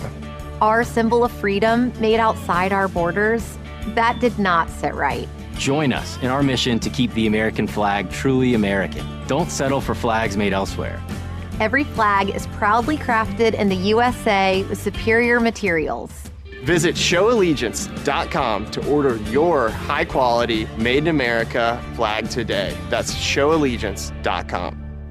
How many times have you tried to clean a stubborn mess but end up with no success? What you need is the all-new waterproof Ruby Horsepower, the new cordless and rechargeable power scrubber that cleans faster and easier, guaranteed. Watch, baked on oven grease is no match. It easily blasts away dirt and grime in no time. The power comes from our rotating brushes spinning at 350 RPM. The incredible torque fights calcium, soap, mildew, mold, and more. Forget harsh chemicals. With just plain water, Horsepower can clean bathroom tiles and tubs back to their original shine and luster. It's a game changer in the kitchen, where it busts through caked-on crud. Take it outside and tackle tough tasks with ease. How strong is Horsepower? We took this distressed 100-year-old antique and restored it to like new with Horsepower. Amazing! Get your Ruby Horsepower scrubber today with bonus scouring sponge for just $39.99. Save on buying batteries. It's powered with the latest rechargeable technology. But wait, you'll also get this stainless steel brush to make range hoods and gas stoves look brand new again. Yours free. And we're not done. You'll get this Smart Flex cone brush that fits perfectly into corners, tiny crevices on toilets and tiles, or hard to reach shower door rails. Yours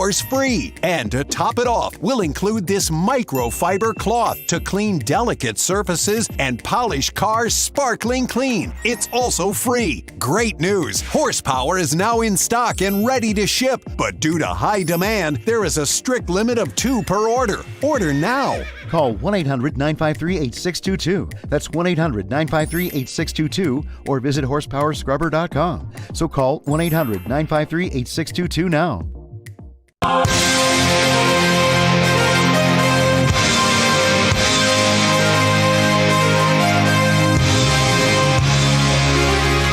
right, Wayne on the Root. The Root's on fire. This is the Root Reaction. This segment of the show sponsored by GreatPatriotStore.com. And you know why that makes sense? Because I'm a great patriot. Trump's a great patriot. You're a great patriot. If you're sick and tired of supporting woke companies, I have great news for you. You don't have to anymore. This is the answer to inflation. Hundreds of household and personal products you're already buying at your local supermarket or online at Amazon or at Costco or at Walmart. Now you can buy online at GreatPatriotStore.com. But their products are much less expensive, higher quality, made with no toxic chemicals, all made in the USA, delivered right to your door at incredible prices. This is how you beat inflation. GreatPatriotStore.com. And it's not a surprise anymore, right? It's not a secret anymore. Because over 2 million members now, 20,000 Americans are joining every month. You should too. And they've expanded their beef division. Yum. The beef tastes amazing. It's all pasture raised. No hormones, no antibiotics, no mRNA ever. Exclusively available only to their members. So, like Costco or Sam's Club, you need to become a member. So don't wait. Go to GreatPatriotStore.com, fill out the form, and one of their team members, they're all conservatives, they're all nice people, they're all family people, they're all Christians. They will contact you right away, and boom, you're a member. And for a limited time, everyone who becomes a member gets $100 in free store credit. I think it's still in effect that to join the membership is $1 for the moment. So go check it out. It's just the best place for you to buy your everyday goods. GreatPatriotStore.com. All right, we've got our guest, one of the great lawyers in American history, Professor Emeritus at Harvard Law School for over 50 years, Alan Dershowitz. I had no idea that I knew he was the greatest lawyer maybe in the history of America and the most respected. I had no idea that he was at Harvard for 50 plus years. I had no idea he was 86 years old. And now I understand your biography is out, right? Is it autobiography? It's a biography because it's written by Solomon Schmidt, who is 21 years old and started writing it when he was 18. How did you get an 18-year-old biographer, Alan Dershowitz? I couldn't believe it. This kid calls me in high school, and he says, "Can I send you a couple of books I wrote?" I said, "How old are you?" He said, 18. "And you've written books?" Yeah, 6 or 7 of them. And he started sending me these books about Abraham Lincoln, about historical events. And I looked at them and I said, "This kid's a prodigy." And he then says, "You know, you're one of my heroes. I'd like to write a biography of you." I said, "All right, here's the deal. Not an authorized biography. I'm not going to read it. I'm not going to look at it. You're going to publish whatever you want to publish. You can say whatever you want to say about me. warts and all, include all the criticisms. I will be interviewed by you, and I'll give you the names of people who hate me and people who love me. You can interview them all, then write a very, very honest biography. And he said, fine. And I never read the book until it was published. And it includes people who hate my guts. I mean, Noam Chomsky, who I can't stand, this Israel basher, this horrible, other people who I've litigated against, who I've threatened to put in jail. And he interviews them all. And he gives me a chance to answer them, but he then gives them a chance to answer me. Do I like every word in the book? No. Will you like every word in the book? Absolutely, because it's a perfect mixture of real law stuff and great gossip and stuff about, I was a terror growing up in Brooklyn. I got C minuses. I couldn't get into college. The people my mother took me to see if I could ever have a job, they said, well, he'd be a good funeral director. And my mother said, but he wants to be a lawyer. No. To be a lawyer, you have to go to college, and your son isn't college material. And so, he writes about how I changed within 5 years from being the worst high school student to being number one in my class at Yale Law School, a Supreme Court law clerk, and getting an invitation to teach at Harvard Law School in 5 years. And he manages to capture very, very well my passions, my foibles, my faults, and the good things about me. I love it. And I see that some of the people he spoke to for the book are Mike Tyson, the late O.J. Simpson, Woody Allen, Robert F. Kennedy Jr., Jared Kushner, and President Trump. What an interesting mix. What an eclectic group. I love it. Can you imagine a 19-year-old kid getting an interview with President Trump? I mean, it's unbelievable. He called Trump, and Trump said, all right, let me tell you about Dershowitz. I wish he had voted for me, but his wife didn't let him vote for me. And, we went into the whole thing. Every time I see Trump, why didn't you vote for me? Well, I'm not telling anybody who I voted for this time around, but he knows I didn't vote for him. When he asked me to defend him on the Senate floor, he knew I had voted for his opponent. I sometimes wish I hadn't, but I did.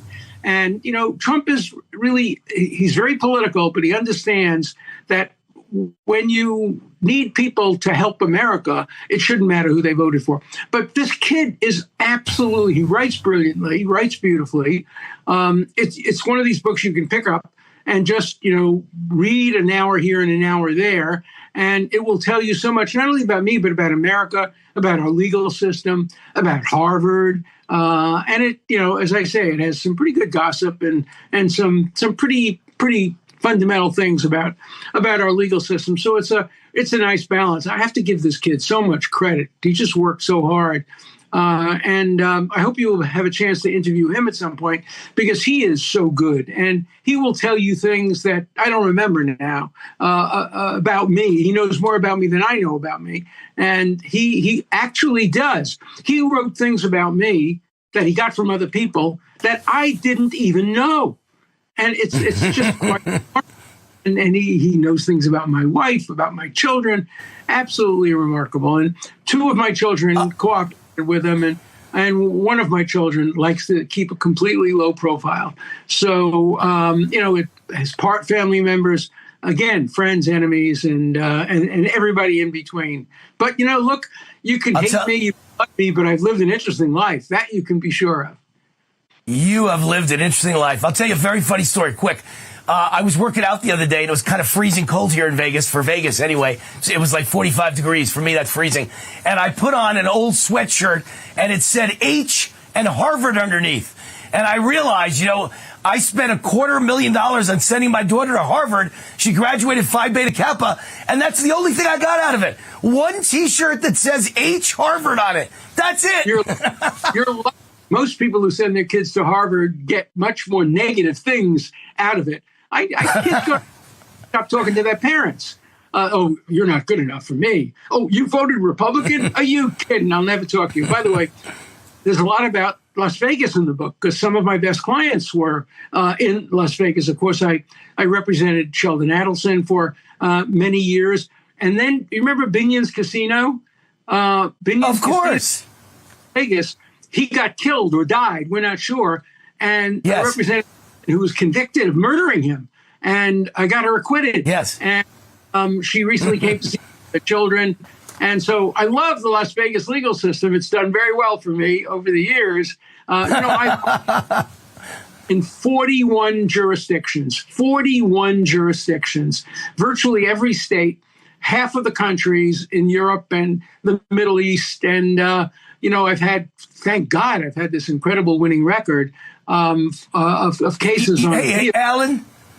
Yeah. Alan, gunslingers in the Wild West would know exactly. I've killed 32 guys. I'm 32-0. Do you know your exact record lifetime? Do you have any idea? Lifetime? 32 out of 35 in homicide cases. I just recently looking up the court in New York, the court that convicted Donald Trump, and he has the appeal. I had 7 cases in front of that court, and I've won 6 of the 7. Generally, my record has been very, very good. And remember, appellate court cases, you generally win between 5 and 10%.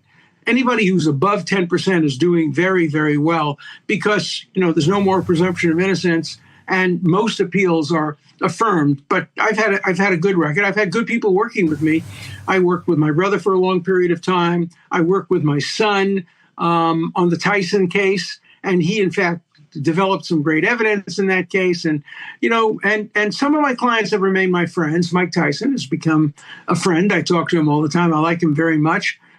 Leona Helmsley didn't become a friend. So I refused to talk to her because she treated me. Hey, Alan, you've been on my show many times. I consider you a friend. That's why I keep Alan's number in my cell phone Rolodex. If I ever need a lawyer, he's my first phone call. I hope you pick up. Make it be a wasted number. I think of myself like a cancer doctor. Yeah, you should have his number, but God forbid you have to use him. So, God forbid you have to use it. I get it. Just don't commit crime. A couple of quick legal questions before we let you run. There are Democrat politicians out there who say they will not cooperate with President Trump's executive orders on deporting illegal immigrants. Can a mayor, can a governor, can a county executive, can a sheriff, can a police officer, a police chief, can they get in trouble, legal trouble? Can they be indicted for refusing to cooperate with federal law? It depends on what they do. If they try to obstruct, yes. Remember, the Supremacy Clause of the Constitution says that federal law is supreme if the federal government has jurisdiction. Of course, they have jurisdiction over the borders. So if you try to prevent somebody from being deported, yes, you can be arrested. On the other hand, you can feed them, you can give them places to live, you can give them driver's licenses. So the difference is between just doing something to prevent the government from coming in and just being passive. Even the governor of Illinois, Pritzker, who is very much opposed to any of this, says that, if you're coming for criminals, I'll cooperate. So, but the mayor of Denver, less so. So let's see what happens. I think there will be people who will probably go over the line. Yes, and I think Trump won't hesitate to indict him, would be my guess. All right, look, we got to run. I wanted to ask you about the pardons by Joe Biden of people who haven't committed a crime yet, like Dr. Fauci. Give me like 30 seconds. Do you think it's legal to pardon someone who hasn't even been not only convicted, but hasn't even been accused of a crime yet for everything he's ever done? Fauci, as an example, yes or no? The answer is crystal clear. We don't know. The framers never thought about it. The pardon power is simply stated the way it is. And so we know that Nixon was pardoned for something before he was indicted. That's the only precedent.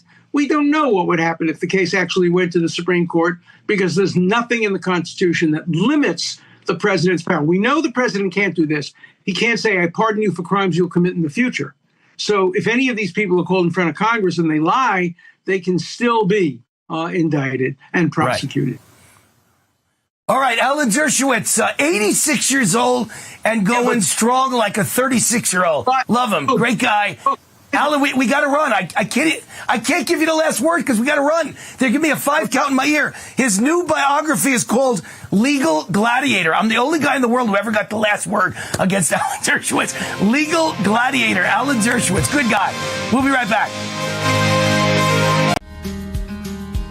I'm an artist, and I'm in my studio. I'm hearing the ads about Relief Factor, and I've got pain in my neck, and it's getting worse, and I'm thinking, well, I'm going to go ahead and order this. 2 weeks later, and I've got much better range of motion. I'm able to carry these big canvases around. I'm just very, very grateful that I gave the product a try. If pain is affecting your life, give Relief Factor a try. Call or go online. Get your 3-week quick start for only $19.95. Fight pain naturally with Relief Factor.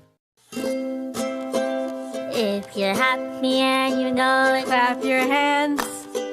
If you're happy and you know it, ride your bike. If you're happy and you know it, then your face will surely show it. If you're happy and you know it, smile big and bright. Thousands of kids just like me are happy every day. And it's all because of generous people like you who support Shriners Hospitals for Children every month. All you have to do is call the number on your screen or go online to loveshriners.org right now with your monthly gift. Because of people like you, Shriners Hospitals for Children is able to make an everyday miracle happen for kids like me. If you're happy and you know it, dance around. If you're happy and you know it, play a song. If you're happy and you know it, and your face will surely show it. If you're happy and you know it, take a shot. And when you call or go online right now to donate $19 a month or more, we'll send you this adorable Love to the Rescue blanket as a thank you and a reminder of all the smiles you're bringing to kids' faces every day. Will today be the day you send your love to the rescue? When you call the number on your screen right now and give as little as $19 a month, just 63 cents a day, you'll be making a life-changing difference for a child, just like Sarah. Your monthly gift today could change your life forever. Because of you. We are happy and we know it. Thank you. Thank you. Thank you. Thank you. Please call or go online right now to give. If operators are busy, please wait patiently or go to loveshriners.org right away. Are you having trouble hearing your TV or listening to conversations in loud spaces? Then it might be time to consider Nano hearing aids. Nanos are FDA-registered OTC hearing aids. Don't be fooled by overpriced hearing aids. Prescription hearing aids could cost $3,000 or more. Nano hearing aids are now offering $100 off through this special TV offer. Call now and get 2 CIC rechargeable hearing aids for only $297. And if you're not happy, return them for a full refund. Wayne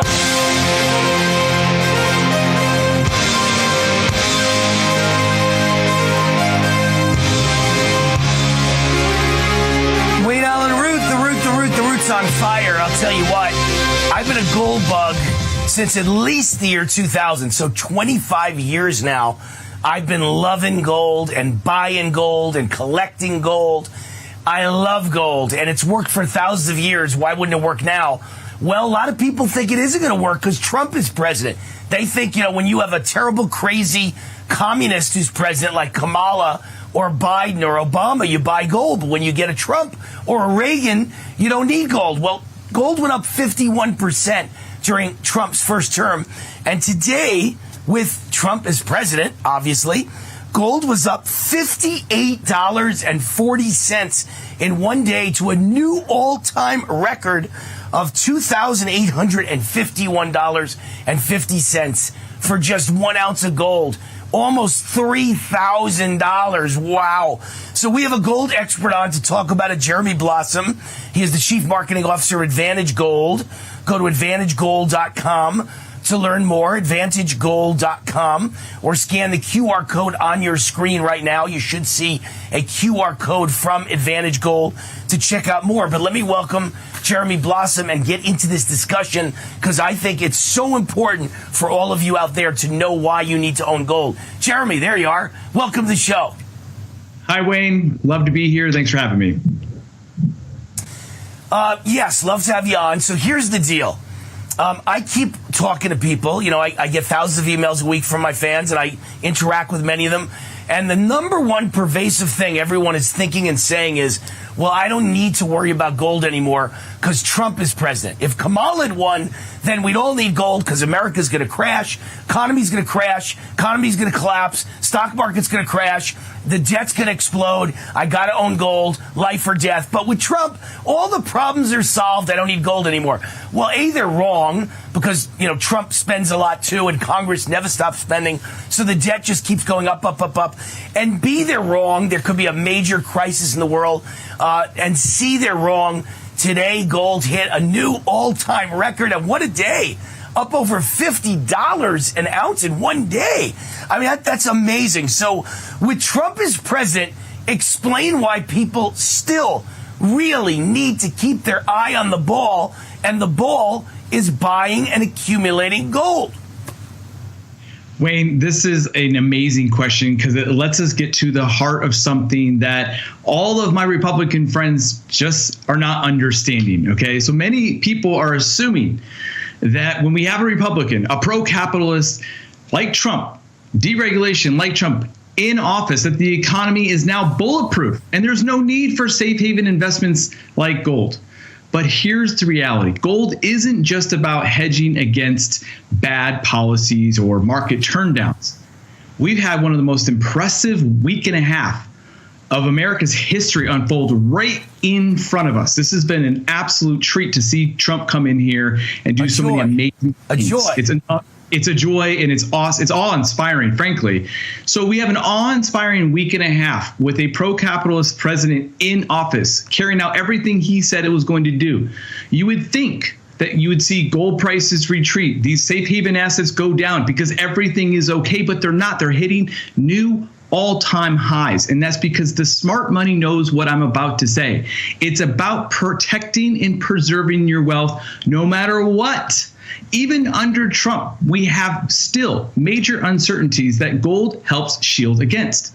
Think about it. During his first term, we saw the longest government shutdown in history, massive trade wars with China, and skyrocketing debt. When he was president, it crossed over $22 trillion for the first time.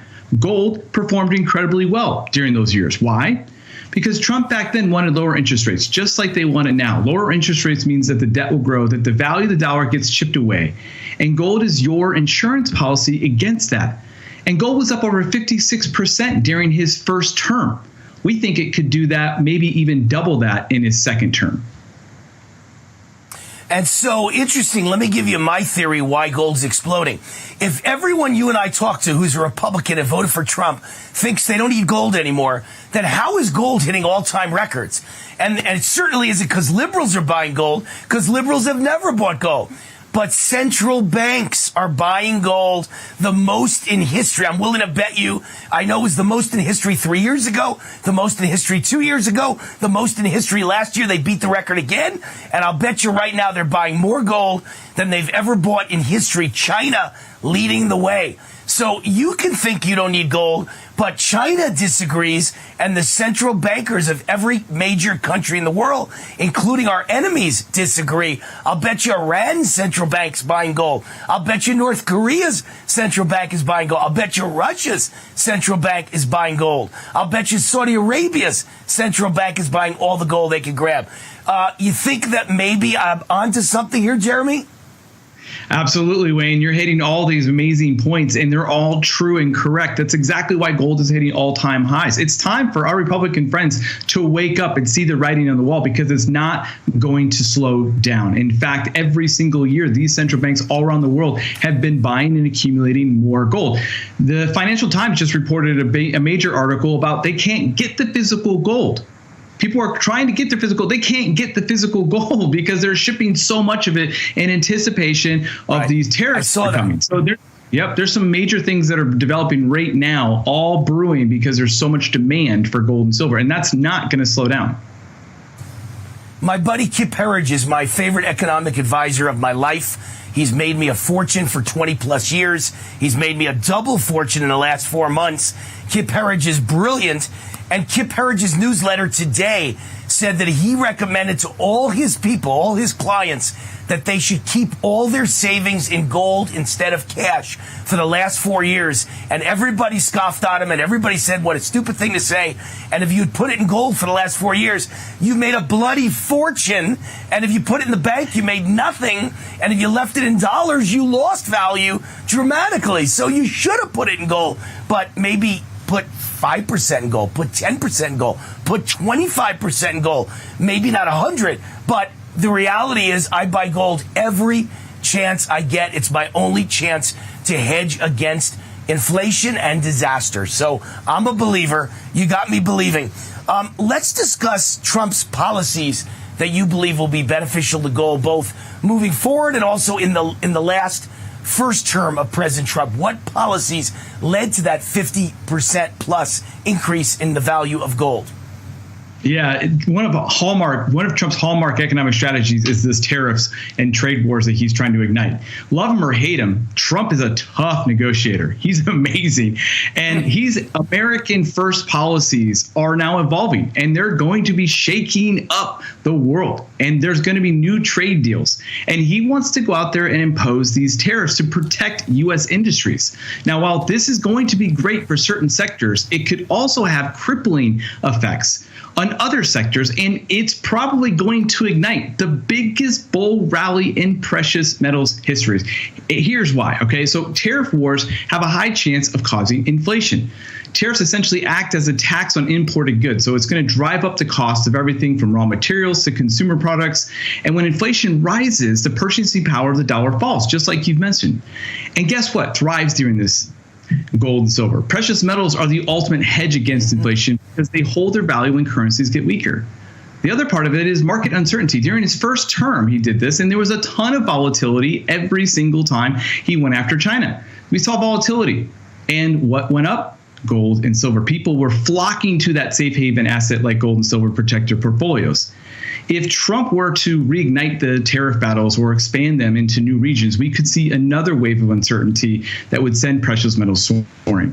And the last but not least, you just hit the nail on the head, is the dollar is going to weaken based off of the disruptions in the global trade wars. Tariff wars often lead to this retaliation from other nations. They're going to try to disrupt us and our trading, and they're going to put downward pressure on the U.S. dollar. A weaker dollar is rocket fuel for gold and silver prices. So when we see the dollar lose value, like you just mentioned, people who left their money in cash lost 25% of their value since 2019. If they moved their cash into physical gold and silver, they'd be up almost 80% in that same period of time. I don't know what other proof you have. What a difference. Amazing. Yeah. I've seen the stats of you kept your money in gold since 1913 versus keeping it in the dollar since 1913. The difference, I believe, was you'd have about $40,000 now instead of the million you started with. But if you put it in gold, you'd have like $96 million. It's an incredible difference over the short term, medium term, or long term. We got to run, Jeremy, but I want people to know you got to have gold in your IRA retirement accounts. You got to. How do you get a free guide on protecting your wealth during times of crisis with gold? You text ROOT to 85545 to my friends at Advantage Gold. ROOT to 85545, or you call toll free 800-450-2566. 800-450-2566. Jeremy Blossom, Advantage Gold. If you're not buying from Advantage Gold, you're buying from the wrong people. Jeremy, thank you for coming on the show. Thanks, Wayne, for having me. Right back at you, easy for me to say, with all the biggest news stories today. We'll be right back. Why is Navage trusted by millions? Before Navage, I was not living my best life because I could not breathe. Constant nasal congestion, constant blowing of the nose. The huge difference is the fact that Navage pulls it out. It's very gentle in the sense of when that suction happens, it's literally grabbing that water and that mucus and it's bringing it out into this tank. It's worth every penny that you pay for it. This product changed my life. Available at major retailers or online at Navage.com. The FBI calls it house stealing, the latest scam where a cyber thief transfers the title of your home out of your name and steals your hard-earned equity. it's roughly 60 to 90 days for that person to even figure out that they're the victim of this crime. You start getting foreclosure notices, and you realize you've got 4 mortgages on your house that you didn't even know existed.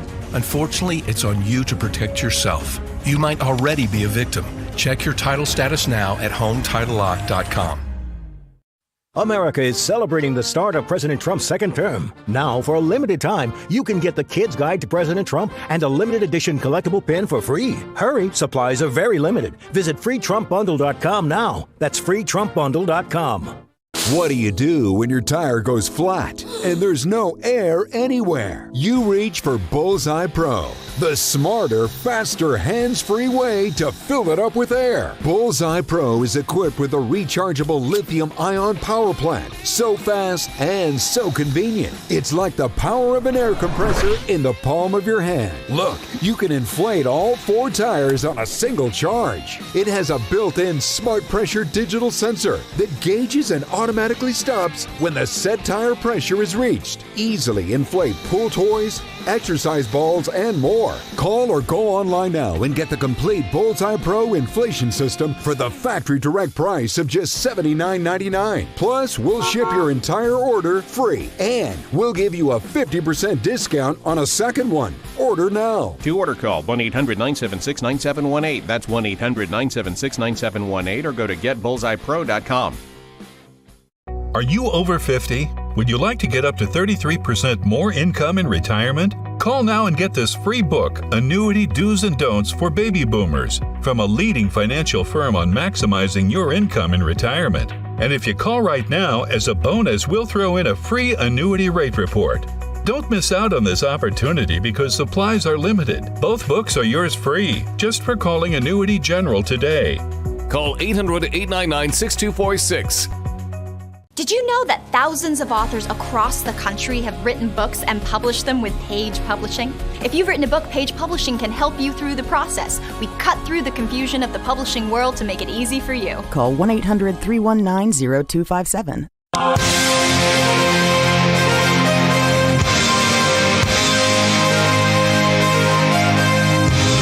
right, there's the beautiful Vegas Strip, My Las Vegas. Viva My Las Vegas. As I end every show, I'm Wayne LaRoute. Last segment, we go over all the big news stories today we haven't got to yet. But if some of you are wondering, I've had some emails asking why I've got right here this beautiful gold record behind me. I was just talking about gold. There's a gold record. Very few people in the world have a gold record on their wall, and I just added it yesterday.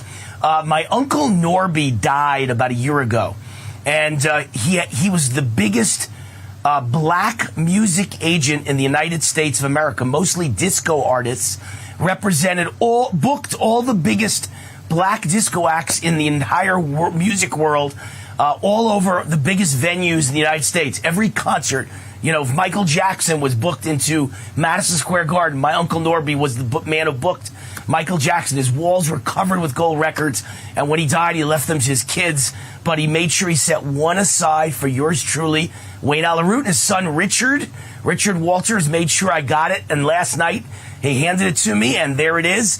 Peaches and Herb, their hit, reunited, sold over 1 million copies. They won a gold record, and their manager agent was Norby Walters, and he took it off his wall and left it to Wayne LaRoute. I'm going to proudly display it behind me forevermore. Not too many people have a gold million-selling record behind them from a little work done in their family. Thank you, Uncle Norby. Thank you, Richard Walters. All right. Sponsor of this segment of the show is ScoreBlue.com, because even conservatives love to score. If you're looking to get the best ED pill of all time, listen up. It's a new little blue pill, but it's much better than the original Viagra because the cost is insanely low. Just $5 per pill rather than the 90-day charge for the original Viagra. And it's available exclusively from our sponsor, ScoreBlue.com. I'm very hard on Big Pharma, right? I hate Big Pharma. I hate those vaccines, the COVID vaccine. But guess what? Viagra works. Big Pharma's okay when they have a product that works. This is one of the few things they make that's actually effective. The problem I had with the vaccine is it wasn't effective. But this is the #1 rated online ED service in the country. No one else has permission to sell this generic Viagra, only ScoreBlue.com. And instead of buying your Viagra from a liberal woke company, ScoreBlue is owned by one of my best friends who's a huge conservative MAGA supporter. Matter of fact, he spends a lot of time at Mar-a-Lago. So you're spending your money with a true blue patriot. By the way, I thought all generic Viagra pills were the same. It turns out there are two kinds. The cheap, weak, ineffective generic Viagra you see sold in every ad. And the only authorized generic Viagra in the world, this one, made by the same company that makes the real Viagra, made in the same factory, same formula, exact same everything, but it's $5 a pill instead of $90. So for the best Viagra in the world at the lowest price in history, and you're buying from a company run by a conservative MAGA patriot, go to scoreblue.com, enter promo code WAR for Wayne Allyn Root at checkout, and get 20% off your first order, scoreblue.com. All right, news of the day. As usual, great days. I keep telling you, I wake up every day now thrilled to see what is Trump going to do today to make our lives better and make America great again. Trump signs an executive order for the Pentagon to move on to developing an Iron Dome for America, just like Israel. We gave Israel an Iron Dome, and it works. Why don't we have an Iron Dome? And Russia or China or Iran, if they send missiles our way, what, our people should die, but Israelis get the real deal? The Iron Dome? We don't? So he wants a massive multi-billion-dollar Iron Dome missile defense project with space-based interceptors to intercept the missiles in space. It kind of reminds me of Reagan, had the same type of idea. And I've always compared these presidents. Trump and Reagan really are very much the same. Different personalities, right? Reagan, jolly, affable, got along with Tip O'Neill. Trump always tweeting and ripping people to shreds. You go, nothing in common. Well, they got something in common. Both great Americans, both great patriots, both examples of, what can happen if you're great, if America gives you the opportunity, and both pro-business and both pro-capitalism and both pro-Christianity, right? And both for lower taxes and both gave us gigantic historic tax cuts and both built up the military and both had no real wars during any of their terms as president. I think Reagan and Trump are very much alike. So now they've got something in common with this Iron Dome versus, what did Reagan have? I think it was called Star Wars, wasn't it? What was Reagan's called? I can't even remember now. So it was just like it, the theory, the idea, and now Trump's going to make it happen. Another great one, billion-dollar Mexican cartel ops are disrupted by Trump's border crackdown as the U.S. issues a do-not-travel warning. Criminal activity in the area along the U.S.-Mexico border includes gun battles, murder, armed robbery, carjacking, kidnapping, forced disappearances, extortion, and sexual assault. The U.S. is beefing up its security and military. U.S. Marines and, my understanding, Navy SEALs at the U.S. border as part of the Trump administration's illegal immigration crackdown. And the State Department has issued the highest level travel advisory for a specific region of Mexico near McAllen and Brownsville, Texas. And so we're warning them with a travel warning, but we're also disrupting the Mexican drug cartel operations. Oh, the poor babies. Oh, poor babies in the Mexican drug cartel. They can't rape women like they used to as easily. They can't traffic prostitutes across the border. They can't sexually assault victims sent across the border. They can't traffic human beings across the border. Pedophiles are being shut down. Oh, poor babies. Wow, what a crazy world we live in, I want to cut forward, because this is a good time to tell you about RFK's confirmation hearing, because there was an article in the New York Post, and this is nothing I haven't said for years now, but it's good to see.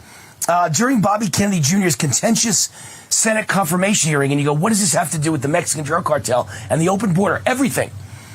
It was disclosed that our ship is sinking.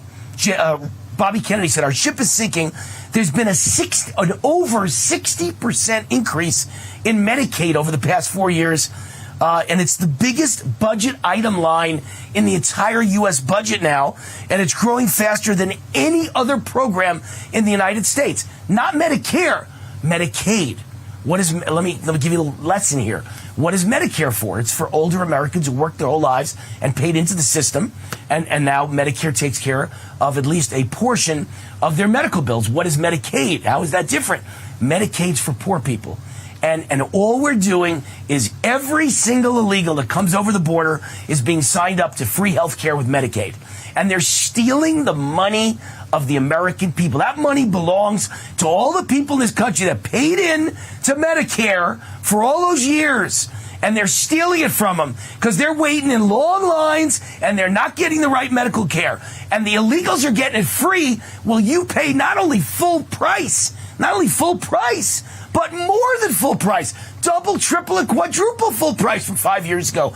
Because that's how they pay for the illegals. Why do you think it went up? Not Medicare, but Medicaid went up by 60%. It's all illegal aliens on Medicaid. This is what Joe Biden and I believe his boss Obama and the border czar Kamala and the incredible treasonous piece of human crap named Alejandro Mayorkas did to the United States of America. They buried us in losers who need free health care. Many of them extremely sick who come to America. I've never blamed the illegals. It's not their fault. If you offered me all kinds of goodies, I'd come too. I blame the idiots that offer it to them. Kamala, Biden, Mayorkas, Obama. That's who's to blame. They offered them free health care. No matter how sick you are, come from anywhere in the world. Pregnant women, come here, have your baby. They told the story. Bobby Kennedy told a story about on the border. Every single bed of pregnant women is an illegal alien. And it's costing us $50,000, $80,000, $100,000 to deliver a baby. That bill's going to you. This is insanity. Then he told a story about one woman gave birth and they had to medevac her from the border to, I guess, a hospital in Tucson. And he said by the time they're done, that child's very sick, the baby. He almost died. It's going to be $1 million medical bill. That all goes to you and me. Illegal immigration is the biggest disaster and the intentional death of the United States of America. Anyone who's for it is a suicide bomber. That's what Democrats are, suicide bombers. And they hate Bobby Kennedy Jr. because he's telling the truth. It is the worst thing that ever happened in this country, is letting everybody in from all over the world, including the sick and the diseased and the criminals. Tragic mistake. It's going to bankrupt all of us. I'm Wayne on the Root. This has been The Root Reaction. We'll see you tomorrow night. America's Top 10 Countdown this time slot. Tomorrow night with yours truly, Wayne on the Root. God bless Trump. God bless you. God bless America. And viva my Las Vegas. You push it. You try to slide it. You even try to hold them shut. But your doors just won't stay closed no matter what. Introducing Ruby Monkey Magnets. Brand new ultra-thin magnetic plates that will keep your doors and drawers shut. And now may be your last chance to get them at a low price. Just peel to reveal the super strong adhesive. Place the monkey, then the magnet, and close. Installation is that simple, and now you have a door that will stay shut. So forget drawers that won't stay closed. Every drawer stays closed. It's so fast and so easy. Even large sliding doors or cordless window blinds. Everything stays closed with Monkey Magnets. The secret is the ultra-strong industrial magnet that's powerful attraction keeps your doors and drawers securely shut. These magnets are so strong they can hold this hammer that's nearly 5 pounds. Plus they're super thin. They'll fit just about anywhere, and they stay out of sight. Even screw them in for a more permanent solution. Monkey Magnets are perfect for cabinets, dresser drawers, sliding closet doors, accordion doors, and more. They're made of ultra-durable metal, so even your outdoor problems are solved in an instant because they're corrosion and rust resistant. Use them anywhere outside the house, even on that stubborn mailbox that won't stay shut. Monkey Magnets can stick anywhere, from drywall to all types of wood frames, metal surfaces, and more. Call or go online now to get 8 sets of Monkey Magnets for only $9.99. Monkey Magnets are guaranteed to last 10 years or your money back. But wait, due to rising costs and supply chain shortages, this may be your last chance to get Monkey Magnets at this low price. There is a strict limit of 1 full house pack per order while supplies last. So order now to keep all your doors and drawers shut tight with Monkey Magnets. Call 1-800-519-4810. That's 1-800-519-4810. Call or visit GetMonkeyMagnets.com. So call 1-800-519-4810. Order now. Are you having trouble hearing your TV or listening to conversations in loud spaces? Then it might be time to consider Nano hearing aids. Nanos are FDA-registered OTC hearing aids. Don't be fooled by overpriced hearing aids. Prescription hearing aids could cost $3,000 or more. Nano hearing aids are now offering $100 off through this special TV offer. Call now and get 2 CIC rechargeable hearing aids for only $297. And if you're not happy, return them for a full refund.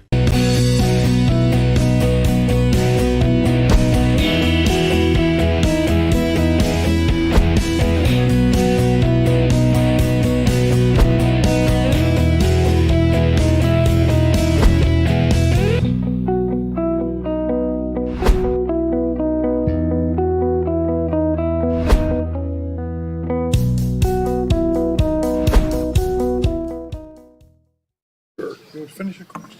Well, you brought up public trust at 41%. So in a general way, without going for an hour, tell me what you're going to do to increase the public trust of the FBI. Simple. Make sure we don't have 100,000. Ladies and gentlemen, welcome to Human Events Daily. Today is January 30th in the year of our Lord 2025. We are taking you live through the various hearings going on right now. We'll be right back. The FBI and law enforcement once we achieve that mission.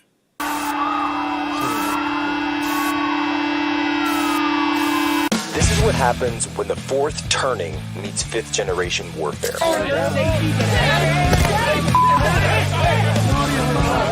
A commentator, international social media sensation, and former Navy intelligence veteran. This is Human Events with your host, Jack Posobiec.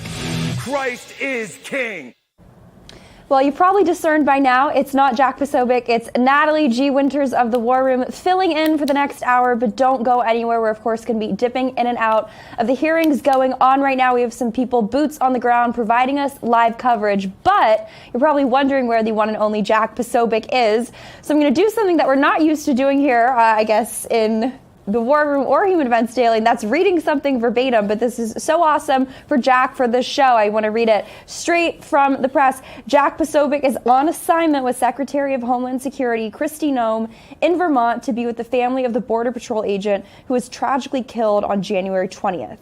Posa will also attend a crucial briefing on the northern border operations happening shortly, hence why, like I said, you probably picked up on it by now, Natalie Winters sitting here filling in for none other than Jack Posobiec.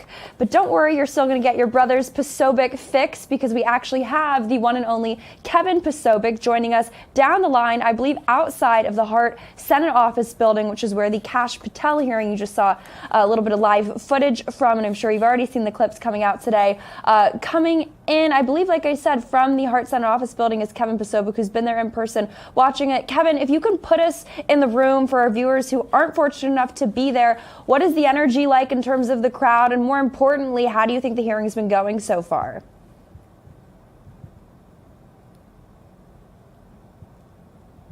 Hey, Natalie, nice to see you up there again. Thanks for stepping up. Yeah, we're down here at the Hart building to room 216 for Cash's confirmation hearing. It was a blast in there. It's still going on, actually, but so many great things coming out of there. And I'm here in Tulsa and RFK. Also had pretty successful meetings as well. And there was one of the things I wanted to point out with Cash, especially so many good quotes he was saying, was one was like, we want to have just parks to play in again and not needles to walk on.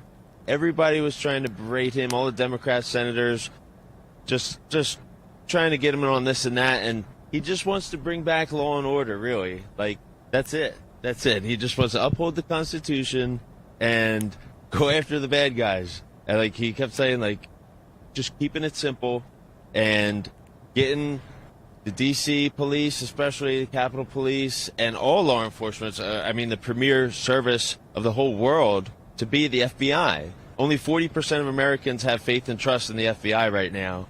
And Cash is going to swear in to his oath to restore that for everybody. And he's been on there since 9:30 this morning testifying to that. And it's amazing to see. I mean, all that, and he's got quotes. Another one I was happy to see was Josh Hawley came out in force, just asking, hey, are you going to continue to investigate Catholics for their extremist views here, or are we going to go after like real terrorists and knock in their doors and the drug cartels and stop allowing all the fentanyl to come over the border? Like, what charges have we seen any Catholics do, let alone any also heralded? And like, Kevin, I'm just too. curious. We've got about a minute and a half before we've got to cut to break. Obviously, we've heard time and time again all the sort of go-to cliche attacks that they used against Kash Patel. Were there any sort of novel assertions, obviously absurd and false and smear campaigns, but were there any new attacks that they sort of unveiled today, exclusively saving them for the hearings today, or was it just more same old, same old? All right. Thanks, Natalie. Yeah, that's great. It's incredible to see Kash up there. He was saying every time a senator came out that every 7 minutes in this country, there's statistically, what did he say? Two overdoses, 1 murder, and 3 rapes every 7 minutes. So what are we doing with all this, belittling him, asking him if he's, listen, honestly, there was a lot of shout out to the war room. Really, they kept talking about the national anthem. So, I mean, we'll take it. We'll take the free press, and especially because he was we donated all the money to charity towards the families of injustice, and he's already starting day one here. It's pretty great to see. It's great to be down here. Yeah, I'd love to audit all the senators who are calling for such fine-tuned audits of Kash Patel. Maybe we'll get those. Kevin, I think we're going to jump back to the hearing. It seems like some explosive stuff is probably already going down. In the meantime, though, thank you so much for covering these hearings live. If people want to follow you, stay up to date with your analysis of this and so much more, where can they go to do that?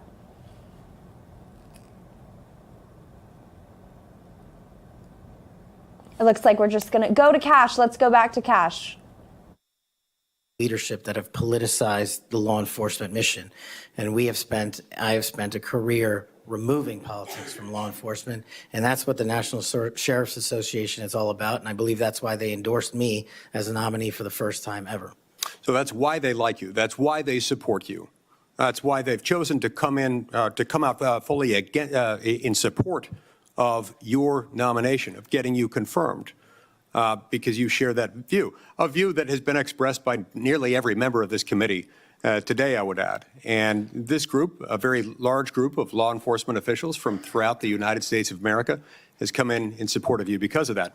As they do that, they express confidence in you specifically and in your ability in particular to bring back, quote, transparency, integrity, collaboration, and commitment to excellence within the FBI. Tell me what you'll do in order to do that, and how you'll commit to work with other law enforcement, both within the FBI, elsewhere within the federal government, and with state and local law enforcement officials to bring that back. Senator, the only way to truly remove weaponization and politicization from law enforcement is to follow the Constitution. And if you look at the FBI's website and their mission statement and their core values, each has 8. And the 8th and last core value of the mission statement on the FBI's website right now is fighting violent crime. That needs to be number 1. The 8th core value out of all core values on the FBI's website right now is rigorous obedience to the Constitution. That needs to be number 1. Reorienting these policies with an effective leadership in place to follow the law will allow us to achieve a singular standard of constitutional law enforcement. And that is the only way you remove the weaponization from politics and, from law enforcement. And that's what the sheriffs are talking about, and that's what cops are talking about. If men and women were angels, we wouldn't need government. If we had angels to govern us, we wouldn't need a constitution. We're not angels. We don't have access to them. So we got to follow the rules. And that's your top job. I appreciate your support for the Constitution. Senator Whitehouse. Mr. Patel, you supposedly know something about grand juries. I just went to the DOJ website to get language. I'm quoting it. Federal Rule of Criminal Procedure 6E prohibits most persons present during the proceedings from disclosing what transpired inside the grand jury room. However, the proscription does not apply to witnesses. Do you now, as a grand jury witness, authorize this committee access to a transcript of your own testimony? Senator, I authorize this committee to get whatever is appropriate and lawful, as I've said before. Specifically including the transcript of your grand jury testimony, which you have the authority to authorize us to obtain. Well, I don't know if I singularly have that authority. I don't think that's how grand jury testimony works. The Department of Justice. You do, because you are the witness who can do that. There's also a court order on that case, sir. Separately, you can get grand jury testimony by court order. The witnesses can always reveal their grand jury testimony. Do you authorize us to get access to your testimony? I authorize this committee to lawfully obtain any records that they are appropriately allowed to get. And we are only, you're speaking in circles now, because we're only lawfully authorized to get that with your permission as the witness. Do you give us that permission? Senator, I'm not an expert on this constitutional standard, and so I can't commit to something It's not that expert. I don't know. It's like super simple. Grand jury rule 6E doesn't apply to witnesses. This is not hard. You are a witness. That is a simple fact. I'm just you can relying on my authorize us time to see it. as a prosecutor, where grand jury witnesses were not allowed to share what they were testifying to. And when I was commissioned Grand before jury the judge, witnesses are allowed to speak about what they were told about what they said in the grand jury, unless they're under a specific court order. Are you under a specific court order not to reveal your testimony in the grand jury? Senator, I can't go Right now? I can't go into court orders granted by the D.C. District Chief Judge. If they apply to you, of course you can. You want me to violate a court order? You're saying that there's a secret court order in which you can't tell whether you're subject to a court order or not? I'm telling you that if you find the applicable court order and it permits this request. I don't need a court order if you give authorization. I'm not the one that has the authority to do that. Yes, you are, as a witness. You're just wrong on that. Second, the FBI has records related to the criminal investigations of Donald Trump. Will you protect those records in a manner consistent with ordinary FBI document preservation practices as head of the FBI? All records will. No destruction of documents to please Trump? No, I think he put forth a memo saying all records must be preserved. Good. Are you done? Time's up. Senator Kennedy. Thank you, Mr. Chairman. Mr. Patel, did you listen to what my colleague, Senator Welsh, had to say about politicizing the FBI and the Department of Justice? I did, sir. I did too. I always listen when Senator Welch speaks. And he's right. But here's where we find ourselves today, and you can put an end to this. For better or worse, either in reality or perception, in modern times, the FBI has been politicized. Or at least there's an appearance. It started with Mr. James Comey. He publicly investigated the political nominee of both major parties. Guinness Book of World Records. He publicly investigated both Donald Trump and Hillary Clinton. Held a press conference. Hurt that agency more than I will ever know. I wouldn't put Mr. Comey in charge of a ham sandwich. And so did Peter Strzok.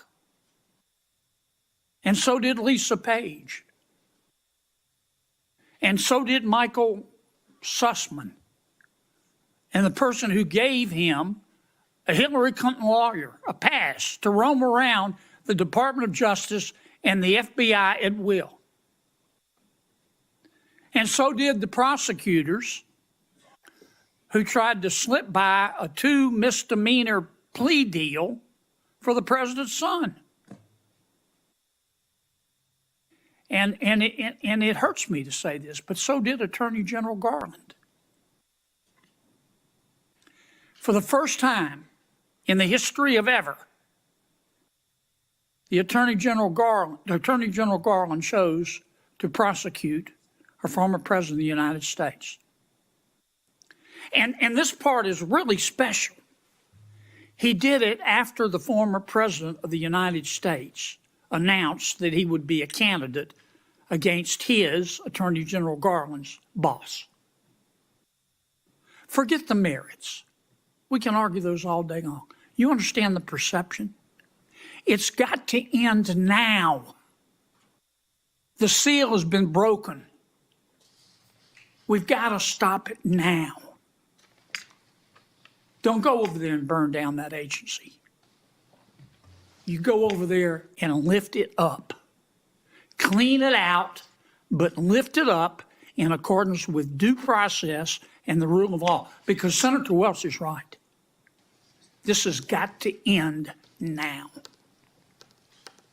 Senator Coons. Thank you, Chairman Grassley. Mr. Patel, our agencies, in particular the FBI and DOJ, critically rely on inspectors general and general counsels for advice.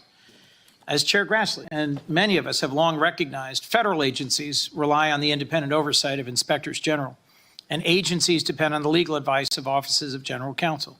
And as you've testified today, it's your intention to lead the FBI within the boundaries of law and the Constitution.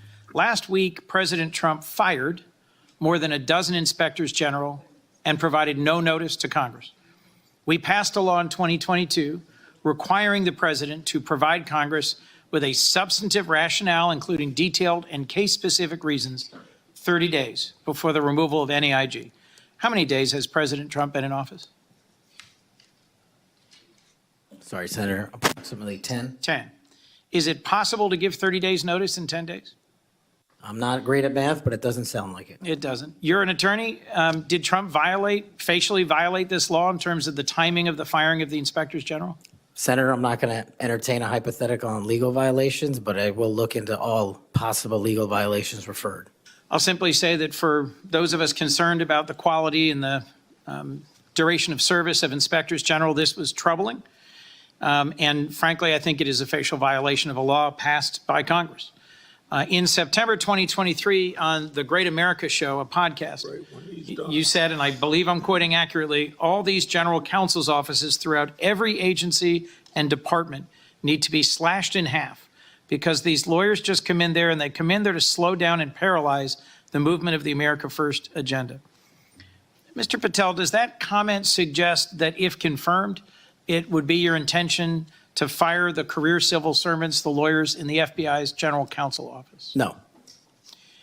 Could you give us any reassurance that it would be your intention to listen to the advice and counsel of the Inspector General of the department and the general counsel of the agency?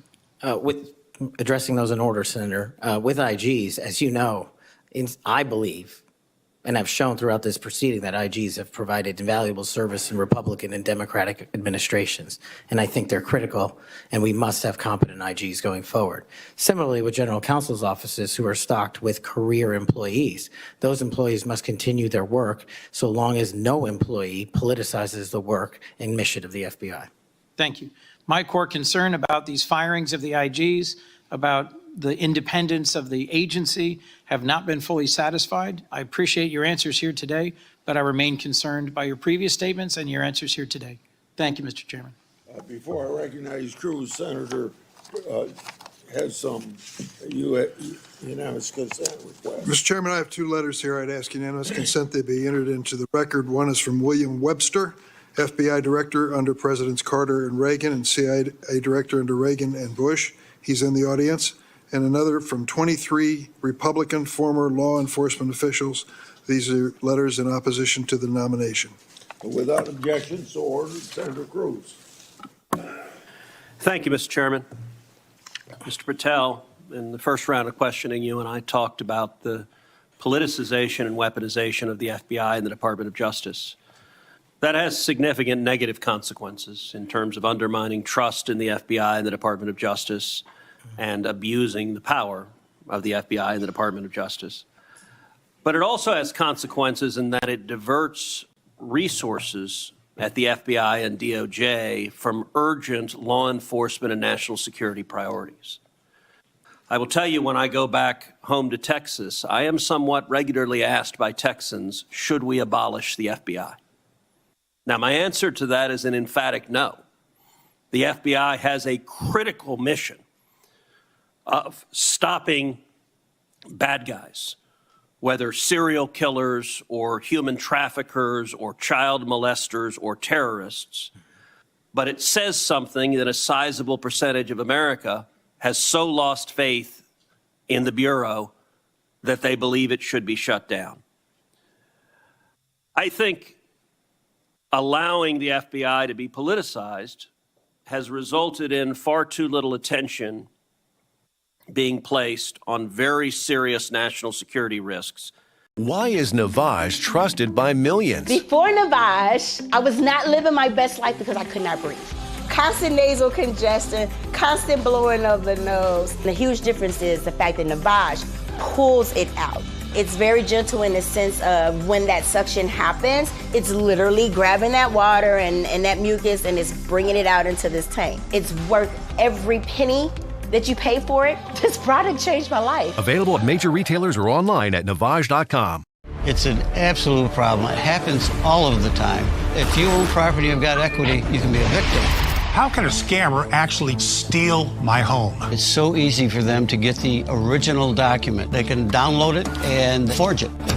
They begin to take out loans, and you're left holding the bag. What can I do to protect my title? Go to HomeTitleLock.com. We monitor your title and alert you if anything disturbs your title. Protect your home. You'll sleep better that night.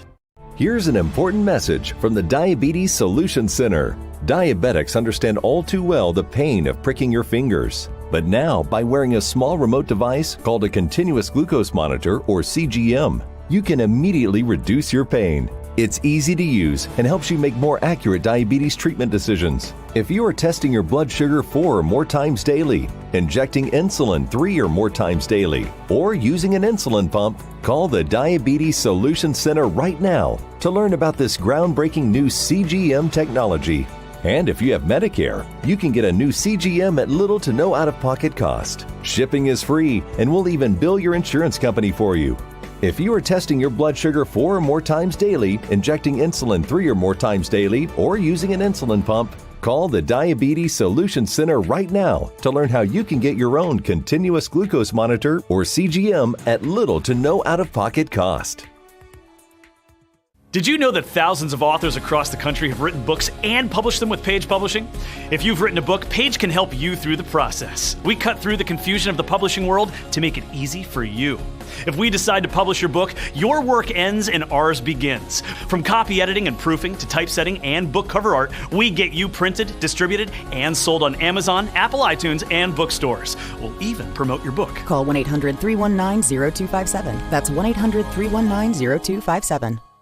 And stopping any terrorist attacks here and any homegrown activities abroad that are directed at the United States of America, along with countermanding the CCP espionage rings in this country, which dovetail with the foreign terrorist organization activity.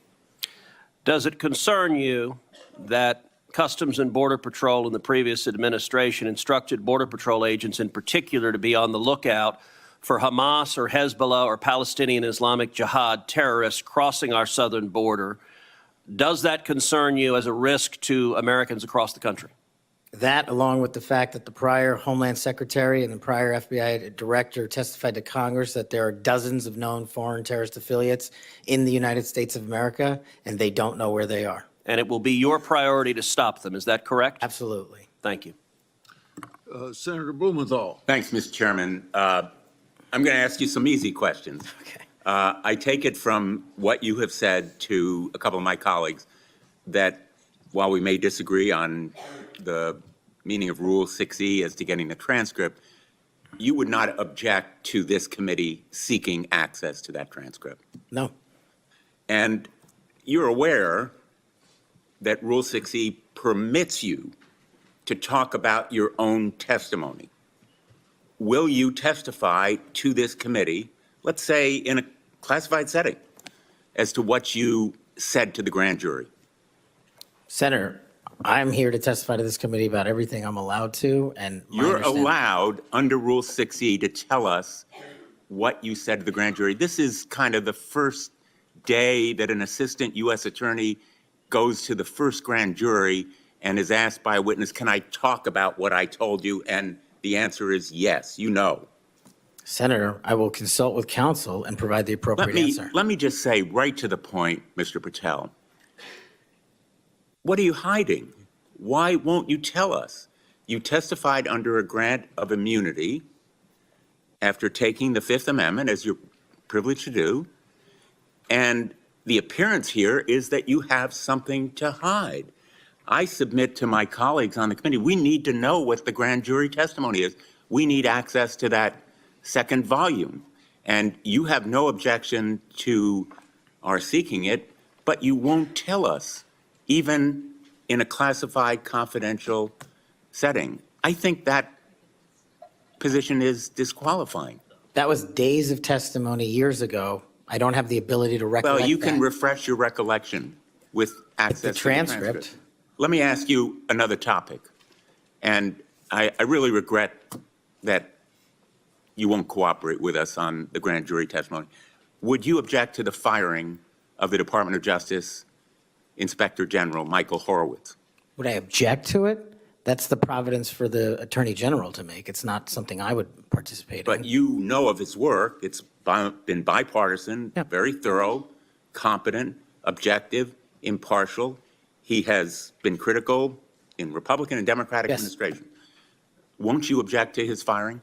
I think he's done a great job, but it's not up to me to decide who stays and goes at the Department of Justice. But I'm not asking you to make the decision. I'm asking you whether you will take a stand, speak up, stand up in favor of a watchdog who has helped preserve the integrity of the Department of Justice and aligned himself against waste and fraud and abuse. If the Attorney General asked me, yes, for my opinion. Volunteered. Thank you, Mr. Chairman. Thank you, Mr. Chairman. Mr. Patel, I want to continue on a brief topic I mentioned earlier and one that we discussed in my office when you came to visit in December, and that is Redstone Arsenal and the FBI assets and the men and women that will report to you when confirmed that are there in Huntsville, Alabama. So I really want you to come and visit with me. The state-of-the-art facilities that we have there are pretty incredible. I mean, when you look across the board, we have the ballistics research facility, the hazardous device school, we have TDAC, which is the terrorist explosive device analytics center, and last but not least, obviously, what is sometimes referred to as Headquarters South. We have the sprawling north and south campus of the FBI. Look, there has been over $4 billion invested there. It is truly remarkable that the training that is going on there. They are delivering to missions when it comes to emerging technologies, investigating lead generation, security, and contracts personnel and human resources, just to name a few. Unfortunately, I don't have enough time in my 3 minutes to dive into all of the incredible work that's doing there, but just want to reiterate that the workforce occupying these facilities, they were moved from DC to Huntsville. They are working diligently each and every day to make sure that men and women in uniform are the best trained, equipped, and ready that there is. And I would love a commitment from you just to come with me to visit those facilities, see what those men and women are doing, what they're learning, and all of the training that's right there at their fingertips. Senator, you have that commitment, and this is a great example, real quick, of the FBI's capabilities and infrastructure systems around the country that already exist to the tune of billions. Billions. And not only is it, I believe, a 38,000-acre sprawling campus, this Congress billeted 2,500 seats, but 4,000 seats still remain open. So let's go to work. I'll come to Alabama and let's fill those seats. Absolutely. I love it. I love to hear that. And another thing, too, obviously, as we've looked over the last couple of years, I'll put on my appropriator hat. The budget, obviously, for the FBI has been decreased. Obviously, you're going to help us return America's trust in the FBI. But as we look at that and we try to make those numbers work, I just want on your radar, I want you to be thoughtful about this. You know, it's easy to say, let's cut training. That's an easy thing to cut first. I think that that's the worst thing that we can do. We want to make sure that our men and women are ready, that they're ready to find leads that lead to child trafficking rings and other things. And you've talked about the rapes, the fentanyl overdoses, the murders. We want to make sure that we are equipping them with all the tools necessary to make those strides for the American people. And so just want your commitment from you that as we look at those things, that you will take a good look at training and make sure that that's not the first thing that gets cut. Absolutely. High standards and merit. That's Thank what you we'll so do. much. 59 seconds. Thank you, Mr. Chairman. As we talked about, Mr. Patel, truth, incredibly important in an FBI director. And a number of the things I asked you about in the first round, you didn't recall or you wanted more context. I'm going to give you one of those. I'll give you the rest on the record.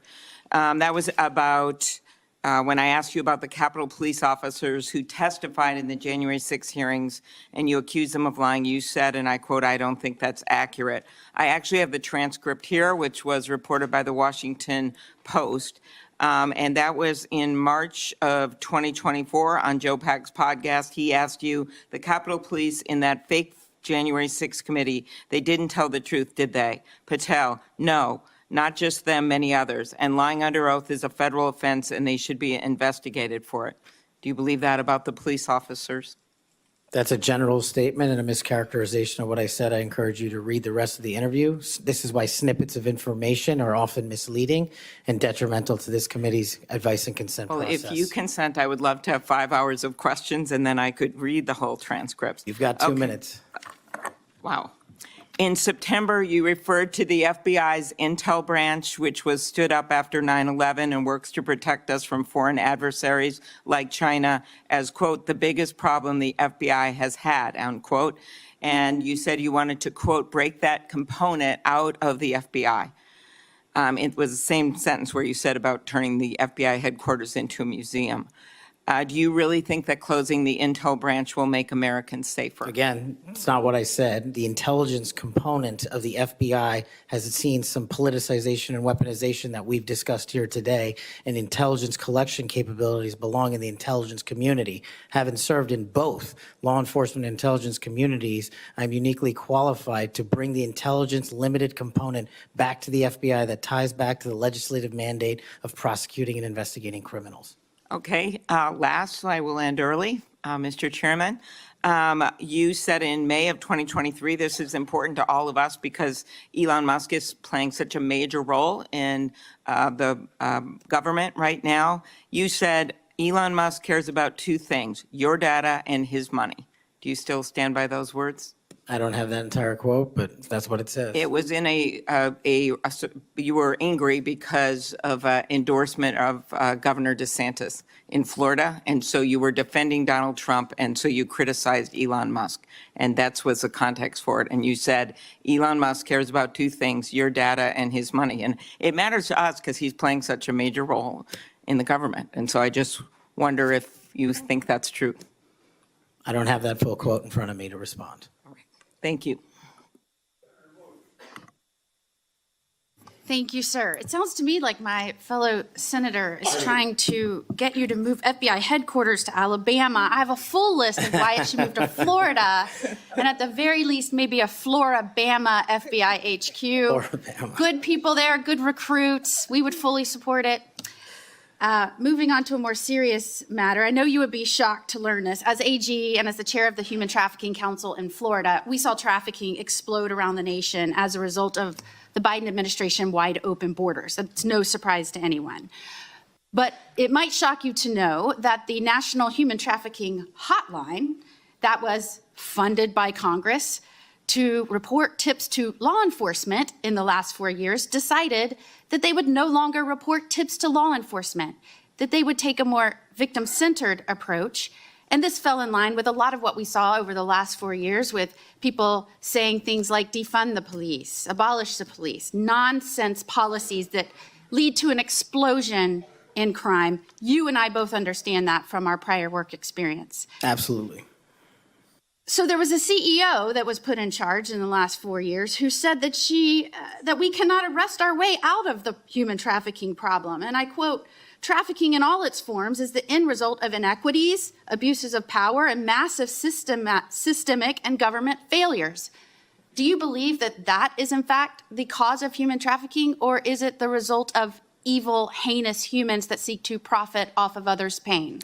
The only people responsible for human trafficking are the criminals that intentionally traffic in humans, in children, and exploit them. And if I'm confirmed, it will be one of the top priorities to make sure that doesn't happen in this country and that we find the thousands of missing children that are still missing.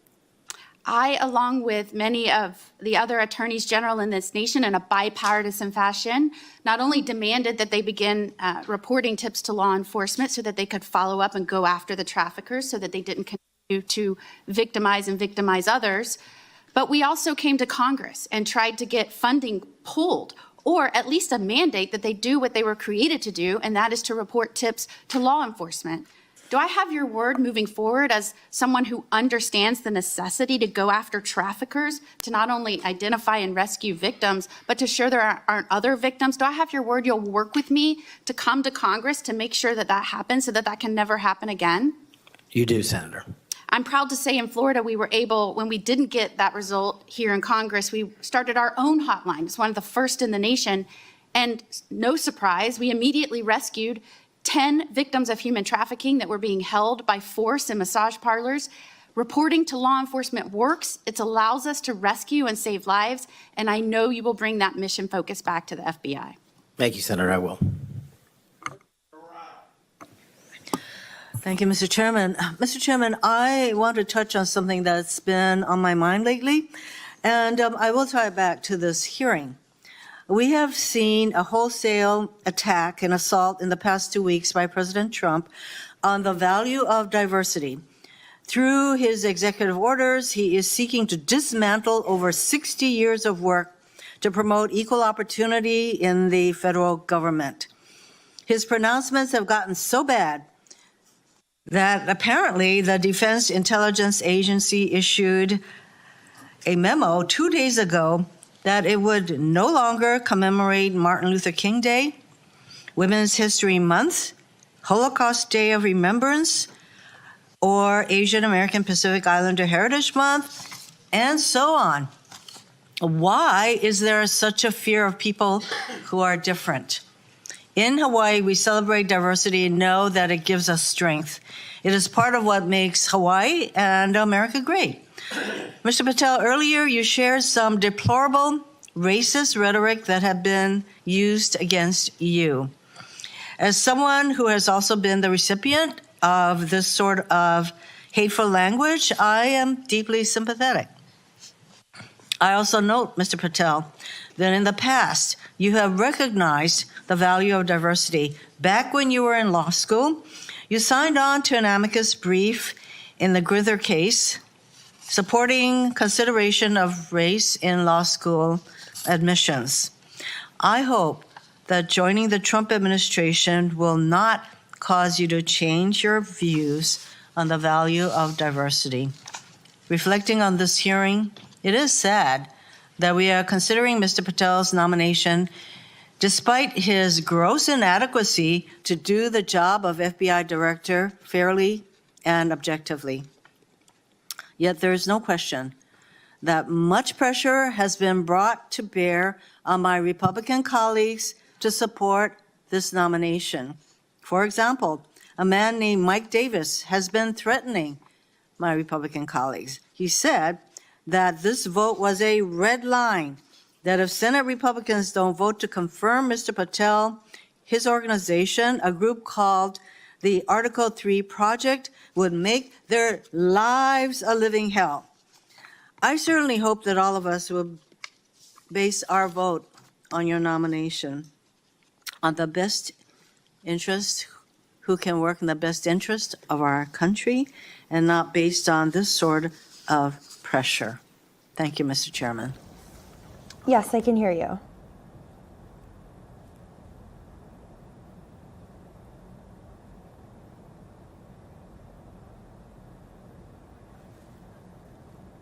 Yes. Of course. Standing. Yeah, and you, I think you've stated that the best reflection and the most accurate version of your testimony is the transcript in the grand jury testimony that you're fine to be released, but the court has to go do that, right? Yes, sir. Yeah, okay. And it lasted like 3 or 4 days, is that what you were saying? Yes. Yeah. I also want to, Senator Durbin's talked about, what your priority or your priorities will be. And I think your testimony has been that it'll be adherence to the Constitution and the people of the United States of America, right? You take that very seriously. That's it. That's the only thing that matters. Could you talk about maybe some other priorities? We talked initially in my first round about getting the FBI back to its core mission, which is to fight crime and not, sort of try to do the things that it's been doing the last 4 years. Talk about how you might bring that together. So, Senator, I appreciate the question. It's something I wanted to address maybe 6 hours ago, so I appreciate the opportunity to do it now. Whether we prioritize going after violent crime and national security, we cannot defend against either of those successfully unless we go after the underlying criminal nexus there. And whether it's human trafficking, whether it's terrorism, whether it's opioids, and whether it's just outright gang violence, the intersection there is narco trafficking. It is the underlying underbelly, the evil, illegal underbelly of all those operations. And we have not prioritized, in my opinion, as a law enforcement agency, the collective power we can rain down on criminal narco trafficking networks. And ideally, if I'm confirmed, Senator, I would like to work with Attorney General Pam Bondi, if she can be confirmed, to set up regional drug interdiction task force where our local sheriff's offices, our local PDs, and our local precincts are folded in with the FBI on an information and authority sharing basis to take down the criminal networks. And the advice and consent process has been extremely informative this to me. I do not know your jurisdictions as well as you all ever will. That's what makes this so critically important educational. I did not know that Memphis was the homicide capital of America per capita. I did not know that there was a corridor in Ohio that speaks to the human trafficking volume more so than any intersection in the country. That is what I will rely on your expertise across the aisle to fold in those resources and target those criminal active hotbeds. And I believe if we are successful in actually crippling the narco trafficking networks, we will see a decrease monumental in violent crime and at the same time protecting Americans' national security. And maybe, just maybe, where you have a third of the personnel for the FBI here in Washington, D.C., maybe, just maybe, one of the reforms is to get more of those folks out into those areas across the country to go do that, right? That's what you're talking about. I think so, sir. Thank you. Thank you, Mr. Chairman. Mr. Patel, do you know any of these 5 individuals? Erica Knight.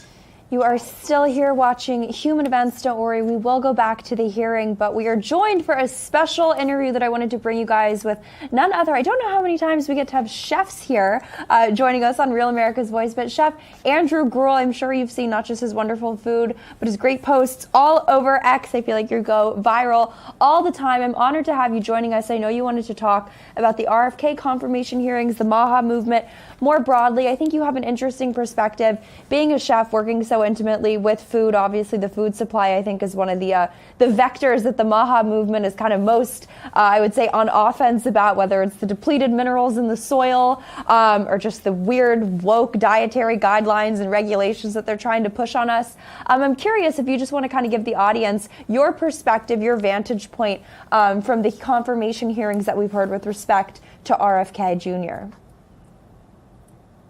Well, first and foremost, I'm absolutely shocked that there is so much pushback when it comes to RFK, because I've been in this space now of kind of food systems and sustainability and obviously running restaurants for 10, 15 years. And it was 10 or 15 years ago when I started really talking about local food systems that the only support I actually got, funny enough, was from some of these kind of left-leaning hippies who were all about it. And now those same people are out there decrying RFK Jr. as a conspiracy theorist. So it's all just political talking points. This is the most bipartisan confirmation I think I've seen in at least a decade, and yet for some reason it's controversial. All he's asking for is that we actually break up the consolidated food manufacturers who are running our entire food system, quite literally, also on the restaurant side of things, and allow a lot of these small and local farmers to access the supply chain and to get people to understand why it's important to eat healthier food. Get a lot of these chemicals, which quite frankly are more medicine-like than they are food-like, out of our food system. And that doesn't necessarily mean by, unilateral decree or banning, but just the mere education will decrease the demand. I see it on the restaurant side because all we are forced through is, all that's forced on us are all of these processed, chemically laden foods in the form of rebates and subsidies that restaurateurs get up front, and then they have to buy through one of the three big distributors. And I've been fighting against that for years, which is why it's been, somewhat of a grassroots movement on the chef side of things. And of course, all of these other chefs are now quiet about RFK because all of the propaganda has hit the airwaves. But he's just trying to get people good, healthy food and allow us as chefs and foodies to access that in a much easier manner. I'm also a father of four. I've got 4 kids. So this vaccine issue is also really important to me. We've moved our kids out of the public school system because we weren't going to subject them to the crazy litany of vaccines that are out there. I've already got one child who did have a vaccine injury, and we know exactly what it's like. But for us to just say, hey, maybe we should look at this, and to have people call me a conspiracy theorist for asking questions is absurdity at its peak. It's the apex of absurdity. So I'm really vested in this, obviously, but it's pretty simple. And if you think about it, it's very, very bipartisan, but it's just another example of the way in which the propaganda machine, in conjunction with big government and, of course, big media, comes together to try and brainwash Americans. Well, there's such an interesting bifurcation, I think, between food and medicine, where despite all these Democrat senators who look like they could use a walk or a workout lecturing us about how they really, really care about health, they just don't like how RFK is going about it. But I think you hit the nail on the head, how food and food systems and food supply chains are such a critical part of all of this. I'm curious, from your sort of insider experience, I think most restaurateurs, chefs, in some capacity are involved in whether it's the trade or industry associations that obviously don't represent consumers, don't represent families, don't represent the average American citizen. What do you think the pressure is right now on a lot of these senators to vote against him? What does sort of that whipping of votes, the pressure campaigns coming from Big Pharma or people like Mike Pence who are getting a bunch of money to shill against RFK, in your sort of experience, what do you think that is looking like behind the scenes? Well, that's what I keep talking about. It's all about special interest money, right? So we see it on the restaurant side of things because all these massive food manufacturers, they pump so much money into the supply chain through the massive distributors and then ultimately to the chefs to say, look, if you commit to buying this product and here's all the fake health benefits of it, we're going to give you $50,000 up front in the form of a rebate, which is really just them giving you the money and then you pay double the amount back over a certain period of time. And they know that restaurateurs are strapped with cash because it's the most margin tight industry. So they use that money to manipulate the chefs to try and control the consumer base to manage what they consider to be trends. And what I think is hilarious is that, let's use seed oils as an example. Over the past 3 to 4 years, suddenly talking about seed oils is conspiratorial, right? It's a right-wing conspiracy to say that you don't want seed oils. And you actually now have left-wing influencers who know nothing about health going out there and saying, oh yeah, I'm going to chug my canola oil, or I'm going to, there's nothing wrong with Coke. And now they're fitness experts. That's what I love about this. I've been doing this my whole life. And now, every Twinkie on the left is a fitness expert. It's like, first of all, you're a barrel-chested freak and you have absolutely no idea what you're talking about, but you're just being paid from an influencer side of things. Now extrapolate that across a massive industry, restaurants and food service, and you've got chefs and general managers and restaurant owners who are taking that same money and they're saying, yeah, we're going to use soybean oil. We're only going to use canola oil. And why would I use butter, or why would I use healthy fats? That's a bad thing. And then their customers hear that and they say, the local restaurant, that chef and restaurant owner said it was a bad thing, and therefore he's an expert. Now, you can take what they're doing in food service, now apply that to medicine, right? And doctors are the chefs, or, nurses, they're the chefs in this world. And everybody looks to them as the experts. So it's all about that money coming down, right? Hitting the people who need it, politicians, the lobbyists know what buttons to push, and then chefs, restaurateurs, and you can extrapolate this also into fitness and so many other industries. And then that money talks, and it goes right back up to the top, and then it comes back out. And where you see it being distilled is on the distribution into kids' school foods, right? Subsidies and what they're being fed is disgusting, and that's why kids are sick. And then when you see SNAP benefits, you see people getting food stamps, and all they're getting is bags of Doritos and Coke and all of this bad food. And I'm not saying we should ban any of that. Don't get me wrong. I love a Diet Coke from time to time, and I'll crush some Doritos. But if you're using taxpayer dollars, right, to support these big food manufacturers only to make people and especially kids sick, well, that's a broken system. I would much rather, if those dollars are going to be spent, I'd much rather see them spent to support small farmers, independent farmers who are producing good meat, regenerative agriculture, things that are actually perpetuating a much healthier ecosystem and encouraging the biodiversity of our ecosystem, as opposed to ripping it apart with GMOs, just monocropping and subsidies that ruin our soil. It's the new, I guess, 2025 version of bread in circuses, except the circuses are a lot worse, and who knows what's in the bread that they're trying to feed us. Chef Andrew Gruel, I think you're the first chef I've interviewed, hopefully not the last time. I know you've got a wonderful book about making food, being in the kitchen, something that you can do with your wonderful family. Give us a little 30-second plug on that and how people can stay up to date with everything you're working on. Yeah, this is our family cookbook. So this is about getting people in the kitchen. It's real simple. It's approachable. It's easy. No seed oils. Because in the kitchen, that's where people come together. We've lost community, and we've lost kind of our moral North Star as well. And I say that happens when family sits around the table. Food is the great unifier. You can get our cookbook at andrewcookbook.com. It's really simple. It's a partnership with Brave Books, which is a wonderful company, publishing company as well, with good morals and good values. And that's what this cookbook is all about. Let's just get into the kitchen, knock down some of those barriers, and even just cooking more, one more time a week with your family will make a huge difference in everybody's life. Andrew, thank you so much for joining us. We'll have you back on soon, hopefully to celebrate the confirmation of none other than RFK Jr.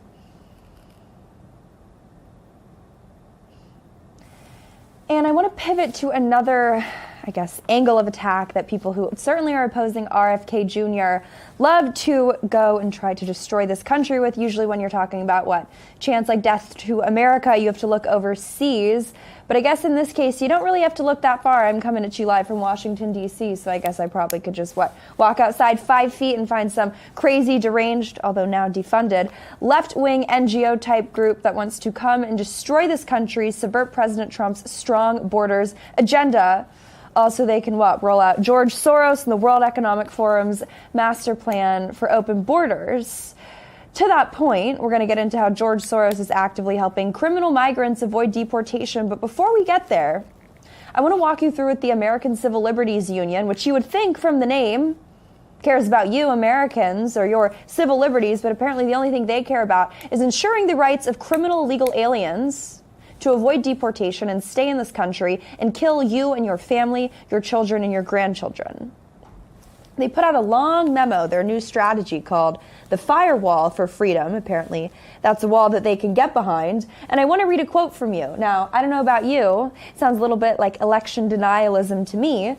The results of the 2024 election are clear. State governments must step forward to become the front line for freedom and defend their residents against the Trump administration's promised assaults on our rights. No, the 2024 election was actually a clear and historic mandate for President Donald J. Trump in favor of strong and secure borders. Sorry, ACLU, you lost this one. Oh, and you lost 2022. But they continue. Because they say in this memo, which we can flash on screen to show you just how well and how elaborate these schemes are plotted out, that one of the things that they're now actively lobbying state and local officials to engage in is, quote, opting out of Trump's deportation machine by, quote, minimizing local entanglements with abusive and discriminatory immigration enforcement programs by refusing to contract with ICE officials to provide detention space necessary to Trump's deportation machine and ensuring local police do not provide any support to ICE for its raids and other arrests. And yes, if you didn't pick up on that buried lead, that means absolutely no collaboration. If you're a pedophile, a sex trafficker, a rapist, or a murderer, the American Civil Liberties Union does not want any police force on the ground to collaborate or to work with ICE. That's how radical these people are. But it gets worse, because their only focus is to, quote, protect people vulnerable to deportation by, get this, apparently the preemptive pardons for Anthony Fauci and all those hacks wasn't enough. Now they want to, quote, issue pardons to immigrants for state criminal convictions that make them deportable, as well as passing legislation to allow people to obtain a driver's license without regard to citizenship. And just for good measure, they also want to, quote, limit cooperation between local and federal law enforcement, such as joint terrorism task forces. They don't want to collaborate or cooperate with ICE or police authorities and officials to nab actual terrorists in your neighborhoods and communities in the name of open borders and in the name of opposing President Donald J. Trump. That's the evil and depravity that you're up against with the innocuously named American Civil Liberties Union. And just to make it even better, the ACLU, and this is some breaking news, but the ACLU is suing, of course, in concert with a bunch of voting rights groups, try to make that make sense, to block these deportations in addition to going against President Trump's efforts to basically rescind or reverse the 14th Amendment. And they're suing on behalf of a group called Make the Road New York. Now, here's what's so interesting about Make the Road New York. Like I said, the far-left activist group that is on the front lines of making sure that the ACLU's wet dream of you and your family being killed by illegal aliens can happen in Donald J. Trump's America. And this group that's now at the legal front lines of ensuring that that nightmarish hell becomes a reality, well, guess how much money they've received in terms of government grants and contributions in their most recent tax filing from, I guess, fiscal year 2023. $16,124,582 on top of the tens of millions of government grants that they've already received. So in other words, the Biden regime, in addition to all the years preceding, has been pumping full these far-left lawfare groups in order to carry out legal assaults against the Trump administration to ensure that our border remains open and that criminal illegal aliens can't be deported. And while we're at it, George Soros, one of the radio stations that he recently acquired thanks to Joe Biden, a network called Odyssey, well, they were actually busy doxing ICE agents in the cars that they were operating out of, conducting these mass deportation raids. Just a few days ago, if we can roll this radio stop, this is again played on a George Soros radio station, talking about trying to help criminal illegal aliens avoid deportation. Let's roll it. The chances in just a moment. First, though, I'm Brett Burkhardt, and here's what's happening. San Jose Mayor Matt Mahan and Councilmember Peter Ortiz confirmed today that U.S. Immigration and Customs Enforcement agents are currently carrying out an operation on the east side of town. The Santa Clara County Rapid Response Network, which is a community defense projecting system for immigrant communities against deportation threats, it first reported the activity on its platforms. In a statement to KCBS Radio, Mayor Mahan says the city's police department does not assist with or participate in these operations in any way. The county's response network says agents in San Jose were in unmarked vehicles, including a black Dodge Durango, a gray Nissan Maxima, and white Nissan truck. ICE agents were also reported outside a residence on South White and Tully roads, and officers were reportedly at the target on King and Story roads. Stay with KCBS. We'll be tracking it for you. I think we just listened to a minute of treason, because that's exactly what you just witnessed. Again, that's a George Soros owned and operated radio station. You heard down to the make and model of the frickin' car that they were using to deport criminal illegal aliens. They were doxing on airwaves. First and foremost, I think President Trump should go and rescind any and all active, let alone, I guess maybe can you retroactively rip some of those federal grants away from groups who are behind these lawsuits, this advocacy to make sure that President Trump's immigration agenda cannot be rolled out. The ACLU is busy filing FOIA after FOIA after FOIA request so they can, leak to the media like they did, I'm sure, to the Wall Street Journal ahead of these mass deportation raids like the one in Chicago, so President Trump can be kneecapped. They can get ahead of him. It really is sick and depraved. I mean, truly, I'm really at a loss for words when I broadcast, but the American Civil Liberties Union, let that sink in, is working overtime to ensure that convicted criminals will get pardons from people who you supposedly elected at the state level, because I guess the effort to get Joe Biden to do it on the federal level didn't work for those criminals, only certain criminals, like Anthony Fauci. They're working overtime to ensure that those people will not be deported. And by the way, just to round it all out, I don't think we have time to play it, but the ACLU, in true propaganda form, has also launched an actual smear campaign, a propaganda campaign called Letters to America, where they're showing a bunch of, "Ooh, poor me, cry me a river" videos of so-called illegal aliens.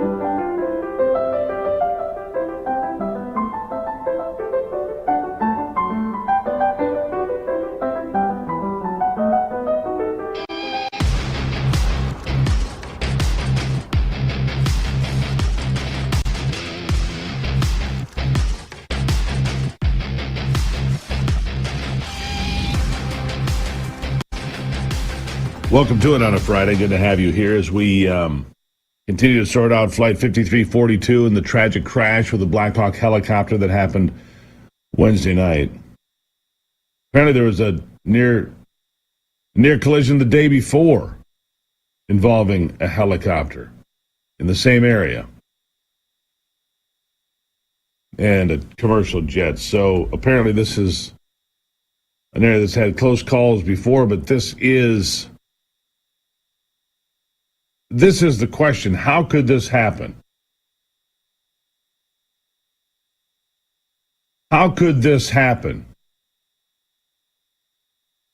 That's the real question. How did we get to a point in 2025 where Black Hawks and commercial airliners would possibly run into each other? Most people can't fathom it. I can't. I don't understand it. There's some indication now that the Black Hawk was not flying dark. And it's remarkable to me. It is remarkable to me that we don't have the safety protocols. My Suburban avoids crashes on the highway. Any car, it has cruise management. It has, we have cars, we have self-driving automobiles. And these planes, these incredibly sophisticated planes,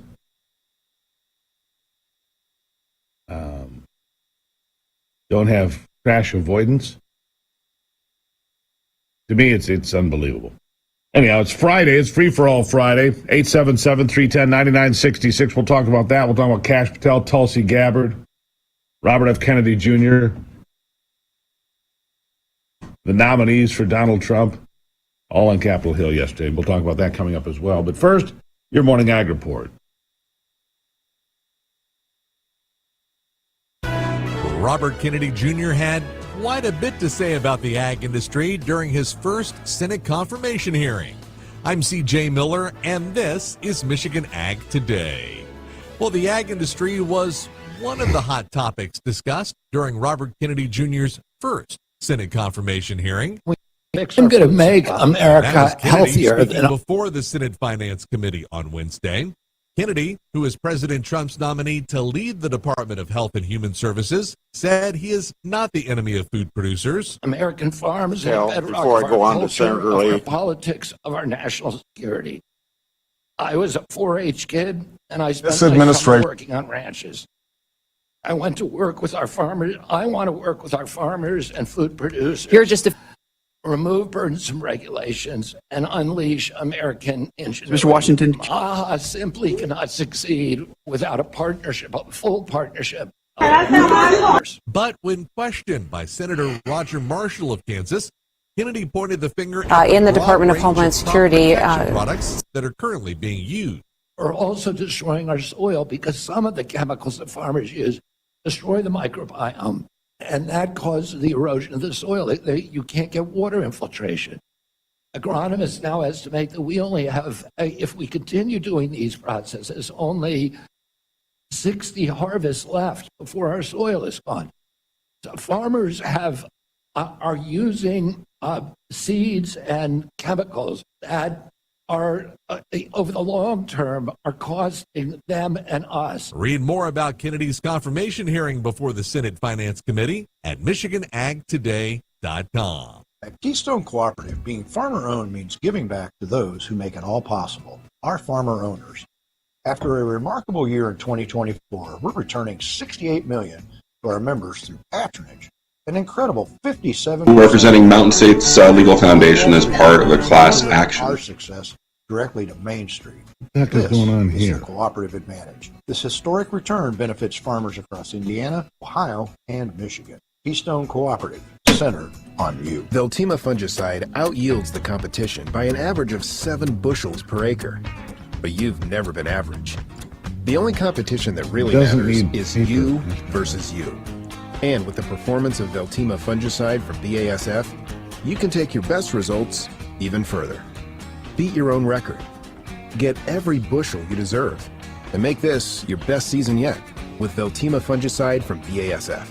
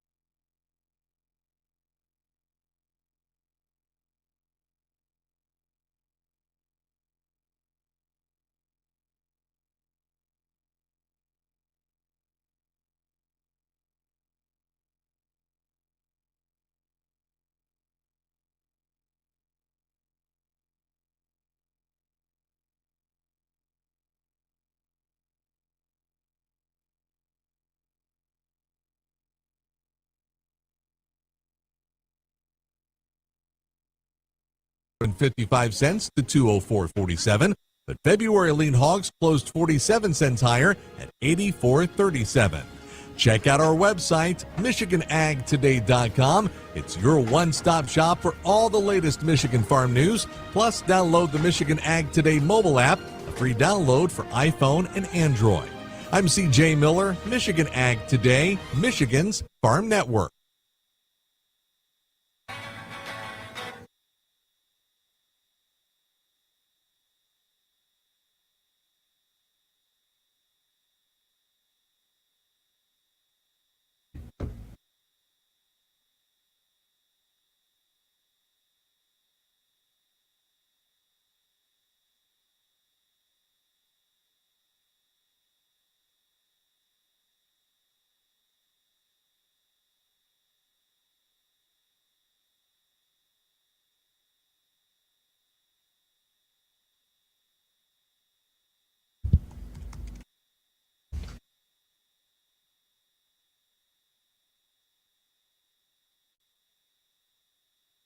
Good morning, everybody. Hello. Hello. I turned your mic off because you were talking during the ag part. I'm going to play some sound here. I'm going to make America healthier than other countries in the world right now. Will you guarantee do what every other major country? That's enough. Brock, you good? Did you get that, Brock? Did you get that, DC? DC can't speak to you, but you'll Oh, yeah. send an email. I mean, they can speak to me if I turn on their... It's fine. Brock probably went to do traffic, unfortunately. I have printers. Yeah, neither's mine. I was having all sorts of trouble. Now I'm back to business, but you can put something out here if you'd like. Bring the dogs in. I did.